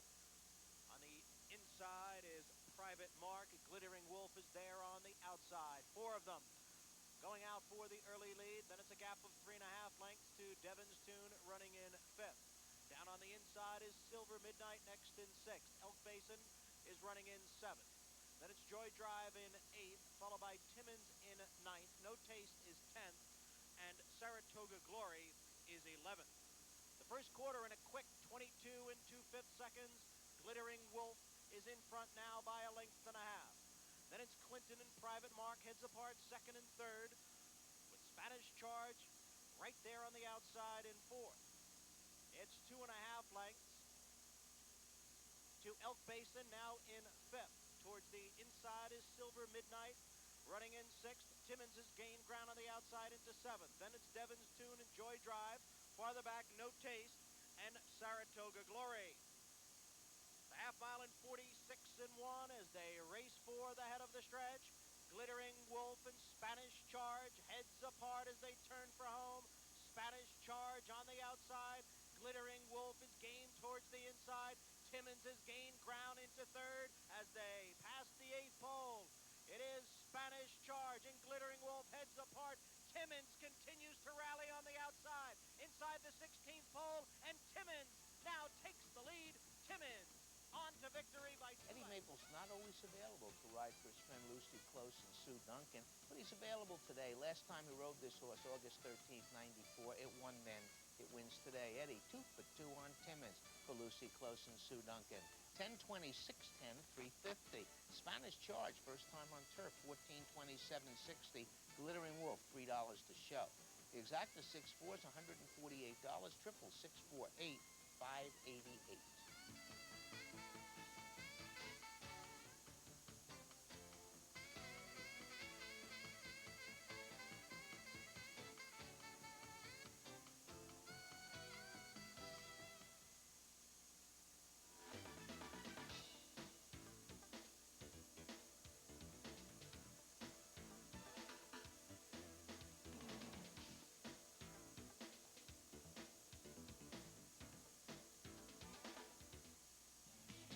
Here's the 6th. Track is now fast. This is 7 furlongs. Maidens 3 and up.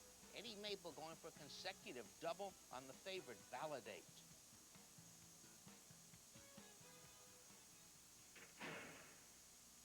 And they're off. Validate is moving through in between horses. On the outside is Foreign Intrigue right there. And towards the inside, it's Silver Spots and Leap to Flame. They're tightly bunched as they move down the backstretch. It is Foreign Intrigue emerging with a short lead. Leap to Flame gains ground on the inside, and those two are now heads apart. Validate is next. Catermas is right alongside. Moving into the far turn, the opening quarter in 23 and 2. Foreign Intrigue in front now by a length. Classic Arbitrage gains on the outside into second. Then it's Catermas and Leap to Flame heads apart third and fourth. Validate right there in fifth. It's 2 lengths to Great All Over running in sixth. Then it's Silver Spots, and the trailer is Timberlake. The half mile in 47 and 2/5 seconds. Foreign Intrigue is in front. Gaining ground on the outside is Validate. Catermas is in between horses as they turn for home. On the outside, Validate has surged to the lead. Validate is in front. Down on the inside, it's Foreign Intrigue running in second. Then it's Catermas in third. The others are far back. Coming for the 16th pole. Foreign Intrigue comes back on the inside to regain the lead. Foreign Intrigue is in front, and Foreign Intrigue gets the victory by 2 lengths. This was a paceless race on paper. Foreign Intrigue's first start was in a very fast field. Today he gets loose, and those fractions were awfully slow. Santos gets to the top of the stretch, makes it a quarter-of-a-mile sprint, and wins that easily. Centennial Farm, Scotty Schulhofer, his drought's over. Jose Santos. 1280, 410, 320. Validate, 260, 220. Cardmars, 320 to show. The exacta 6-4, $32. There is a heavy favorite in the 7. This is a sprint. Fillies and Mares 3 and up, State Breds. Now won this race, Southern Maiden claiming a starter. Horse making her first start as a 3-year-old, Infallible. Heavy choice with Mike Smith.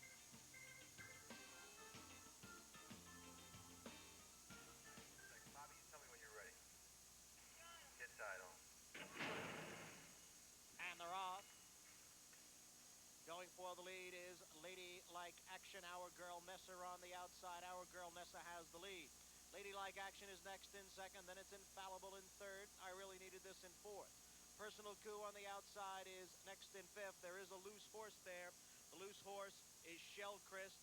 Jockey Louis Belmonte thrown from Shell Crest. They're moving around the far turn. It is Our Girl Nessa in front. Infallible on the outside. Moves to second. Then it's Ladylike Action. The loose horse is on the outside. Personal Coup is running next in fourth. Then it's Subversive Dancer in fifth. I Really Needed This back into sixth. Then it's Bit of Powder in seventh. Ellicot's Burglar is next in eighth. They're in the stretch now. The half mile in 46 seconds. It is Infallible on the outside, now getting the lead. Our Girl Nessa is second. Subversive Dancer is gaining ground on the rail. Then it's Personal Coup at the 16th pole. Subversive Dancer on the inside takes the lead, and it will be Subversive Dancer by 2 lengths. Infallible held second. The loose horse here may have intimidated Infallible at the top of the stretch, but Subversive Dancer just too good. Look at her shooting up the inside. In fact, if anybody was really hurt by the loose horse, number 12, Personal Coup, had to check, then come around there to find a clear path, and really doesn't miss second by that much. But they're not going to beat Subversive Dancer today. Damon Pollard, owner, trainer Mike Lussey, up second. Choice returns, 890, 370, 310. Infallible, 260, 230. Personal Coup, 5.5 to show. Exacta 2.5, $24. Here's the 8th, 1 mile, Widener, Fillies and Mares 3 and up. Now winners a race, Southern Maiden claiming a starter. Favorite here, the number 9. Look Daggers, Billy Mott, Jerry Bailey.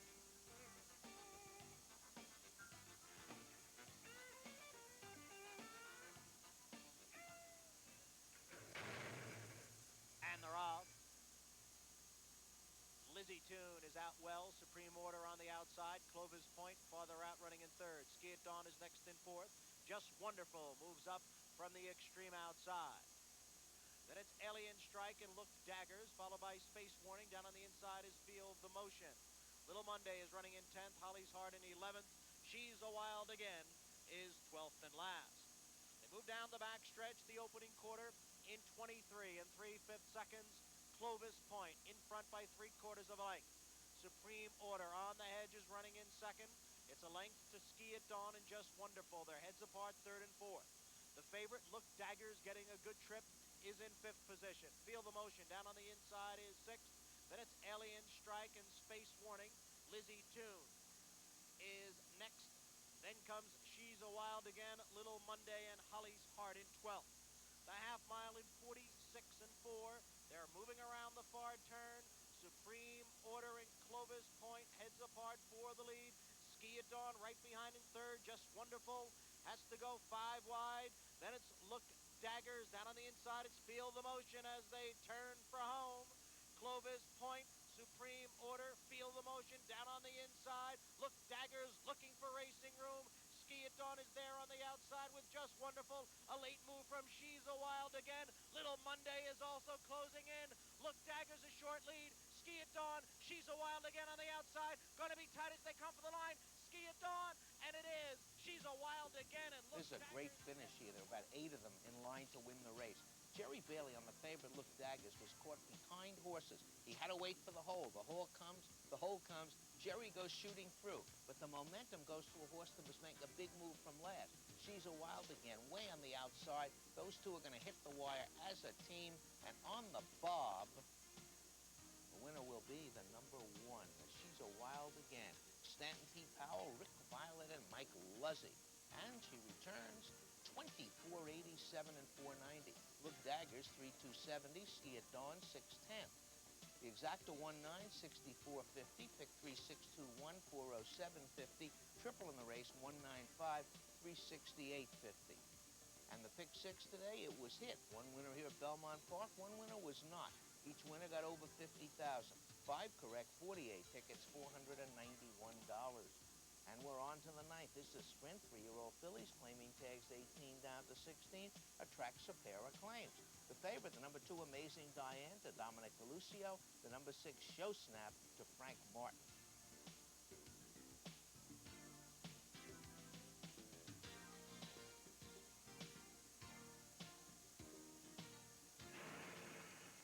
And they're off.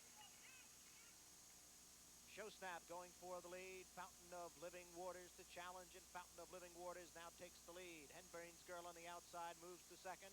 Show Snap is now running in third. Then it's Valid Impression in fourth. Charmless is running in fifth. Amazing Diane is next in sixth. Then it's Pickaday in seventh. On the outside is Risen Tower in eighth. Then comes Gahan in ninth, and a big gap back to So Quickly in 10th. The quarter goes in 22 and 4. They're midway around the turn, and now Henbane's Girl has gone on to take the lead. Henbane's Girl in front by a length and a half. Valid Impression now moves to second. Fountain of Living Waters is tailed off. On the outside, it's Show Snap and Charmless as they come for the head of the stretch. It's Henbane's Girl with the lead, the half mile in 46 and 4. Valid Impression on the outside, now to challenge. Henbane's Girl towards the inside. Valid Impression on the outside is next. Here's a late move from Risen Tower on the extreme outside. Charmless is also gaining ground, and down towards the inside. Here's a late move from Amazing Diane, and Amazing Diane is going to win it. Amazing Diane, a length and a half, very tight for second. Put in a half-price sale by Gaspar Mochero. This is the kind of filly we'd only tell you to use on top. Either she's going to win or she's not going to hit the board. We were almost very wrong because the mid-stretch, it looked like she'd hit the board and wouldn't win. But once she finds the clear path on the rail, her class just carries her away from these. Amazing Diane, Barbara Davis, Gaspar Mochera, Frank Alvarado. 610, 320, 280. The other favorite, Henbane's Girl, 330, 290. Charmless, 690 to show. The exacta 311, 1840, late double 1364. The triple 311 and 4, $237.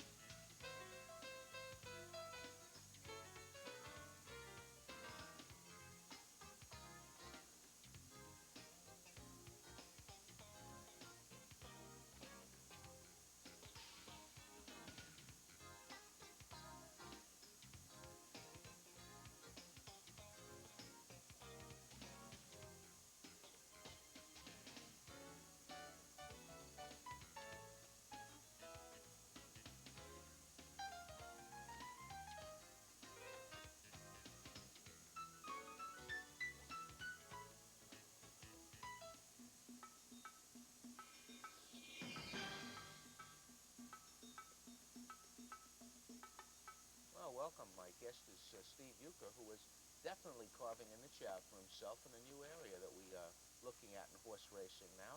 And you people are very much aware of it, home betting. Steve, does anyone around have more stats on home betting than you do? Maybe Pat Riley does. Yeah, well, he put his house up for sale very early. I heard that, yeah, Pat's looking for a new gig. Okay. You're going to coach the Knicks, I heard. They might just as well. They're old and I'm old. Now, what has it really done? You have stats, I know that. You can go over them. Well, yeah, if, I mean, people are aware, and not to throw statistics left and right, but basically, the stats for the last Triple Crown, for example, OTB home betting tripled. Naira's home telephone wagering also showed increases. And I think something's interesting. You know, there were 37,000 people here Saturday for the Belmont, which is not a wonderful crowd, but yet there was a record handle. And Well, they did their per cap. We had, Yeah. it's like we got rid of people who only wanted to bet $10, Right. and we brought in those who wanted to bet 200. So I think everybody agrees home betting is here. I mean, the harness tracks are doing well.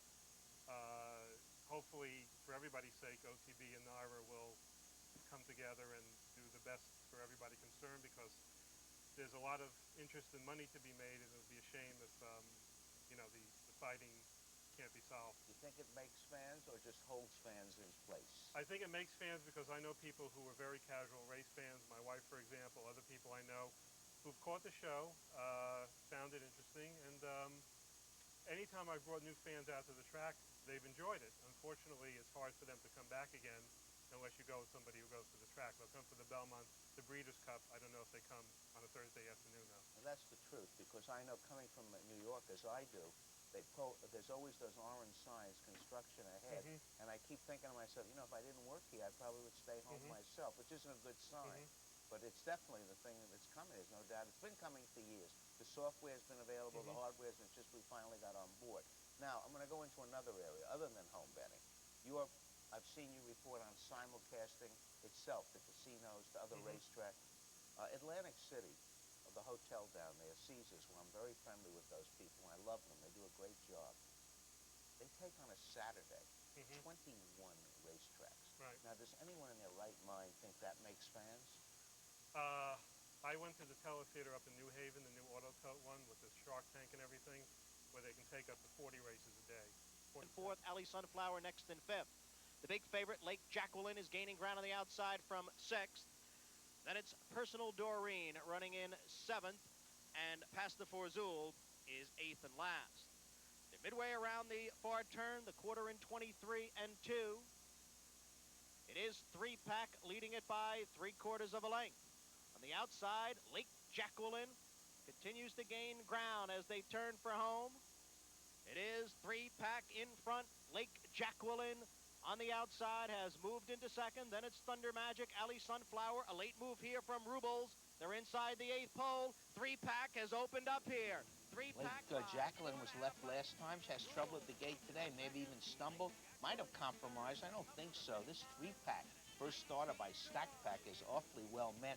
Got a big punch towards the end. Don't know where it came from, simulcasting or what, but the owner's entitled to it. He's been feeding her for a while. John T. Becker, Mike Hernandez, Louis Belmonte, three-pack. 4160, 1640, 570. Rubles, same trainer, $10.84. Lake Jacqueline, the favorite, $240 to show. The exacta 5-4, $742. Quinella 4-5-5-4, $225.50. Early double 10 and 5, $183. They may have bet it to win, but they didn't bet it in any of the gimmicks. Here's the third. This is sprint. Fillies and Mass 4 and up. Claiming tags 14 down to 12. Couple of choices here. They're betting Wine Connoisseur with Santos and Palm Beach Dewey with John Velasquez. Straight to 3 up. And they're off. Palm Beach Dewey broke well. Towards the inside, it's Mighty Jenny. Mighty Jenny rushes up to take the lead. Wine Connoisseur in between horses now second. Palm Beach Dewey running in third. On the outside is Bow Creek and Our Dear Dana. Then comes Turner's Bid, Ember's Girl, and Monster Order is eighth. They move for the far turn. Mighty Jenny by a head. Wine Connoisseur on the outside is second. The opening quarter in 22 and 4. And then Our Dear Dana has moved into third. Palm Beach Dewey is now running in fourth. It's 3 lengths to Bow Creek in fifth. Then it's Turner's Bid, Ember's Girl, and Monster Order. Three of them now across the track. Mighty Jenny, Wine Connoisseur, Our Dear Dana, with Palm Beach Dewey right behind in fourth as they hit the quarter pole. The half mile in 47 seconds.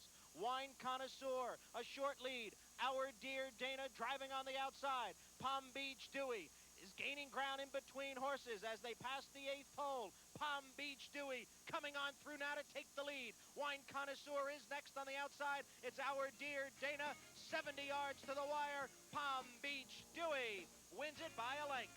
Wine Connoisseur second.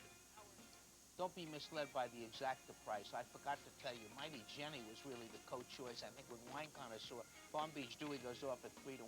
Mighty Jenny, she stops like she was shot in mid-stretch, setting it up for the other two choices. Palm Beach Dewey getting it for Barry Schwartz, Gene Howman, and Mike Hushin. John Velasquez, 823.80, 310. Wine Connoisseur, 372.90. Our Dear Dana, 430 to show. The exacta 6-1, 31.40. Here's the fourth. They're going a mile on the Widener turf. These are maidens 3 and up. As you can tell by those pick 3 prices, they may have bet 3-pack to win, but they didn't touch her in any of the gimmicks. Heavy favorite here towards the end. The number 4, Cause for All, Jorge Chavez.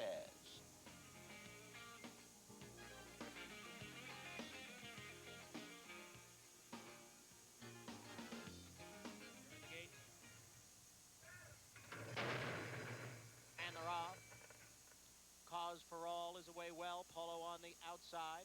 On the extreme outside is Colonel Bart.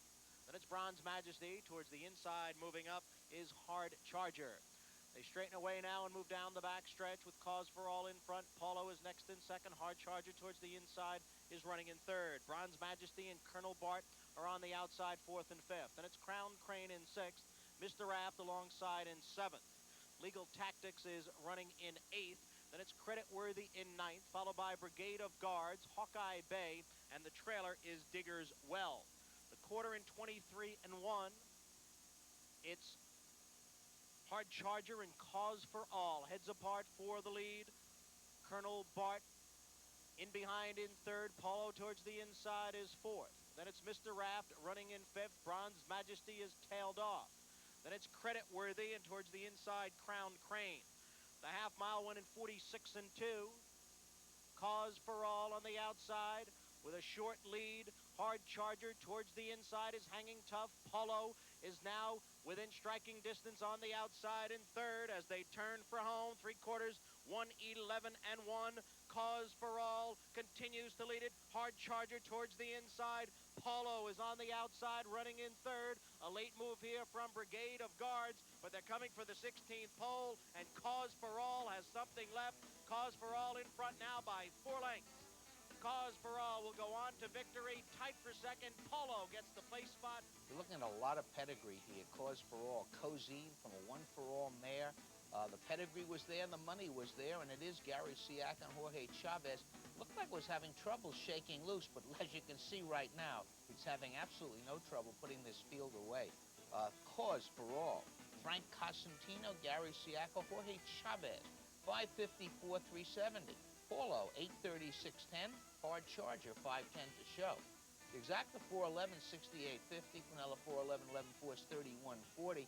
And the pick 3, 564, 3-1, a favorite, and that long shot at the top, $3,085.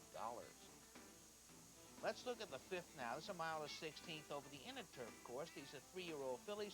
Claiming tags 50 down to 45. The favorite's the number 4, Alienda, with Jean-Luc Samin.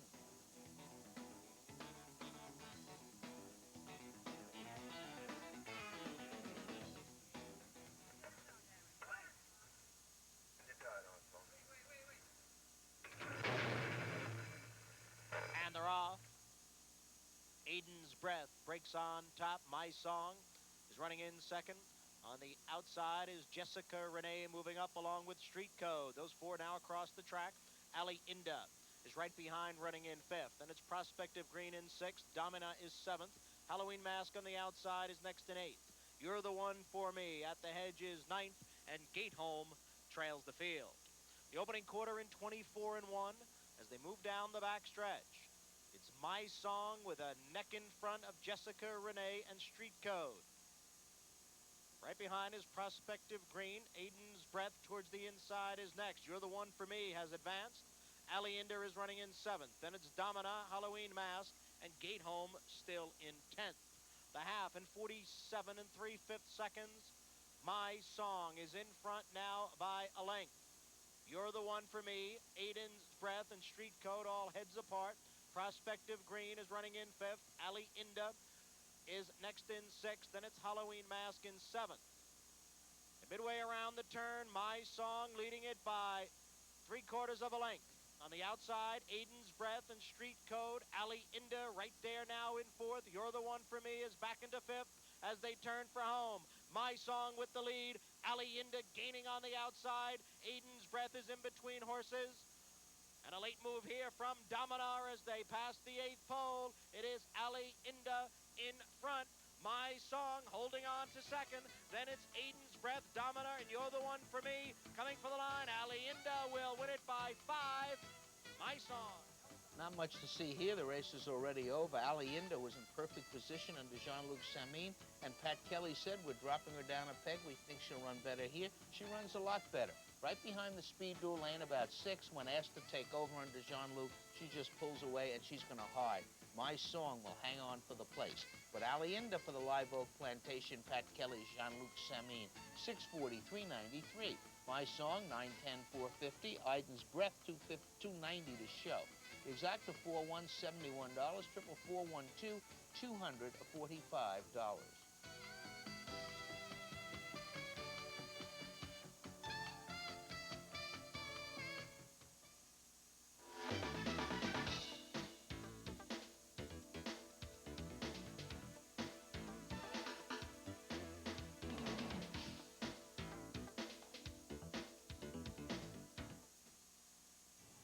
Here's the 6th, a mile and 16th. These are 3-year-olds. Claiming tags 35 down to 30. The track's a claim. The number 2, Valid Virgo, will go to Mike Daggett. The favorite's the number 4, My Friend Watts, with Robbie Davis.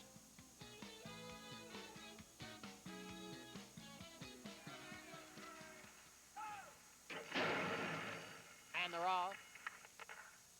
Back Ring Al, My Friend Watts are both away well. First on the run came away in 3rd. Towards the inside, it's Just Wild as they move down the back stretch. It is My Friend Watts with the lead now, and the lead is 2 lengths. Back Ring Al is running in 2nd. Judge Time is next in 3rd. Then it's Just Wild in 4th. First on the run is running in 5th. Skip Silver is next in 6th, and Valid Virgo is 7th. The opening quarter in 23 and 3/5 seconds.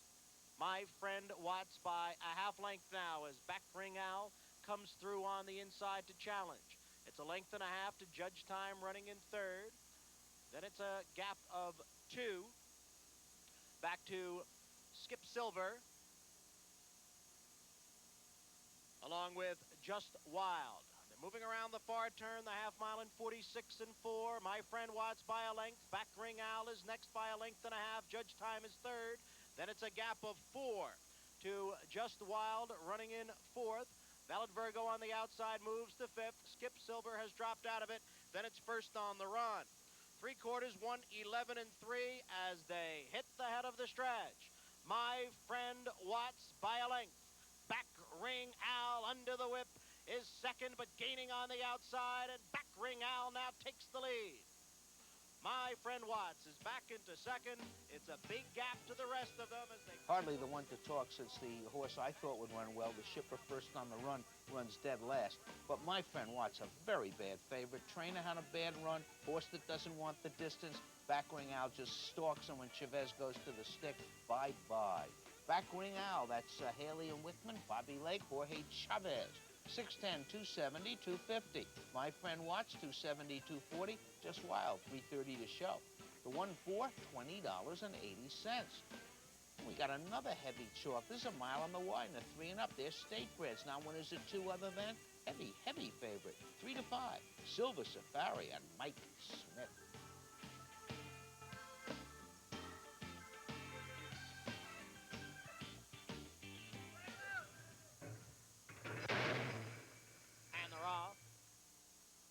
Silver Safari broke well on the inside. Dynamite Laugh is there. Frank Decor moves up on the outside. Sir Bird is in between horses. Then it's Tamara R. running in 5th. Fearless and Free is 6th. Special Tribute on the outside is 7th. Then it's Fort Edward and Right Forward. Move down the backstretch. The leader is Dynamite Laugh by 2.5 lengths now. Frank Decor is running in 2nd by 2, and Sir Bird is 3rd in the opening quarter in 22 3/5 seconds. Silver Safari is next in 4th, Fearless and Free alongside in 5th. Then it's Tamara R., Fort Edward, followed by Special Tribute and Right Forward. Heading for the far turn, Dynamite Laugh continues to lead it. The lead is 2.5 lengths. Sir Bird is coming through on the inside to be 2nd. Frank Decor tailing off. Silver Safari with a rally now on the outside. Fearless and Free is also moving up. And now they're midway around the far turn. It is Dynamite Laugh, the lead by a length. Silver Safari, Sir Bird heads apart 2nd and 3rd. Then it's Fearless and Free and Right Forward. And they're at the head of the stretch. Silver Safari has now taken over the lead. Silver Safari is in front. Fearless and Free gaining on the outside. Then it's Sir Bird and Dynamite Laugh coming for the 16th hole. You had to stretch your imagination to try and beat Silver Safari. The only good news, and it's not for people who bet against this horse, it's for the other owners and trainers in the race. Silver Safari's just run right through the non-winners of 2 condition as a layover. Very unstable, Richard O'Connell, Mike Smith. Silver Safari, 320, 240, 210. Fearless and Free, 410, 310, Right Forward, 510. Exacted 2-9, 1540. On to the 8th. This is 7 furlongs, fillies and mares 4 and up. Non-winners of 35,000 since April 15th, 94, other than maiden claiming starter restricted. The heavy favorite here is the freshly claimed Unreal Cupcake with Raymond Perez.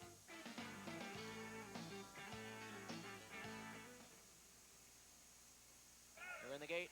And they're off. Manor Queen, Unreal Cupcake, break on top. She Rides Tonight is running in 3rd. EVB towards the inside is in 4th. Hour Shopping Spree in between horses. Then it's Susan Valley and Future Answer. Down the backstretch with Unreal Cupcake in front by a length. EVB on the inside is now 2nd. Manor Queen in 3rd. Susan Valley gains ground on the outside from 4th. Hour Shopping Spree forced to check there a bit in 5th. Then it's She Rides Tonight and Future Answer. The opening quarter in 23 1. Unreal Cupcake by a length. Susan Valley on the outside is now in 2nd. EVB and Manor Queen heads apart 3rd and 4th. Then it's She Rides Tonight, Our Shopping Spree, and Future Answer. The half mile goes in 46 2. Unreal Cupcake now in front by 2 lengths. EVB, Susan Valley heads apart 2nd and 3rd. Then it's She Rides Tonight. And now they're at the head of the stretch with Unreal Cupcake in front by 3 lengths. EVB now in 2nd on the outside. She Rides Tonight. A late move here from Our Shopping Spree. Down on the inside is Future Answer. Coming for the 16th pole, Unreal Cupcake. This race was over right out of the gate. When this mare gets loose with nobody challenges, she loves the game, she loves the course. Who's going to catch her? Right off the claim from Bruce Levine, Gaston Ochera takes Unreal Cupcake to the winner's circle for the Jock Farm, Raymond Perez. 443, 250. EVB, 640, 510. Future Answer, $8 to show. The exacta 7-2's $36. The pick 3-1-2-7, $35.60. Triple 7-2-1, $306. Here's the pick 6 results. 4 people at Belmont hit it. 12 people who weren't at Belmont hit it. A little over 2,000 for them. 5 correct, 286 tickets, $37.60. On to the 9th. This is a mile over the wide. A 4 and up. Claiming tags 40 down, and the heavy favorite is Chavez on Z-Buck for Gary Siaka.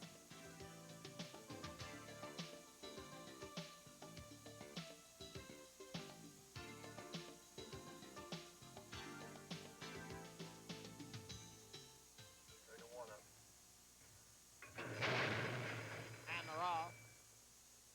Jessup North, Dixieland Music on the outside. Golden Explosive moving up. Then it's Flaming Falcon and Publicized, followed by Gallant Guest running in 6th. Double Danger is next in 7th. Known Ranger is in 8th. Then it's Fanchi in 9th. Z-Buck is in 10th, 3 Harvard Avenue in 11th, and Royal Ninja is 12th. They move down the back stretch, and Dixieland Music is winging it. Dixieland Music by 5.5 lengths. Golden Explosive is next in 2nd. Flaming Falcon towards the inside in 3rd. Then it's Gallant Gaston Jessup North. Double Danger is in 6th. Publicized is in 7th. Fanchi is next in 8th. Then on the outside, it's a Double Danger. The half mile in 44 seconds. They move around the far turn.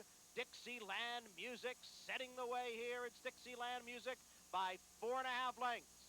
Golden Explosive is next in 2nd. Double Danger in 3rd. Flaming Falcon towards the inside in 4th. Z-Buck is gaining ground on the outside. Fanchi is coming through in between horses, and now they're at the head of the stretch. Dixieland Music has been caught by Golden Explosive. Golden Explosive is now in front. Z-Buck moves to 2nd. Then it's Double Danger.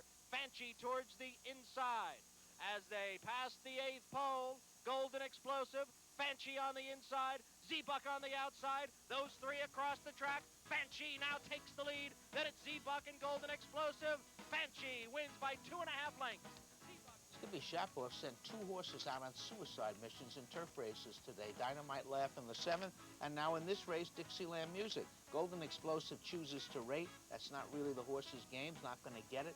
Fanchi, not easy to come up with. They took the blinkers off today. That's the last time the horse did win, and Fanchi gets that perfect trip. Once you have a horse going out in 22:44, anything can happen. In this case, what happened was Fanchi. Ernest Colvin, Frank Alexander, Jerry Martin on the hedge. 29-20, 11-29-60. Favorite Z-Buck, $363. Golden Explosive, $980 to show.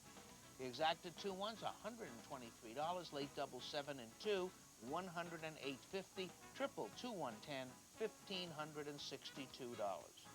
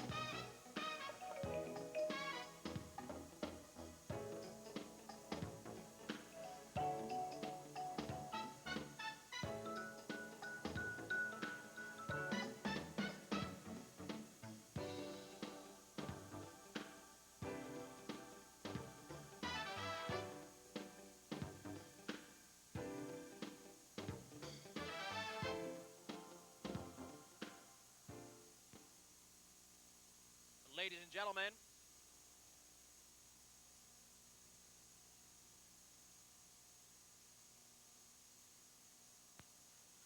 and gentlemen, coming up now, adjacent to the paddock, underneath the paddock tote board, will be Mary Ryan's paddock seminar. Her guest today is trainer Gary Contessa.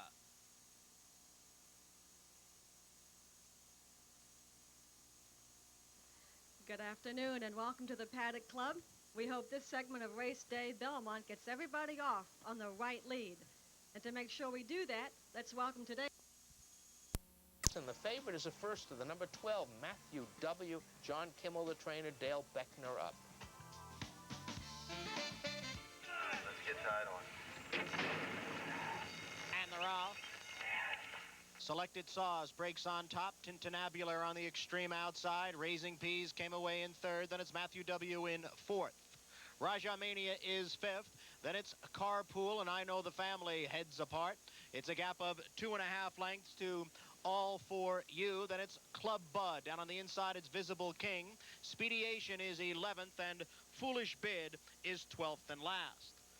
The opening quarter in 22 and 3. They're midway around the far turn. Tintinnabular is now in front by a length. Selected Sauce and Matthew W. heads apart second and third. 3.5 lengths to Carpool running in fourth. Then it's I Know the Family and All For You. They're coming for the quarter pole. Tintinnabular by a length and a half. Matthew W. driving on the outside is running in second. Selected Sauce has dropped back to third. Then it's All For You. Coming for the eighth pole, Tintinnabular by 3 lengths. Matthew W. is second. All For You gains some ground on the outside from third. They're inside the 16th pole, and Big number about to come up here. Tintinnabular, ring those bells. First time for Bruce Levine. Sends the horse over. First start as a 4-year-old. Wins. Why is the field? My Samsara Stables, Bruce Levine, John Velasquez up. Big Balloons, 31-20, 13 and 7. That second horse, All For You, is a full to a $460,000 winner. They didn't like it. 26-12-60. Matthew W., the hot first at 350. The exact of 14 and 4, 13-73. All over the place in the second. A mile and a 16th on the inner. Maiden fillies and mares, 3 and up. They're betting the 5 retained earnings. The 6 is Steep, 9 Bemaloo, 11 All the Rage.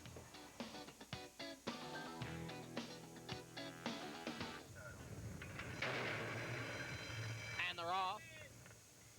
Stop and See Me and Twilight Forest are out well. Twilight Forest has the lead. Estet is moving up from the outside. Ionica also gains ground with Bemaloo and Solo. Forced to check there was Bemaloo going around the turn. Twilight Forest is in front by a half length. Estet, Ionica, and Solo heads apart second, third, and fourth. Then it's Stop and See Me running in fifth. Bemaloo is now sixth. Amazette is seventh. On the outside is All the Rage running in eighth. Then it's Retained Earning in ninth, and the trailer is Beljour in 10th. The quarter in 24 and 2. They're midway down the backstretch with Twilight Forest in front by a neck. Estet right alongside in second. It's a length and a half to Solo in third. The half mile in 47 and 4. Bemaloo on the outside is moving into fourth. Amazette is now a closer fifth towards the inside. Then it's Ionica in sixth. Next comes All the Rage in seventh. Then Stop and See Me, Retained Earning, and Beljour. Then midway around the far turn, it is Twilight Forest with a half-length lead on Estet. Bemaloo is running in third. Then it's Solo in fourth as they turn for home. Twilight Forest is still in front. It's Twilight Forest now by 2 lengths. Estet is next. Gaining ground on the outside is Retained Earning as they pass the 8th pole. Twilight Forest by a length and a half. Retained Earning gains on the outside. 70 yards to the wire. Retained Earning gets the victory. This horse had a miserable trip on his last. Actually got a good number while getting badly beaten. Retained Earning, Bertram Cohen, Richard O'Connell. That's a John Velasquez double, friends. 1140, 560, 390. Twilight Forest, 790, 480. Estate, 510 to show. 5-2, 79.50. Quinella 2-5-5-2, 40-40. The early double, 14 and 5, 214.50. Here's the third, 6.5 furlongs, 3-year-olds, claiming tags 35 down to 25, 2 favorites. The 1 Davenport with Chavez, the 7 Gold Toes with Jose Martinez. And they're off. Gold Toes on the outside goes for the early lead. Viva Zabona in between horses. Down on the inside, it's Davenport rushing up. Now it's between Davenport and Gold Toes. They're stride for stride for the lead. Viva Sabona is running in third. Topel is fourth. Then it's Medal Winner. Lord Gray is sixth, and Easterwood is seventh. They move for the far turn. Davenport on the inside, Gold Toes on the outside. Those two are still together. They've gone the first quarter in 22 and 4/5 seconds, and they've opened up 3.5 lengths on Topel, who's running in third. On the outside, it's Easterwood, now a closer fourth. Viva Sabona has dropped back to fifth. Then it's Medal Winner and Lord Gray, and now they're coming for the head of the stretch. It's Davenport now taking the lead. Easterwood on the outside moves into second. Gold Toes has dropped back. The half mile in 46 and 4. They're in the stretch. Davenport with the lead. Easterwood now to challenge on the outside, and those two are together, and Medal Winner is kicking in late. They're inside the 8th pole. It is Easterwood now with the lead. On the outside is Medal Winner. Davenport has faded on the inside. They're coming for the finish line. Easterwood in front. Medal Winner is second. Easterwood by a length. Here's a good race for you if you're betting against the chalk. Davenport and Gold Toes run each other into the ground. Here comes the closer. It's Easterwood. Frank Stewart, Jerry Meyer, Jose Valdivia Jr. 27.40, 894.40. Medal Winner, 442.60. Davenport does hang in there, 250 to show. The 6'3", 133.50. Pay close attention. This is a beauty to watch. It's a mile and a 16th on the inner turf, 4 and up. Now winners are 4. The maiden claiming a starter. The 1 Gaber with Jerry Bailey's the favorite. Watch your set. It's fun. In the gate, and they're off. Gaber towards the inside, going for the early lead. Johnny North came away in second. Grand Continental is third. Then it's Bonus Award in fourth. The 2 trailers are Majesty's Derby and Soulbird. They move around the turn with Gaber in front by a half length. Grand Continental on the outside, second by a length. Johnny North is third. Then it's 3.5 lengths the Bonus Award, and another 5 to Soulbird and Majesty's Derby. The opening quarter in 25 seconds. Gaber is in front. Grand Continental inching closer on the outside. 2 lengths to Johnny North in third. Bonus Award is still in fourth, and there's still a good gap back to Soulbird and Majesty's Derby. The half mile in 48 and 1. Very soft fractions here for Gaber. Gaber and Jerry Bailey enjoying the lead here by a neck. Grand Continental now to challenge on the outside. It's Grand Continental and Gaber heads apart. Midway around the turn, Johnny North sitting right behind in third. It's a gap of 7 or 8 lengths back to Bonus Award in fourth. And now they're coming for the head of the stretch. Grand Continental, Gaber heads apart for the lead. Johnny North driving on the outside in third. Coming for the 8th pole. Gaber not giving an inch. Grand Continental on the outside. Johnny North is third. A 16th to come. Grand Continental, Gaber, Johnny North, the 3 of them together as they come for the finish line, and it's too tight to call. Got to admit, that's close.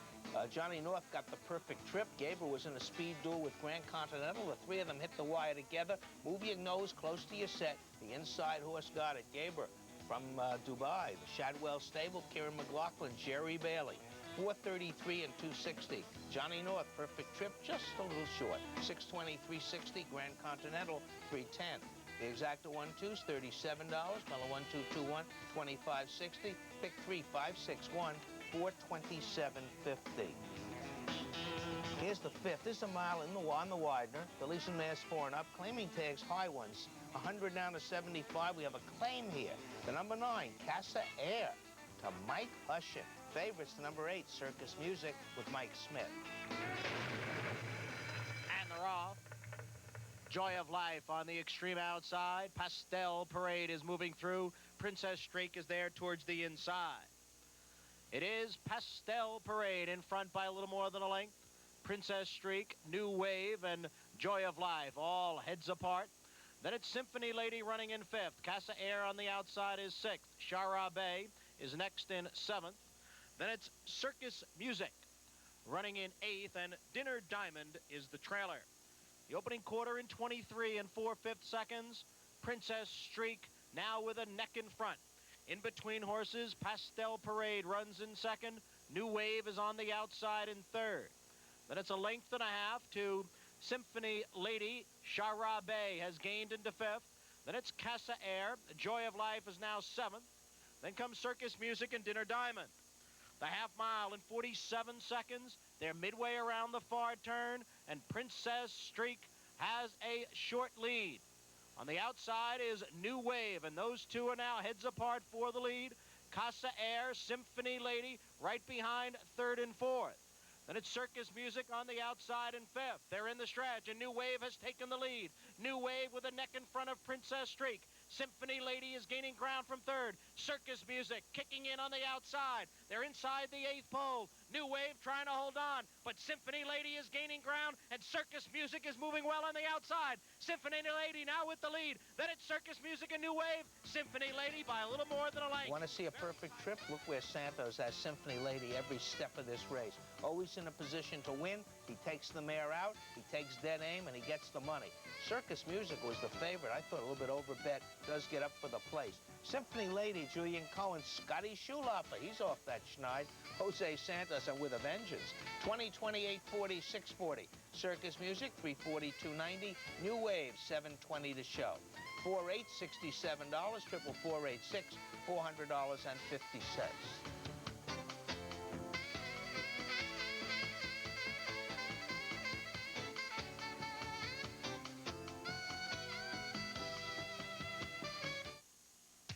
People in the tri-state area know if you're thinking about Sable, Camry, or Accord, think again. Regal is the better buy. Bigger engine, bigger inside and out, better highway gas mileage than Camry or Accord. Almost everything about Regal is bigger and better, except the price.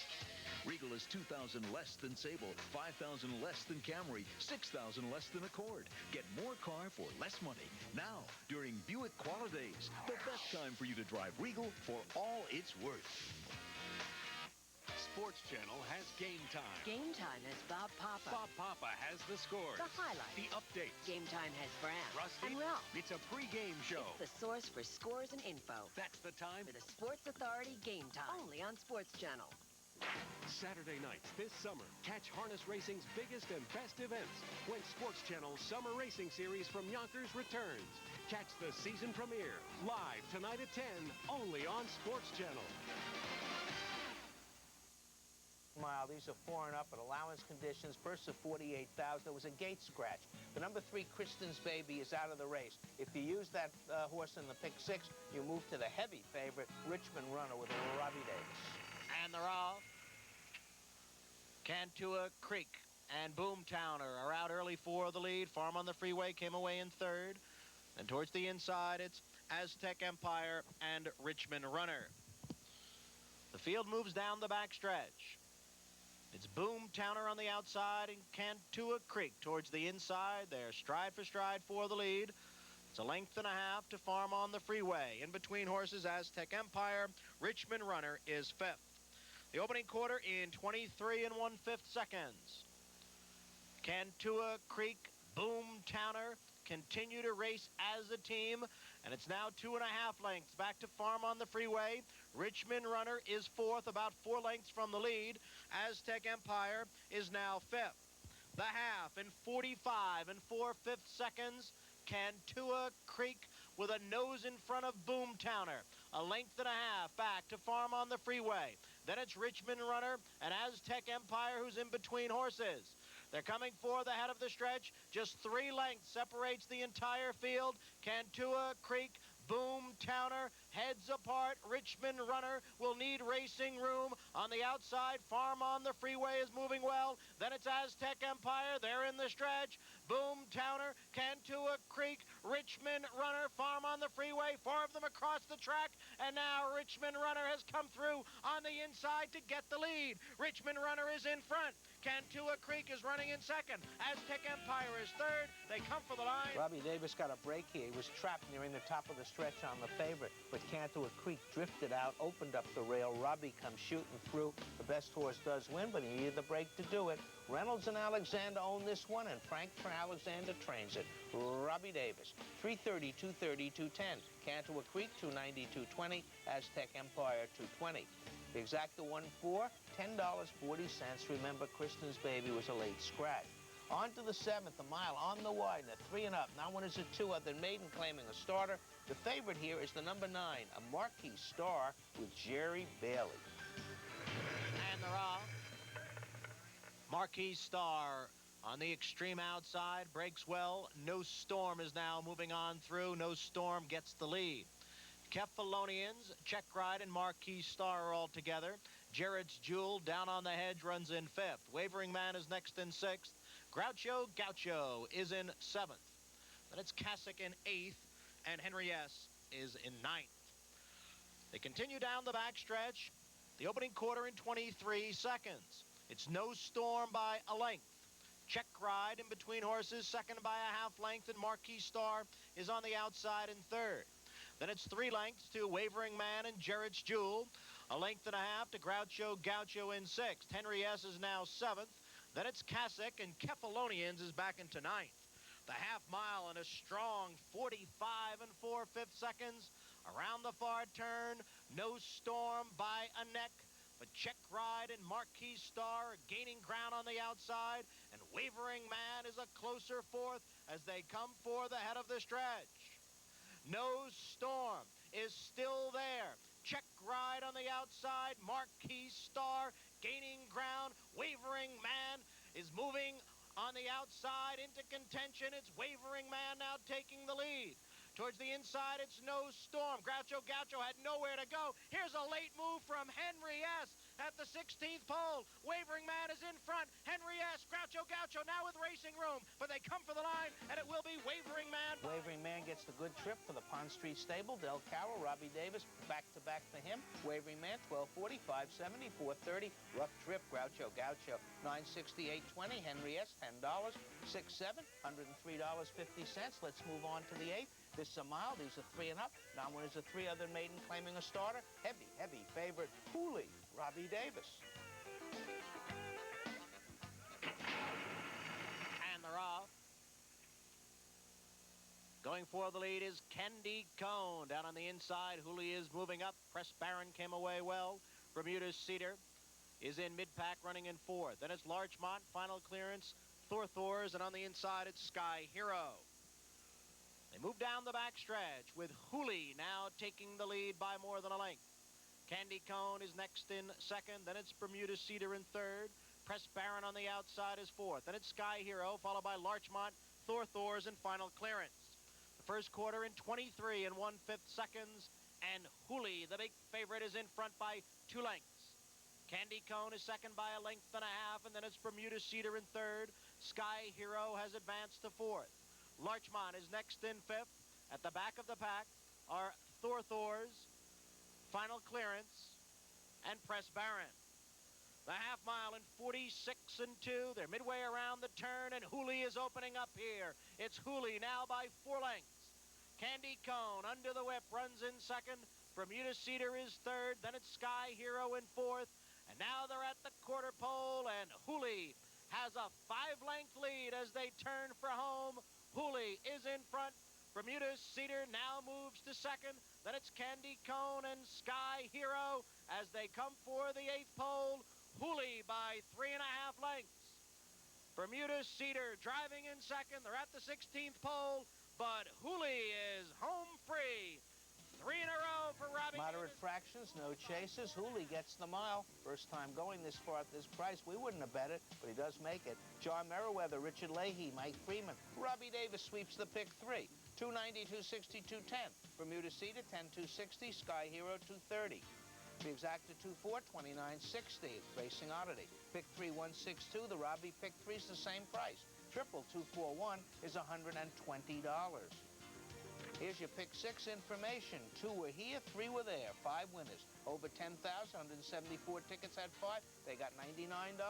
Here's the Brooklyn, mile and 1/8. 107th running, $250,000 guaranteed, grade 2. Favorite, Secret Savings and Santos, You and I and Chavez.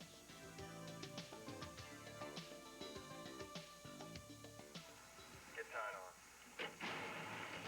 And they're off in the Brooklyn Handicap. You and I came away well. Slickhorn is there. Down on the inside, it's Iron Gavel. Not surprising on the extreme outside. Secret Savings is running in 5th. Towards the inside, it's Key Contender in 6th. Then it's Relat Farah in 7th. A gap of 4 lengths to Electrojet and Federal Funds. The field moves down the back stretch, and Slickhorn has a short lead. You and I, the Met Mile winner, is right alongside in 2nd. Key Contender is down on the inside in 3rd. Not surprising is 4th. Then in between horses, it's Iron Gavel. Secret Savings is 6th, but just 3.5 lengths off the lead. Relat Farah is in 7th, and it's a gap of 5. Back to Electrojet and Federal Funds. The opening quarter in just 23 and 2/5 seconds. Moderate fractions here. Slickhorn by a neck. You and I right alongside in 2nd. The half mile in 46 and 2. And now they're moving into the far turn. It is Slickhorn and You and I heads apart for the lead. Not surprising on the outside in 3rd. Secret Savings in between horses. The horse from Dubai, Relat Farah, is gaining ground on the outside. It's Key Contender towards the inside next. Then it's a gap of 4 back to Iron Gavel and Electrojet, and they're moving for the head of the stretch. And Slickhorn with You and I are heads apart as they turn for home. It's Slickhorn and You and I, and now You and I has taken the lead. Slickhorn on the inside is back into 2nd. It's 3 lengths to Key Contender in 3rd. Secret Savings is 4th. 8 lengths from the lead as they come for the 16th pole. Slickhorn trying to come back, but You and I has something left. You and I by 2 lengths now. Then it's Slickhorn and Key Contender. You and I does it again in the Brooklyn, winning by a length and a half. Metropolitan winner with Chavez aboard. Picks up the 2nd leg. You and I, Edmund Gann, Bobby Frankel, Jorge Chavez. 660, 430, 370. Presenting the trophy for the Brooklyn, Borough President Howard Golden on one of his rare visits to the racetrack. Key Contender gets 2nd, 930 and 7. Slickhorn, 520 to show. Exacta 6-2 is $54. Triple 625, 350, 250. On to the 10th, a mile and a 16th, 4-year-olds and up, claiming tags 14 to 12. The 1A Air Power, one of the favorites, will be claimed by Dominic Galucia.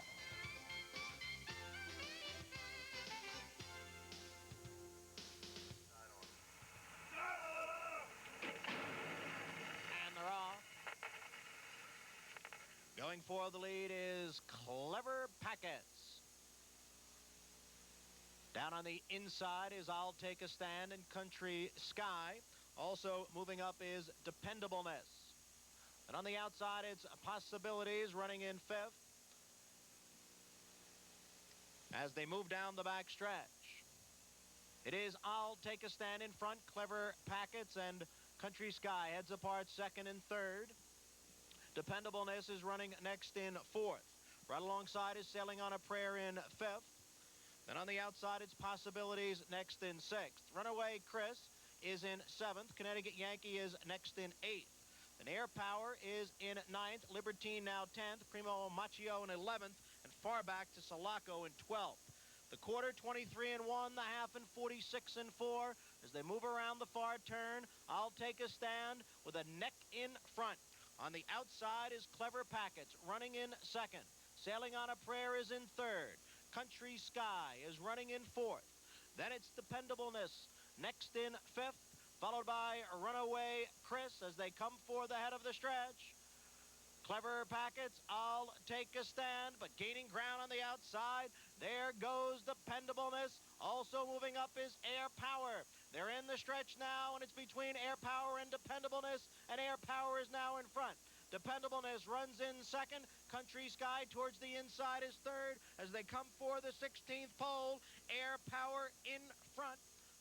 Then it's country, sky, and dependableness.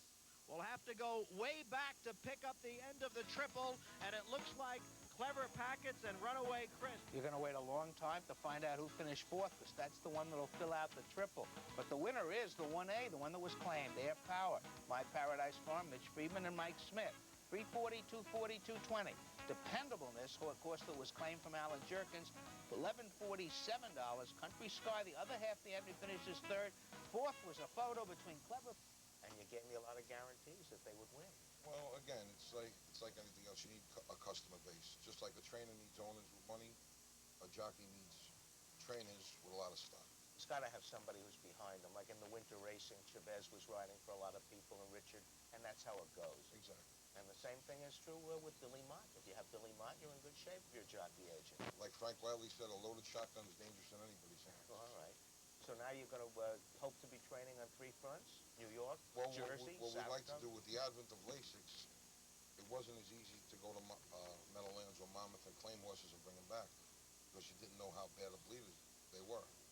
Now with Lasix allowed September 1st, you can take a shot and claim a horse that's on Lasix and bring him back over here. and hopefully do well.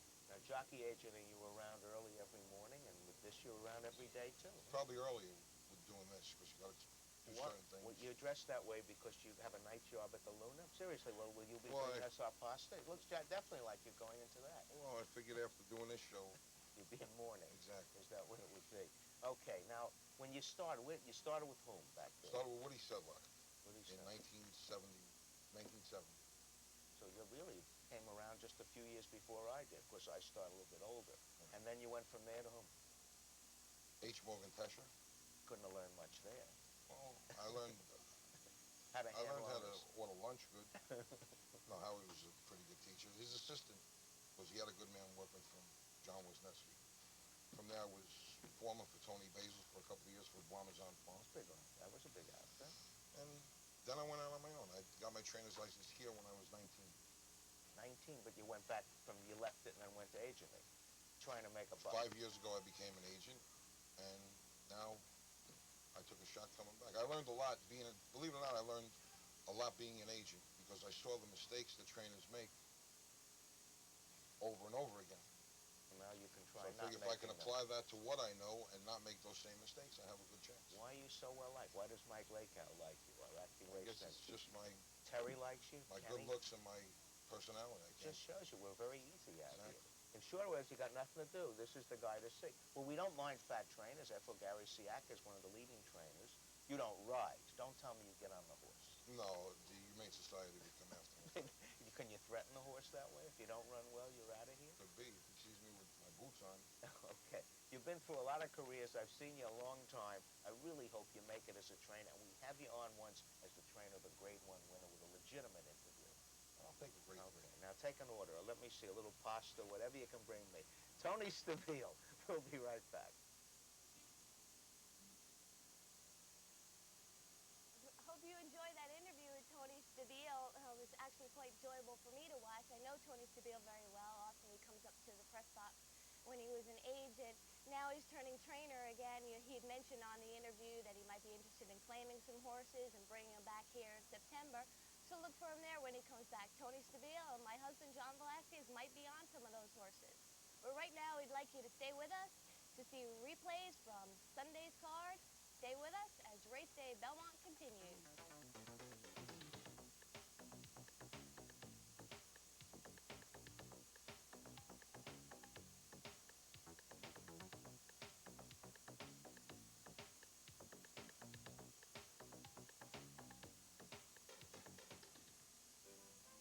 Belmont Park is the perfect place to bring the family on weekends.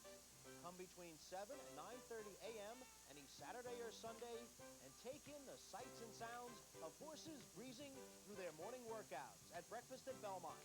Grandstand admission and parking are free. Enjoy a leisurely trackside breakfast. Take a guided tram tour through the barn area. Get a horse's eye view of the starting gate, then stay for the afternoon's races.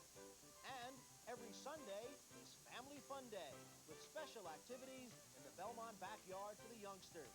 From 11 till 3, it's non-stop enjoyment featuring pony rides, petting corrals, face painting, pillow bounce, stage shows, and other unique events. Breakfast at Belmont every weekend and holiday. Family fun days every Sunday. Belmont Park, the place for family fun every weekend.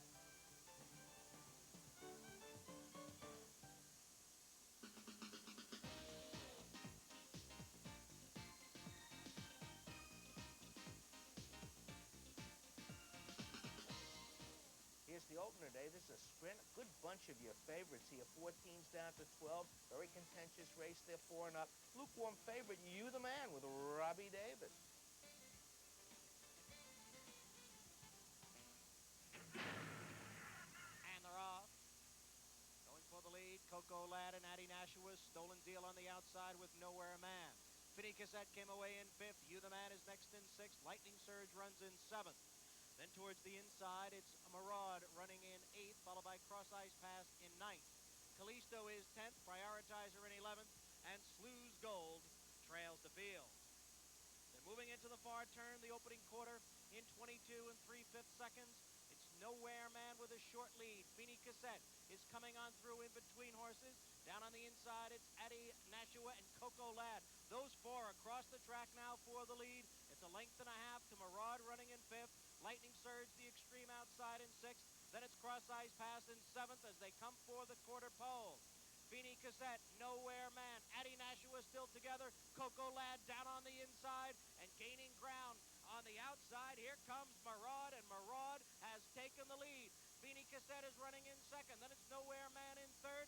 A late move here from Cross Eyes Pass, and on the outside it's Prioritizer. A 16th to come. Maraud is in front. Then it's Nowhere Man on the outside. Cross Eyes Pass, Prioritizer. Maraud wins. When Maraud was good, Mike Hushian had him. When Mike Hushian had him, he rode Richard Miliori. Bob Placeris claimed this horse from Dominic Galusio. He puts Richard on, and Richard gets that perfect trip on Maraud. G-Lac Farms, Placeris Miliori, 1185, 85.30. Prioritizer, where he likes to be, 890, 590. Cross Ice Pass, 410. The 4.8 exacta comes back $200. 5.5 furlongs in the second. These are maiden filly 2-year-olds. They seem like a nicely bred bunch, but the one taking the money is the number 2, Steady Cat, D. Wayne Lucas, Mike Smith.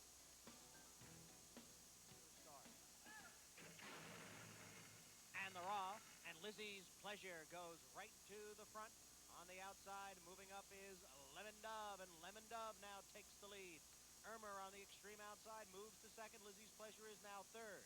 Then it's Storm Runner in 4th. Pocket the Cash is 5th. Steady Cat is down on the inside in 6th. Heat Lightning is 7th. Then it's Williams Girl in 8th, and the trailer is Fasta in 9th.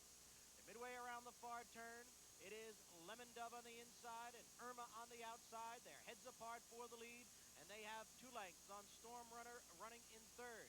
Towards the inside is Lizzie's Pleasure. Coming through between horses now is Pocket the Cash. Heat Lightning on the extreme outside. Then it's Steady Cat.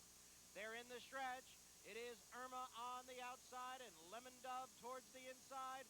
Irma with a short lead. Lemon Dove. Here comes Steady Cat on the rail. And Steady Cat surges to the lead. Steady Cat is now in front. Then it's Lemon Dove and Irma. They come for the finish line, and Steady Cat, very impressive in her debut. Nothing wrong with this half-sister to Union City. She wins at first asking, coming right up the rail to some avail. Mike Smith riding for William T. Young, D. Wayne Lucas, Todd Fletcher, Steady Cat, 450, 340, 290. Lemon Dove, bred to the turf, didn't run badly, 795, 60. Irma, $8 to show.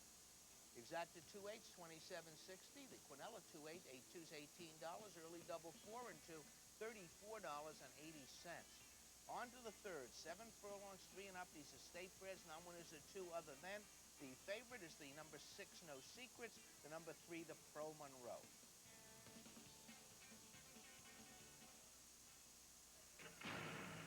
And they're off.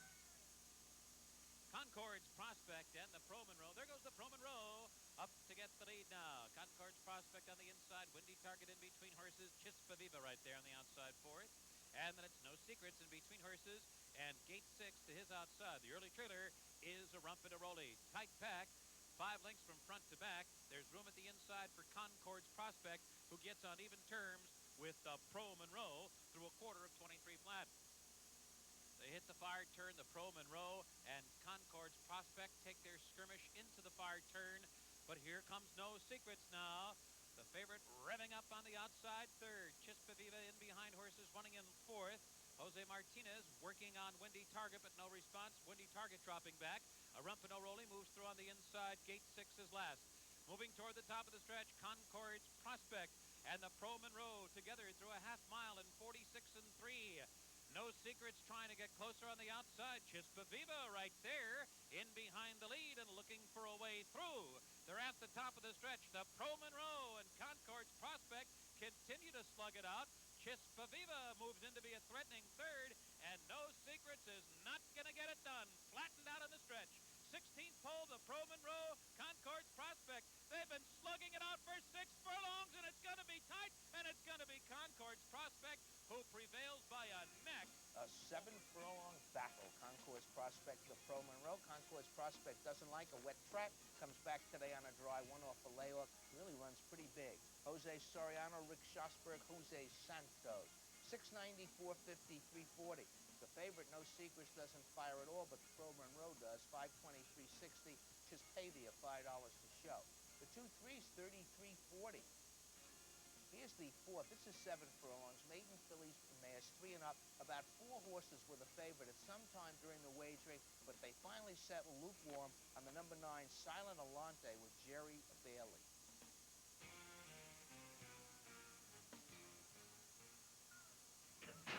And they're off.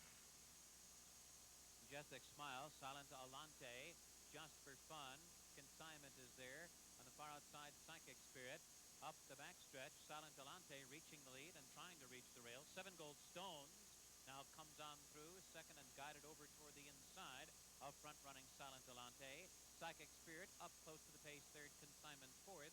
Majestic Smile fifth toward the inside. Winner's Edge is sixth, 6 lengths from the lead. Just for Fun is seventh by 4. Sabanders and Christina B trail behind an opening quarter of 23 flat. And they're rounding the far turn. Silent Alante holding on to a short lead. 7 Gold Stone trying to get past her from the rail. Psychic Spirit right there, third on the outside. 2.5 lengths back to Winner's Edge, still about 5 lengths from the front. Consignment working harder to stay within striking range. Just for Fun beginning to pick it up and beginning to roll on the outside. They're coming toward the top of the stretch. Silent Alante beginning to shake clear now from 7 Gold Stones. Psychic Spirit under the whip and driving third. Just for Fun continues to close on the outside. Winner's Edge is fifth with a furlong to go. Silent Alante full out under Jerry Bailey. There by 3. Psychic Spirit is giving it up. Just for Fun on the outside. Winner's Edge taken clear on the far outside. But it's Silent Alante to win it. Silent Alante by 2 lengths on And the in the line. fans' favor, they alighted on the right one. Silent Alante wins the race. Windbound Farm, Gary Siaka and Jerry Bailey. Silent Alante returns, 720, 410, 280. Just for Fun, Woody Stevens, 570, 340. Psychic Spirit, 280 to show. Exacta 9-3s, 43.60. Granella 3993, 27.60. Pick 3, 229, $125. On to the fifth. This is a triple race, a mile and a 16th. Widen the turf. Fillies and mares 3 and up. State breds. Non-winners are 2 other than the favorite, the number 1 Royal Pelino with Jerry Bailey. The number 5 Darling Danica with Jose Santos.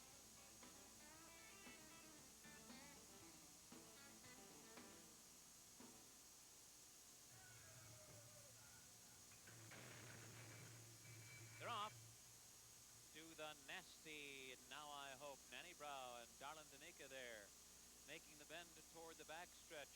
And Now I Hope out to grab the lead. Nanny Brow pressing the pace from the outside.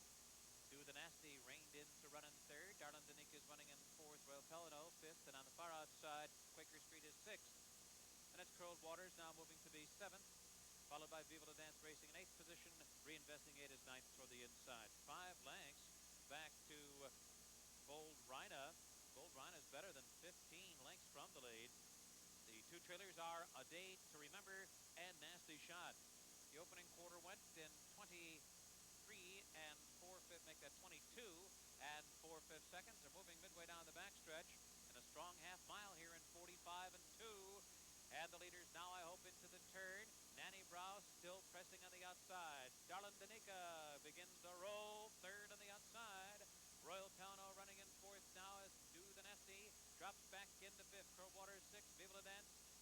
the outside. Then a break of 4 lengths back to Quaker Street. A Day to Remember launching a bid now as they make the turn into the top of the stretch. Now I Hope down inside. Darlin' Danica trying to get to her. Nanny Browse drop back to third. Royal Pelino blowing by them all on the outside. Royal Pelino opening up as they race past the 8th pole. A Day to Remember is closing ground on the far outside. Darlin' Danica is in between horses. Curled Waters down on the rail. Still chasing Royal Pelino, who's got a 2.5. 5-year-old mare, Royal Pelino, finally waltzes through this condition.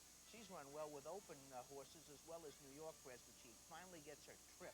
Jerry Bailey guides her in, second time he's on her. Royal Pelino, Richie O'Connell, owner and trainer, Jerry Bailey. 750, 360, 280. Day to Remember, 590, 360. The other favorite, Darling Danica, 320 to show. Exacta 19's 46.60, triple 195, $181.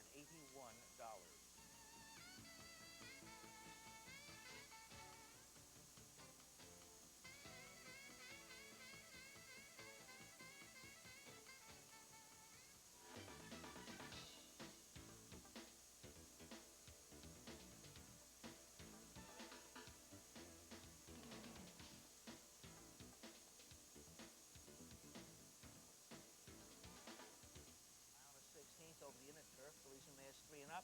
That one is a 3 other than. The favorite's number 3, Firm Friend with Jose Santos.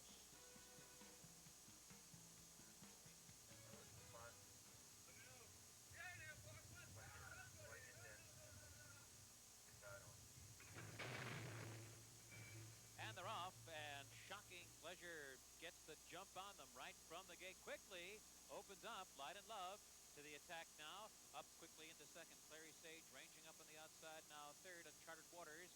Hard held fourth. Firm Friend, fifth between horses. Straight Jacket, Upper Noosh moving up on the extreme outside. Now our Springwater is restrained at the back of the pack as they make their way into the backstretch. Shocking Pleasure through a quarter of 23 and 4/5 seconds with Light and Love right there chasing second. Clary Sage third, and Upper Noosh is moving readily on the outside fourth. Then it's Uncharted Waters, still under a firm hold. Fifth now, rating 6 lengths from the lead. Firm Friend moves through her inside. Then it's Straight Jacket, and our Springwater still trailing the field. The half in 46 and 4/5 seconds, and Shocking Pleasure spurts away again. 4-length lead, half mile to run. Light and Love running second. Upper Noosh on the outside third. Now Julie Crone cuts Uncharted Waters loose. Forced to go wide round the far turn. Down on the inside, Firm Friend. Up front, Shocking Pleasure trying to go it all the way on the lead. There by 4. Light and Love working harder to stay within 4 lengths of the lead. Firm Friend in very tight. Scoots through an opening down on the inside as Light and Love drops out of it. Then it's Upper Noosh and Uncharted Waters. Shocking Pleasure. A 3-length lead and a furlong from the line. Firm Friend cutting into that lead and coming hard. Shocking Pleasure full out. Firm Friend closing resolutely. Firm Friend, Shocking Pleasure. Here's the wire. Firm Friend looks like she got her Good nose race on the here. line. Shocking Pleasure, the main speed, gets the lead, holds it most of the way under Jerry Bailey, but the Firm Friend in position. Jose Santos gets it home. You know, I think Upper Noosh might have been the favorite. I guess I wasn't paying attention. Firm Friend, Maurice Lagasse, Christopher Clement, Jose Santos. 580, 310, 230. Shocking Pleasure, 390, 240. Upper Noosh, 230 to show. Exacta 3 and 1, $20.60. Seventh race is 6.5 furlongs, 3 and up. Now one is a 2 other maiden claiming the starter. It features the return of De Niro, but the favorite is the number 7 Sherbo with Julie Crone. They're in the gate. Rob.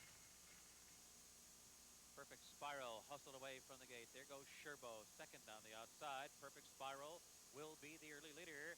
Quickly spreading away. Perfect Spiral flashing some brilliant early speed here. Opening up by 5 on Sherbo. Another 3 back to Ross Creek and Whirling Blade, followed by Sun Valley Sunday and De Niro. De Niro is already 15 lengths off the lead. The quarter in a snappy 22 and 3/5 seconds. They're rounding the far turn. Perfect Spiral blazing the way. 3.5 lengths ahead of Sherbo running second. Ross Creek third. 4 lengths back, Whirling Blade. Another 4 to Sun Valley Sunday. And De Niro still 15 lengths behind, at least 15 behind as they come to the top of the stretch. Here comes Sherbo. Sherbo now coming to the neck of Perfect Spiral. Ross Creek right there running third. They hit the top of the stretch with Sherbo going head-to-head with Perfect Spiral. Perfect Spiral running a big race here, tenaciously holding on to the lead. Sherbo's in a full-on drive, but Perfect Spiral is absolutely unwavering.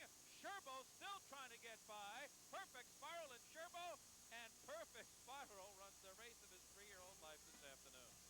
It's only a field of 6, but this is really an upset. Perfect Spiral. Julio Pazua pumps right out of the gate, opens up the lead. Sherbo challenges, looks like it's going to run by for fun. Perfect Spiral finds some more and wins it. Viola Summer, Frank Martin, Julio Pazua, 26, 26, 30, and 3. Sherbo, 280, 210. Ross Creek, 290 to show. I think De Niro might have finished fourth. The exacta 1-7 is $81. Triple 175, $476. On to the 8th, a mile to 16th in a turf. Fillies and mares 4 and up. Now winners of 4 races other than maiden claiming a starter. The favorite, the number 6, Polish Treaty with Jerry Bailey.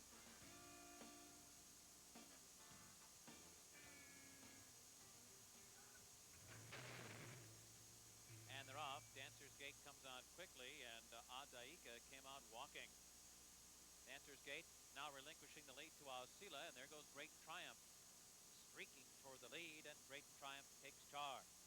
Alcila now running along in second and guided to the outside for clear aim. It's another length and a half back to Polish Treaty. Vice on Ice is running fourth and moving toward the front. Will Spy now running in fifth position, and Adaika in hand and running sixth. He's about 5 lengths from the lead. Then another 3.5 back to Dancer's Gate, who trails the field. Moving down the backstretch, Great Triumph, Vice on Ice, and Alcila in between them, with Polish Treaty just in behind running fourth. Will Spy now, Adaika, and another 3 to Dancer's Gate.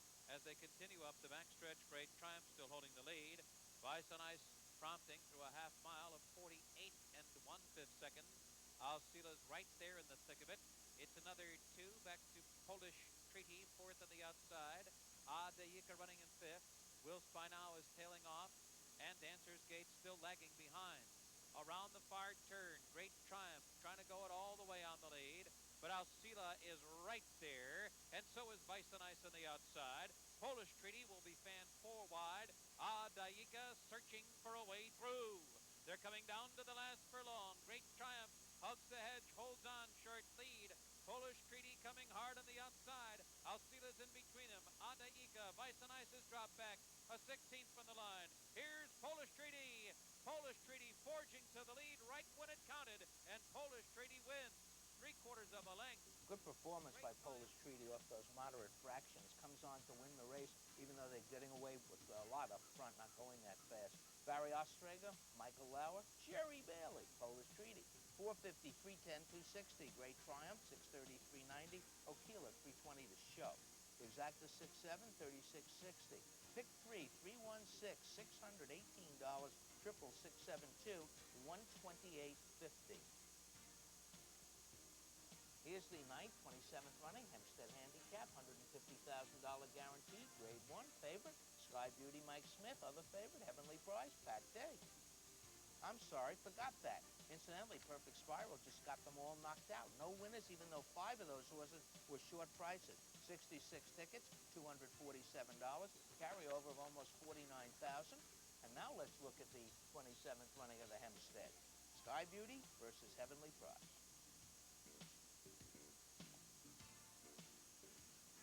They're in the gate.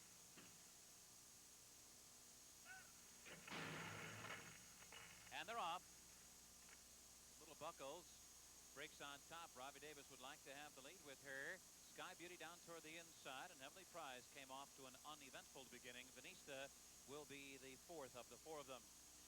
They continue their run up the backstretch, and Little Buckles has established the lead in front by 2. Sky Beauty is chasing her second. Venista's in between horses, and Heavenly Prize up relatively close to the pace today. The pace is strong. The first quarter went in 23 seconds flat.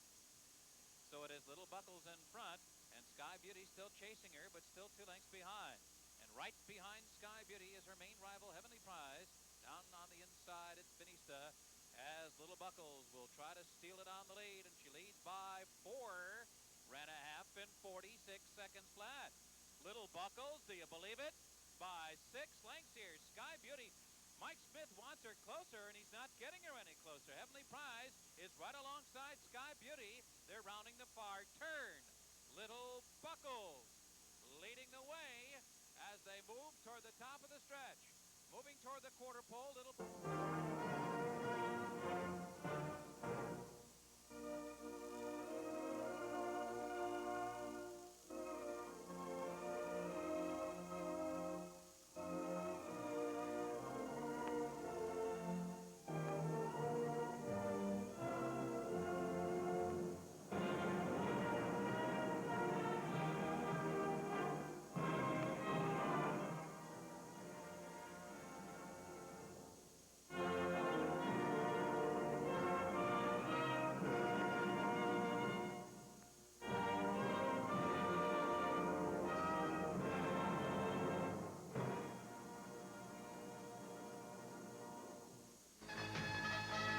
As they come down the stretch here at Belmont Park.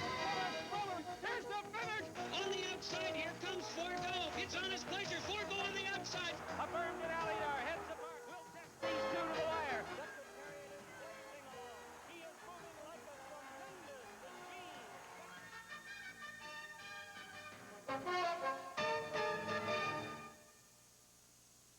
Good morning and welcome. This is Race Day Belmont, Thursday, June 22nd, 1995. John Embrial with Leona Velasquez, and my first handicapping decision today was to come inside, and as I decided that, the sun came out, and it's pretty nice outside right now, but we had to make the decision early. We did have a lot of rain overnight. As a result, we are off the turf today, and the main track right now, anyway, is labeled as sloppy. The Twilight simulcast track for today is Hollywood Park. And we do have some news concerning some big names in the game. The first is Sky Beauty. It was learned that she did bleed in her last start. You're going to see her here winning the Vagrancy. And Leona, her future is in doubt right now. That's right. Mr. Jerkins said that her owner, Mrs. Hoffman, Mrs. Georgia Hoffman, is in Europe right now. And because she bled, Mr. Jerkins suggested that we wait until September to run her again and put her on Lasix. But Mrs. Hoffman is not quite sure about doing that. She might just wait until she comes back from Europe, see how the filly is, or the mare actually, and judge from there. Okay, so time will tell on the future of Sky Beauty. Of course, Lasix will be permitted here in New York beginning in September, but reports are that Mrs. Hoffman does not want to run the mare on Lasix. But we'll have to see, and we'll keep the word is out as of right now on Sky Beauty, and we'll have to see what's going to happen with her future. We do know that the best horse in training right now, Cigar, is headed back to Hollywood Park. That's right, Hollywood Park. You can see him on your screen right now winning the Massachusetts Handicap. That was his last start so far.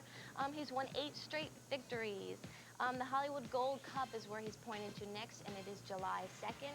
His trainer, Belmont, had said that this will be altering his plan a little bit. He had been pointing Cigar to the Whitney Handicap, which is at Saratoga on August 5th. After that, the Woodward Stake at Belmont, and then on to the Breeders' Cup. But because Hollywood Park had offered an increase in the purse at Cigar and Concern run in the Hollywood Gold Cup, they've decided to run the horse. The purse increase would be from $750,000 to $1 million. His owner, Mr. Paulson, said he knows the risks that are taken in shipping a horse out to California, and the horse is doing so well right now, they've just decided to run.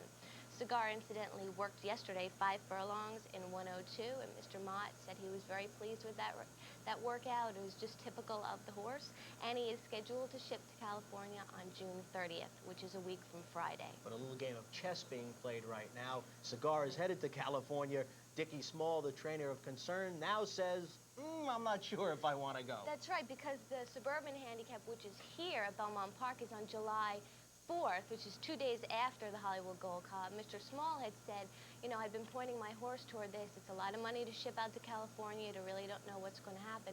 But then again, $1 million is very tempting. So he's not quite sure. He said he's going to wait until the last minute, and if he does decide to run, he'll ship the night before, Saturday night before the Hollywood Gold Cup. But we do know that the Hollywood Gold Cup, to be run on July 2nd, will be simulcast here to Belmont Park. So if it's Cigar and Concern, you'll see it. If it's just Cigar, you'll see that one as well. Coming up this weekend will be the Caesars International at Atlantic City, and a horse by the name of...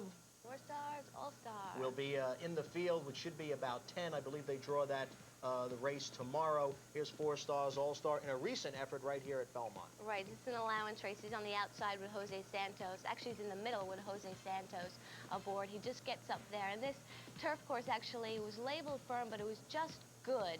So he just makes it right there, enough on the wire to get it. And 4 Stars All-Star was in the Caesars last year, led into about a 16th to go, I guess, maybe even less, when Champion Lure got him in the final strides. But 4 Stars All-Star is back, and this will be his last year of racing, and he'll be in action on Sunday in the Caesars International, another race that you'll be able to watch and wager on here at Belmont Park. I think that's it. We've covered it all. We did start a little bit late today. We had some technical difficulties. We do apologize. But right now, let's head in to the races from Wednesday here at Belmont Park.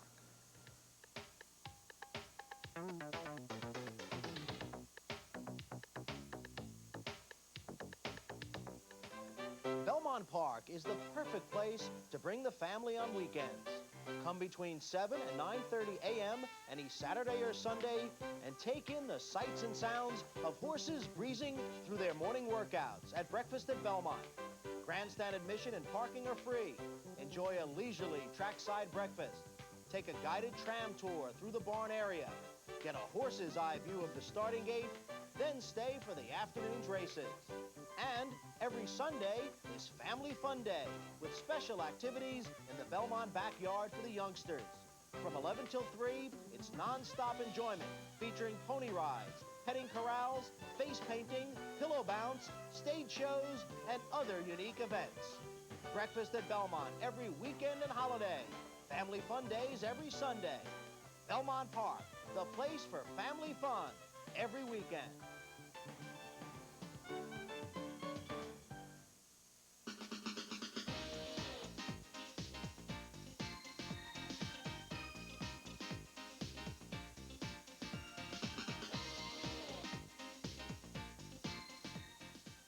Here's the opener, mile and a 16th, releasing mares 4 and up, claiming tags 14 down to 12. Favorite, number 1, Dux Josephine with Mike Smith. Second choice, number 2, Dancing Lacey with Chavez.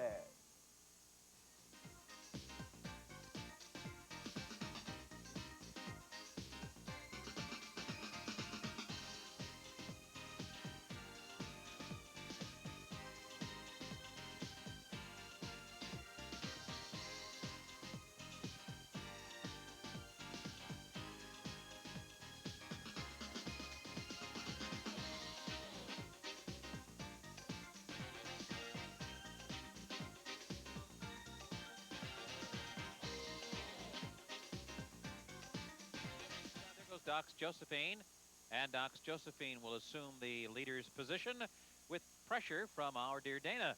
Just in behind him, Jetaway Just running third, Woodland Gal up close fourth, then a break of 3.5 back to Dancing Lacey, down on the inside running in fifth position. And that's Fire Attack, and the early trailer is Music Tower. Field moving up the back stretch. The opening quarter went in 23 3/5 seconds, and Our Dear Dana is striding away from them, and Our Dear Dana leads by 4. Dux Josephine running along in second. And then Woodland Gal is third, followed by Dancing Lacey, Music Tower, Fire Attack, and Jetaway Just.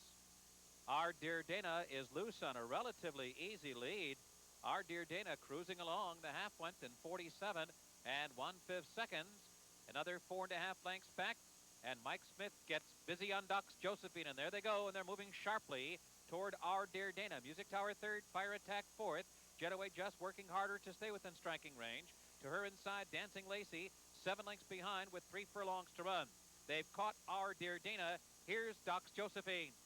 Dux Josephine puts ahead in front after 3 quarters and 12 3. Our Dear Dana trying to last for 1 more quarter mile as Music Tower is switched to the outside, and Dancing Lacey begins to hit her best stride. They're coming down toward mid-stretch. Dux Josephine, the leader. Our Dear Dana weakening. Dancing Lacey closing. Dux Josephine, a length. Dancing Lacey coming hard. Doc's Josephina half. Dancing Lacey. Dancing Lacey, the leader. And Dancing Lacey, the winner. Well, you know, the heat spell broke. This looks like an Aqueduct winter finish.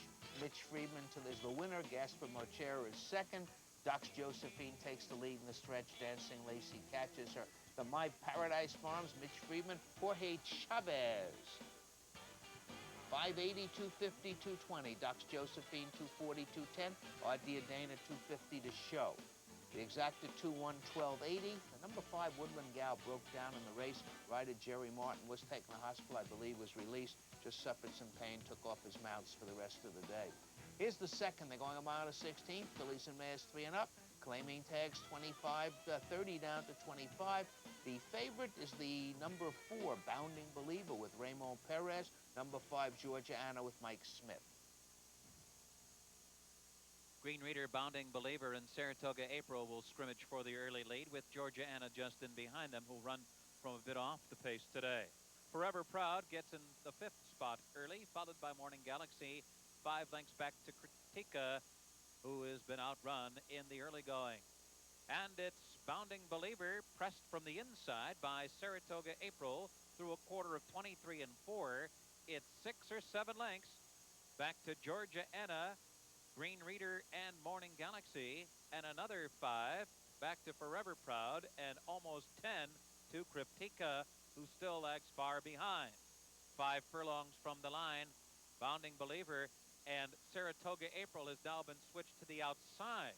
After running down on the rail, they ran a half in 47 and 2/5 seconds. Bounding Believer hounded by Saratoga April, and the pack is closing in. Green Reader and Georgia Anna drawing within a length and a half of the lead. Morning Galaxy's just in behind them. Then another 4 back to Forever Proud. Kriptika's still far behind. Moving toward the top of the stretch, Bounding Believer still resisting the challenges of Saratoga April. Mike Smith now calls on Georgia Anna for her rally. Green Reader floated 4 wide into the stretch. Morning Galaxy under the whip in 5th. Off the turn into the stretch, it's still Bounding Believer. Saratoga April has yet to get past her, and here's Georgia Anna. Now it's Georgia Anna and Bounding Believer. Saratoga April couldn't keep up the pace, and Bounding Believer is running a brave race today. She fought off Saratoga April for 7 furlongs, Georgia Anna in the stretch, and Bounding Believer goes on to a clear-cut victory. Mike Smith picks up a pair of seconds in the double. In the first race, he rides for Mochera. He finishes second. Here, he rides for Carl Domino, and Mochera finishes first. I was wrong on this. This horse was not one of the favorites. It was Georgia Anna and Green Reader. But the winner is the number 4 Bounding Believer. Barbara Davis, Gaspar Mochera, Raymond Perez. 12:25.90, 360. Georgia Anna, 340, 260. Saratoga April, 320. The exacta 4 5s, 43.40. Vanilla 4 5 5 4, 19.40. Early double 2 and 4, 42.20. We're running a sprint. They're maiden fillies and mares. They're 3 and up, and we've only got 4 of them willing to face the starter. They're betting 2. Mystery Arc with Valdivia, Lil's Pass with Bailey.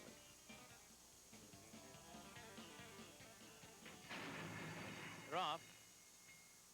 Lil's Lass right to the lead. She springs immediately to the front, and Mysteriarch is chasing her.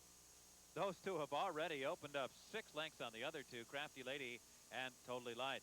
Up the back stretch, and Lil's Lass pressed from the inside by Mysteriarch.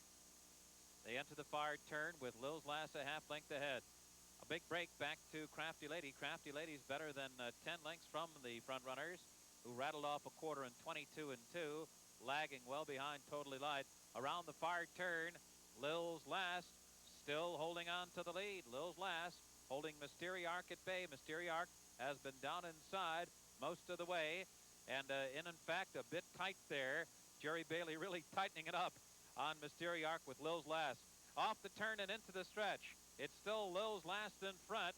Mysteriarch, who was in kind of an uncomfortable position on the far turn, is still back running in second, and farther back, Crafty Lady. They're coming down inside the last furlong, and Lil's Lass, really good-looking effort here, just cruising as they come down to the line. Bailey offering only mild encouragement.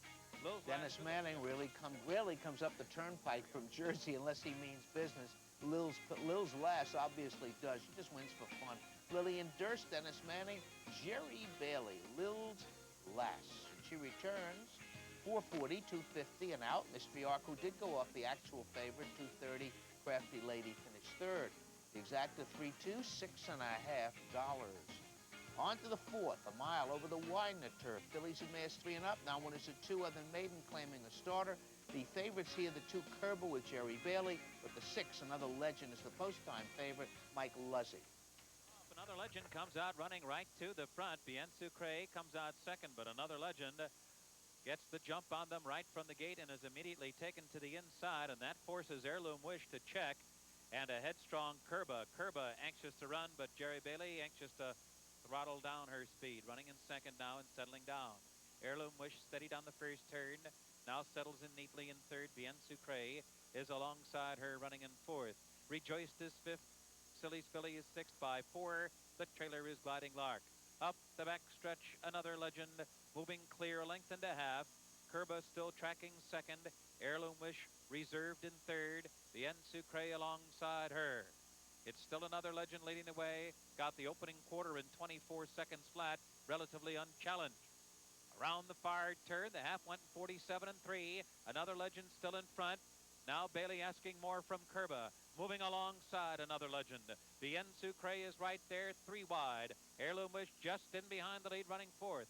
Rejoiced is only 3 lengths from the lead, well within striking range, but she'll be forced to tip wide as they move toward the top of the stretch. Then Silly's Filly and Gliding Lark. They hit the top of the stretch. Another legend still in front. Bien Sucre coming hard. In between those two, it's Kerba under the whip and struggling now. On the far outside, here's Rejoiced and Heirloom Wish. At the 8th pole, it's still another legend. Another legend in full stride. Plenty left for the last furlong. Another legend pouring it on.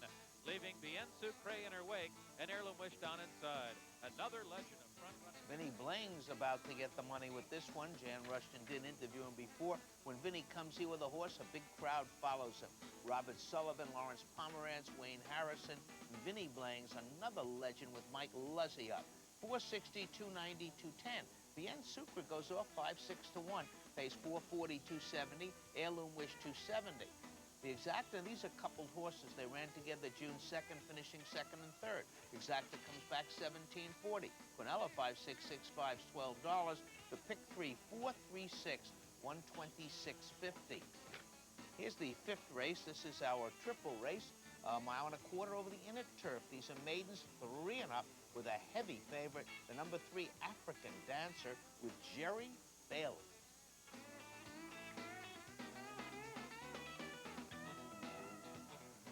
And they're off. The Greek one out for a short early lead. Devon's Tune is right there on the outside, and Quicksel's in between them. And the Trusted Friend is also up close to the pace as they make their way toward the first turn. It's Quicksell guided over to the inside to grab the lead. Now Quicksell running anxiously and getting out there as Steve Rydowski tries to settle that one down, but opening up by 4 lengths now. Then it's Devon's Tune running second by another 4. The Greek one runs along in third, 2.5 lengths to Trusted Friend running in fourth. African Dancer is 5th down toward the inside, better than a dozen lengths from the lead. Romulo is running in 6th position. Man of Anchorage is 7th. Financial Mania is now 8th. Raised by Natives working hard in 9th. Banquet coming on through 10th. Napper Tandy down toward the inside. Yolanda's Pet is a bit awkward in trailing the field. The quarter went in 23 and 3. The half in 48 seconds flat, with Quicksell continuing to lead, running an ambitious race so far. Out there by 3 with 5 furlongs to run. Devon's Tune is unhurried, back running in second. And now Jorge Chavez getting a bit more from the Greek one, advancing to third. On the outside, Trusted Friend is 4th, only 4 lengths from the lead. Into the far turn, Quicksell throws in the towel and surrenders the lead to Devon's Tune. But the Greek one, right there on the outside. African Dancer, the big favorite, moving into contention. Banquet now, Fan 4 wide, rounding the far turn. Trusted Friend moving with Banquet. From the back of the pack, Napper Tandy well behind earlier, beginning to pick off horses one by one and a drive on the far outside. Financial Mania down toward the rail. At the top of the stretch, it's the Greek one. Devon's Tune down toward the inside. African Dancer roused by Jerry Bailey. African Dancer trying to come on through, and Bailey exhorts him to the lead. African Dancer gets ahead in front. Devon's Tune right there. Banquet running third. The Greek one fades to fourth. It's African Dancer under the line first. African Dancer, 3/4 of a hard. On paper, this was about as legitimate a favorite as you could ever see. All it had to do was negotiate the extra distance and looked like it was bred to do it. But look at Jerry Bailey. As Durkin says, a very hard-earned victory for a heavy choice. The other 2 horses behind it run very well. African Dancer, the Pin Oak Stable, Billy Mott, Jerry Bailey, 340, 240, 220. Banquet, 340, 290. Devon's Tune, 360 to show. The exact, the 310's 22.20. The triple's the value. The 310.12, 152.50.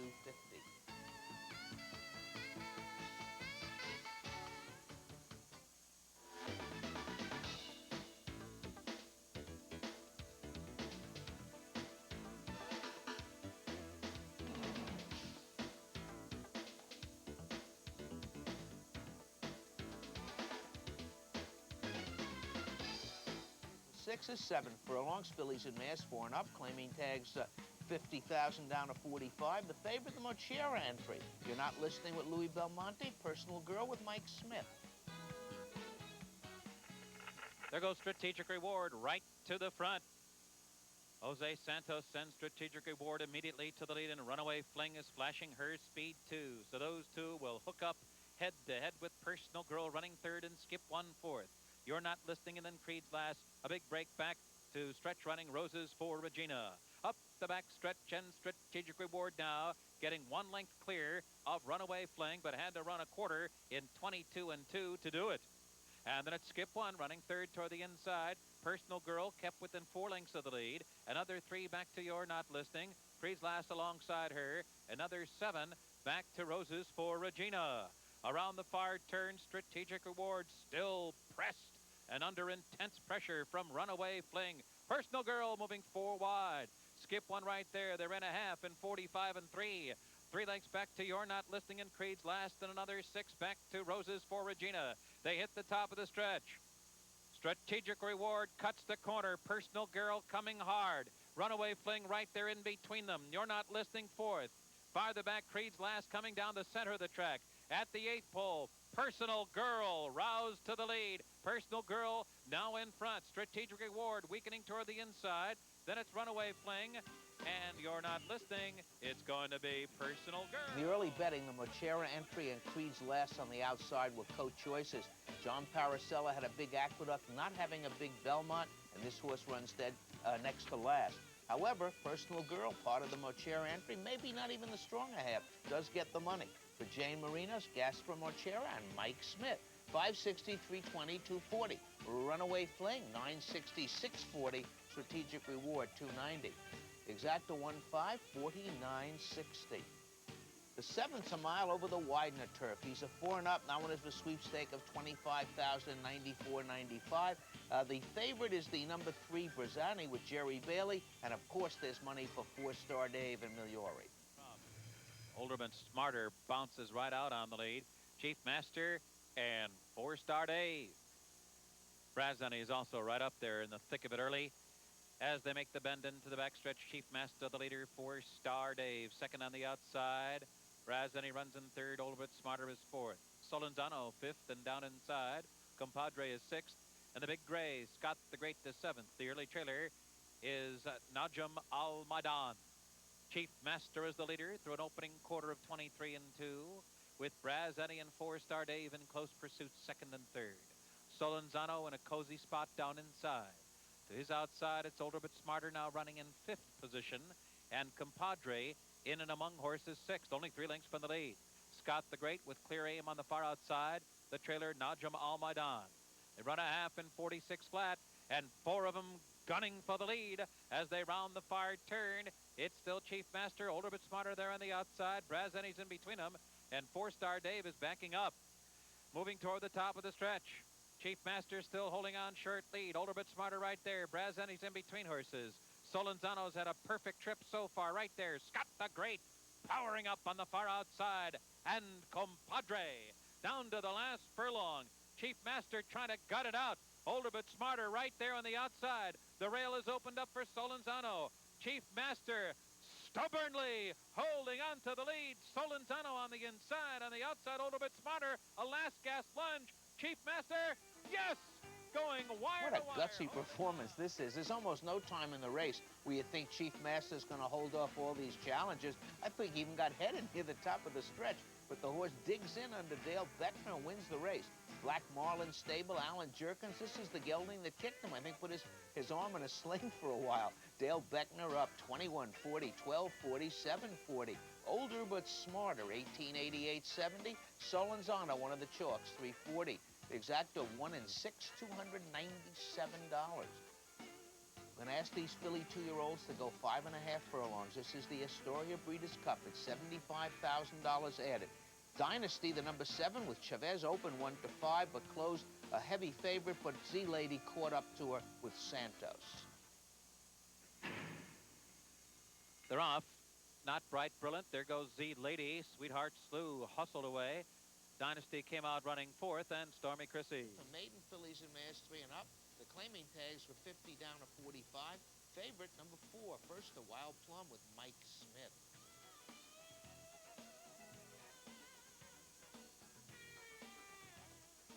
And they're off.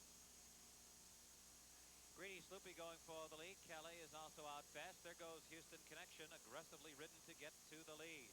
It is Houston Connection opening up now by 2.5 lengths. Calais in between horses. On the inside, Wish I May is running 3rd. And Greedy Sloopy's up there with the Pacemakers in 4th. A break of about 6 or 7 lengths now back to Wild Plum. Then down inside, it's No Entourage. And a huge break back to Cool Sally, who is struggling in the off-going. The field making their way midway around the far turn. They're 3 furlongs out. Houston Elegant still leading the way. Wish I May is taken to the outside for a clear shot at the lead. Then a break of 3 back to Calais, now running 3rd. On the outside, it's Greedy Sloopy, who is 4th. Wild Plum is 6 lengths from the lead. Off the turn, into the stretch, Houston Elegance still there, and Houston Elegance is strong as they pass the mid-stretch marker by 4. And then Wish I May is running 2nd. Farther back, Wild Plum, Calais, and Greedy Sloopy, all giving chase to Houston Elegance. Well, when Paul Corman and I did the Paddock Club, we remarked that if a firster didn't win this race, it would be quite a bad reflection on them since the horses that had run weren't that fast. Well, Houston Elegance was one of those that had run, and she just buries this field, but she obviously took to the racetrack. Lee Pecoit, Gary Siaka, Jorge Chavez. 650, 360, 230. Wish I May, 6 and 320. The favorite, Wild Plum, 230. The exacta 3-1, 33.40, going on 1-3-3-1, 17.80. Early double 5 and 3, $14.20. First of all, many off the turf is a mile and a 16th, now on the main. 3-year-olds, claiming tags 30 down, and the 2 favorites were the 35 down, the 2 main track only horses. Dancing Gator with Ramon Perez, the favorite. Backring Alan Chavez, the 2nd favorite. And they're off. Acro Iris sent immediately to the lead. Acro Iris running away from them in the early going, leading by 2 lengths. Down on the inside, here comes Clinton. On the outside, Backring Al is right there, up the backstretch. Acro Iris has been caught by Clinton from the inside. Backring Al running 3rd, 2.5 lengths back. And it's Royal Rumor 4th, Dancing Gator 5th on the outside, and Dot Silver Bee. Up the backstretch, and Acro Iris, now Clinton getting ahead in front. Clinton is the leader as they run midway up the backstretch by 1.5 lengths. Acro Iris is running 2nd, and there goes Backring Al. Backring Al on the move now, launching a bid with 5 furlongs to run. It's 4 lengths to Dot Silver Bee and Dancing Gator, and a big break back to Royal Rumor, dropping out of it now as they round the far turn. It's Clinton a slim lead. On the outside, Backring Al. Those 2 now head-to-head as they round the far turn. Acro Iris has given it up and plummets to the back of the pack. And at the midway point on the turn, Backring Al has taken the lead. It's Backring Al in front by 1 length. Clinton 2nd on the inside. 4 lengths back to Dancing Gator under the whip 3rd. And another 4 to Dot Silver Bee. And the others struggling with the off-going as they make the turn into the stretch. Backring Al is in complete command. Backring Al bounding past the mid-stretch marker with the 6-length lead. Dancing Gator now advancing to 2nd on the outside, and Clinton is a wary 3rd. Well, Bobby Lake's rain dance work. Backering out one of the two main track only horses. They didn't make that one the favorite. The one they did make the favorite's about to run second. But backering out wins it. Terrence Haley, Joseph Wickman, Bobby Lake, Jorge Chavez. Backering out returns. 550, 280, 230. Dancing Gator, 260, 220. Dot Silver B, $3 to show. The exact 11 and 10, $9. This is about when the power outage went. So I'm watching this with you. Let's enjoy it together. Here's the fourth. 7 furlongs, maidens 3 and up. Claiming tags 50 to 45. I believe the favorite was the number 4, Hanging Road, with Ramon Perez. And they're off. Fat Ladies Encore getting out for the early lead. In between horses, Bright Guy is there, along with Pay Per Moon. From the inside comes Hanging Road. Glen Bay is tailing off back in the 5th now. Then Crosstalk, who's laboring in the off-going at this point. Chosen Country is alongside him.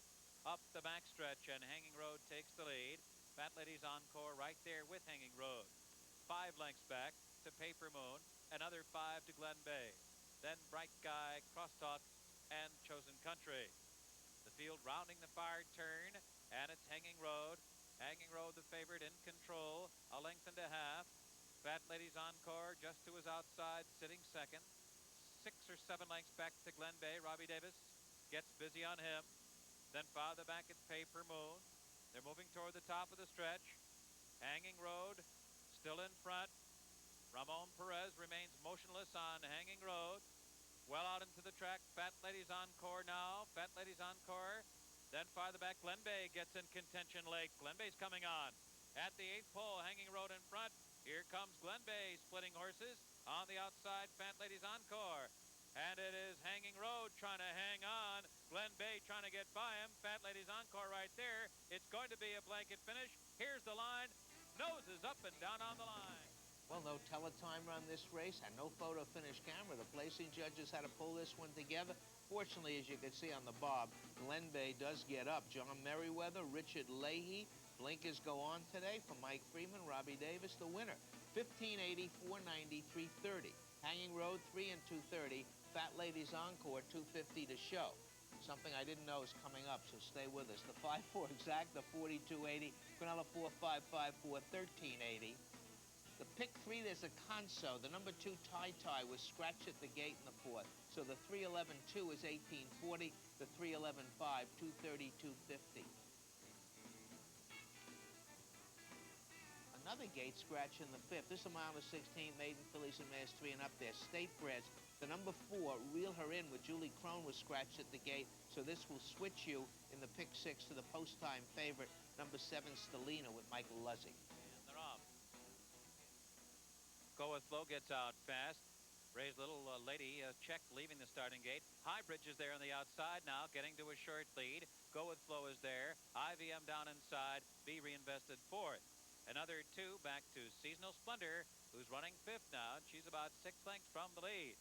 Followed by Stelina and Ray's little lady, who had trouble soon after the start. Go With Flow, the leader. Highbridge 2nd. IVM 3rd. And that group is followed by Be Reinvested 4th on the outside. Stelina now moving up to be 5th on the rail, and to her outside, Seasonal Splendor under a ride running 6th, about 6 lengths from the front, and now moving on the far outside. Trailer is still Ray's little lady. Into the far turn, Go With Flow still the leader. On the outside, Highbridge now beginning to lose some ground. Stelina's in between horses. Seasonal Splendor now launching a wide bid and under the whip. Be Reinvested is going in the wrong direction. IVM down toward the inside. 3 furlongs from the line. And Go With Flow. 30 to 1 and coming to the top of the stretch with a 3-length lead. But Stelina's now beginning to cut into that lead.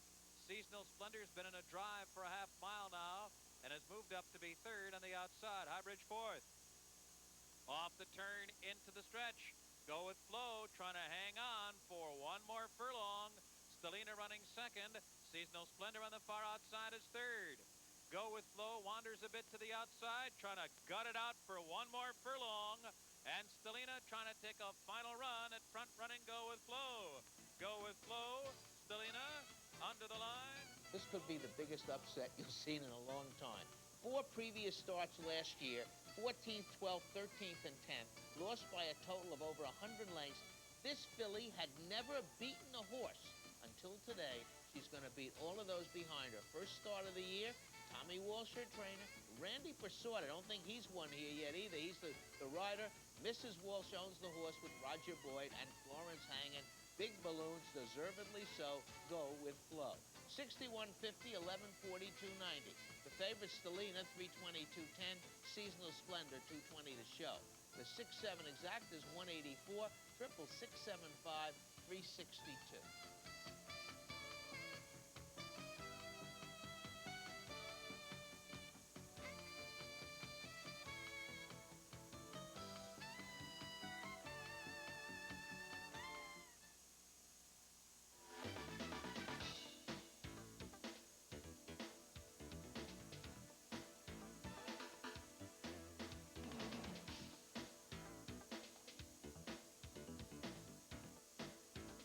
Sixth, a mile on the slot. These are 3-year-olds, now winners of 2 races.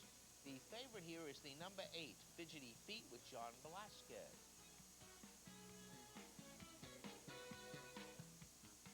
They're off. Fortunate Errol gets out first. Fidgety Feet flashing his speed, and Fortunate Errol, the quicker of the two. Fidgety Feet down inside. On the outside, Jelly Roll Jive right there, running second. Fidgety Feet third toward the inside. Lemming is fourth. Then Woodstock 2 and Father Shea at the back. 5 lengths from front to back, up the back stretch. And Fortunate Errol now challenged from the inside by Fidgety Feet. Fidgety Feet and Fortunate Errol going head-to-head with Lemming to join the fray. Third now on the outside. And then it's Jelly Roll Jive running fourth. Then a break of 3 back to Father Shea and Woodstock 2. They hit the far turn. And Fidgety Feet has come through to get a short lead now. Fortunate Errol trying to fight back. But Fidgety Feet is edging away now by a length and a half. Fortunate Errol still chasing second. To his outside, Lemming third. Then a break of 6. Back to Woodstock 2, Father Shea and Jelly Roll Jive. Moving toward the top of the stretch. Fidgety Feet in control. Now Lemming to take a run at Fidgety Feet. At the quarter pole, Fidgety Feet still there. A length. Lemming on the outside, second. Fortunate Errol, after setting the early paces, weakened back in third. Woodstock 2 is fourth. Coming down to the last furlong now, John Velasquez shakes up Fidgety Feet, and Fidgety Feet responds by dashing away from Lemming. This horse would have been the favorite turf or dirt, but it really handles the dirt rather well today. Fidgety Feet, Peter Callahan, Billy Batchett, and John Velasquez. Returning 32.80, Lemming 330, 330. Fortunate Errol, the stickers must have helped, 520 to show. The 812, $20.40. The track now, no longer sloppy. It's going to be muddy for the 7th. There's a mile and a 16th, 4 and up. Claiming tags 30 down to 25.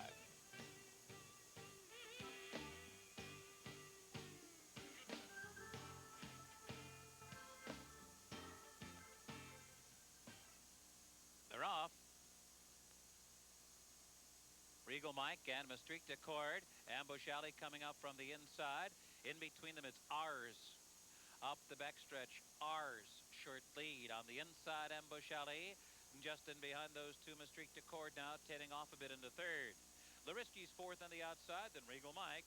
And A Call to Rise will be the early trailer. A Call to Rise reserved at the back of the pack, about 9 lengths from front running Ours. Ours, the leader up the backstretch by a length and a half from Ambush Alley, who's in hot pursuit, second by 4. Maastricht Accord running along in third. To his inside, it's Regal Mike, then Lariski. A Call to Rise, still at the back of the pack with 5 furlongs to run. Into the far turn, Ours continues to be the controlling speed here. Ambush Alley, Jorge Chavez getting into Ambush Alley, but still 2.5 lengths behind. Then Maastricht Accord, Regal Mike, and Lariski all together. Another 5 back to A Call to Rise. Ours still in control, 2.5 lengths, 3 furlongs to run. Ambush Alley's been chasing throughout. Maastricht Accord running in third. Regal Mike trying to come on through between horses now from fourth. Lariski will be floated 4 wide into the stretch. A Call to Rise continues to trail. off the turn into the stretch. Ours by 3 at the 8th pole. Regal Mike running second now on the outside. Ambush Alley is back running in third. Down to the last furlong. Ours a length and a half. Regal Mike closing in. Ours still there. Regal Mike under the line. It's Ours. 2 lengths on the wire. Well, here's some people who aren't going to object to what day it is. Terrence Haley, Joseph Wickman, Bobby Lake. They just won their second race of the day. John Velasquez is up. He's riding Ours. The favorite, incidentally, was Maester at the Court. As I told you, I didn't see a lot of these races. And Ours returns 1060, 730, 410. Regal Mike, 710, 440. Call to Rise, 480 to show. The 4-2, $100.50. Moving on to the 8th, this is a mile. Fillies and Mares, 4 and up. Now when it's a 6,800 twice at a mile or over on the turf. This is not a race being run on the turf. The favorite's the number 2, Lots of Talc with Diane Nelson. And they're off. Unreal Cupcake springs immediately to the lead. Unlawful Behavior running second, and Tiffany's Taylor, and down inside it's Lots of Talc. Up the backstretch now, and Unreal Cupcake blazes the way in a trio of pursuers in Unlawful Behavior, Tiffany's Taylor, and down inside Lots of Talc. Unreal Cupcake leads the way by a length, with Unlawful Behavior running along in second. Up front, Unreal Cupcake now striding away to a 2.5 length lead. Unlawful Behavior still in hot pursuit. Lots of Talc is under a drive down on the fence, and Tiffany's Taylor in between horses, as Unreal Cupcake really relishing the off-going here, expanding the lead by 5 as they round the far turn. Less than a half mile to go. Unreal Cupcake really loving it out there by 4.5 lengths now. And then Unlawful Behavior trying to cut into that lead. Another 5 to Tiffany's Taylor, who's dropped back, and Lots of Talc with no response at all, dropping well out of it. Moving toward the top of the stretch. Unreal Cupcake whittling away at the lead. Unreal Cupcake the lead down to a length and a half as they hit the top of the stretch. And Unlawful Behavior trying to get to Unreal Cupcake, 3/16 from the line. Ramon Perez now getting into Unreal Cupcake, asking for more run. Unlawful Behavior with a stiff challenge for the lead. Unlawful Behavior on the outside forges past, and the momentum takes Unlawful Behavior to the lead. Unreal Cupcake had no response when it counted. Unlawful Behavior. That was Gaspar Mochera's Unreal Cupcake on that lead into the stretch. The horse that caught her, Unlawful Behavior, just claimed from Gaspar Mochera by Frank Martin. The Frank Martin Pazua combination wins again for Viola Summer. Unlawful Behavior, rank outsider in a field of 4. 1840, 580 and out. Unreal Cupcake finished second, paying $4. The exact is 7 nines, $40.60. Pick 3, 847, $493. Here's the finale, a mile and a 16th, now on the main. I'm sorry, I got to give you the pick 6. There's nothing to say. Nobody picked 6. They couldn't hit that one that never beat a horse. 5 correct, 3 tickets, $36.96, $33,000 waiting for you, hopefully here tomorrow. Here's the finale, a mile and a 16th. Fillies and Mares 3 and up. These are state breds. Now when it's race other than maiden claiming a starter, it's an off-the-turfer. The favorite is on the inside. Simply Pleasant with Jerry Bailey.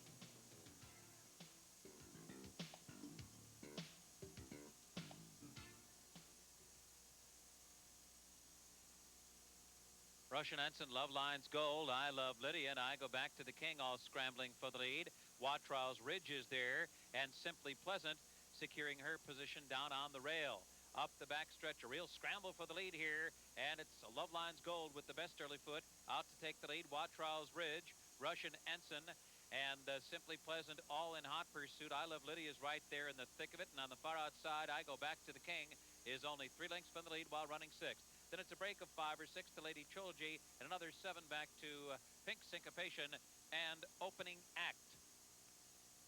5 furlongs from the line, Love Lines Gold and Simply Pleasant on even terms as they move into the far turn. I Love Lydia, I Go Back to the King, and Watrow's Ridge in a firing line and behind them. Farther back, Russian Ensign couldn't keep up the pace and drops well behind. Around the far turn, less than a half mile to go. Love Lines Gold driving on the lead. Still there by a half length at 70 to 1. Simply Pleasant Second down the inside. In between horses, it's a hard-charging Watt-Trolls Ridge. I Love Lydia, and on the far outside, here comes I Go Back to the King. Lady Trilogy drawing within striking range as they come to the top of the stretch. I Go Back to the King collars Love Lines Gold, and they turn for home together with I Go Back to the King getting to the lead, but here comes a fresh horse, Lady Trilogy on the outside. Love Lines Gold running a big race, running on valiantly down toward the rail as they come down to the last 16th. I Go Back to the King and Lady Trilogy. Lady Trilogy's got a short lead. I Go Back to the King is coming back. Those two will arrive at the wire together. Photo finish may have been Lady Trilogy. Here's a good finish, and the horse running third, the 70-1 shot's going to make it a nice triple if you're lucky enough to hit it. The winner is Lady Trilogy. The good guys, McRitch Stable of Rich Schulhop, Bill Hurst, the trainer. Nick Santa got up. She's going to get the money, catching Chavez on the wire, something you don't do too often. And Lady Trilogy returns. $31, $10.80, $7.60. I Go Back to the King, $7.25.50. Look at that show price, the 70-1 shot. Who hung in? Love Lines Gold, $23. Exacta 512s, $198.50. Late double 7.5, $215. The triple, call your travel agent. The old 512-4, $7,376.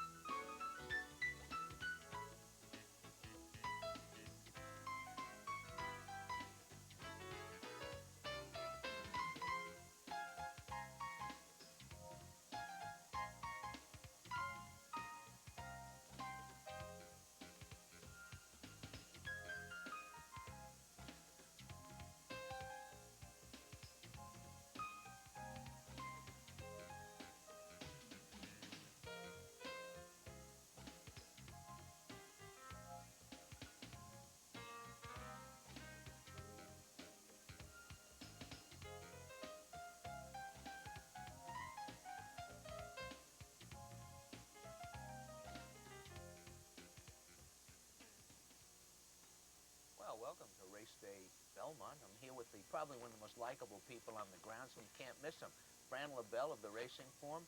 Fran, you must have enjoyed the blackout yesterday. That should have been fun. Oh, it was a lot of fun yesterday. It was just really enjoyable to be singing in the dark, and of course I'm in the dark most of the time anyway. So. What did you do? Just go into the announcer's booth did have light. Well, I was fortunate because I said most of my stories early. But Tom, everybody went from Durkin's booth, and people were on the floor typing their columns. I can't wait to read Dave Lipton's day after column the next day because he was on all fours typing on his column. Every day something happens, right? That's Oh. what makes the game so much fun. And you you and sit I there. appreciate. We enjoy ourselves. It's just one comic joke after another. Sometimes people don't always get them. You're head of the Turf Riders. I'm president of the Turf Riders. And for 2 once years. again, I feel like that woman on the soap operas. I have failed to win the Good Guy Award.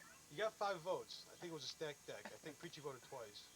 I think Jenny Conrad voted twice, but she had another vote coming from last year. So it all kind of balanced. I got 5 votes. It's kind of like me on the show. It's like nobody wants the job, so We couldn't get anyone. Tony Stabile we've already done. It is so we Stabile went ahead and of got me, you. so it's a rough thing.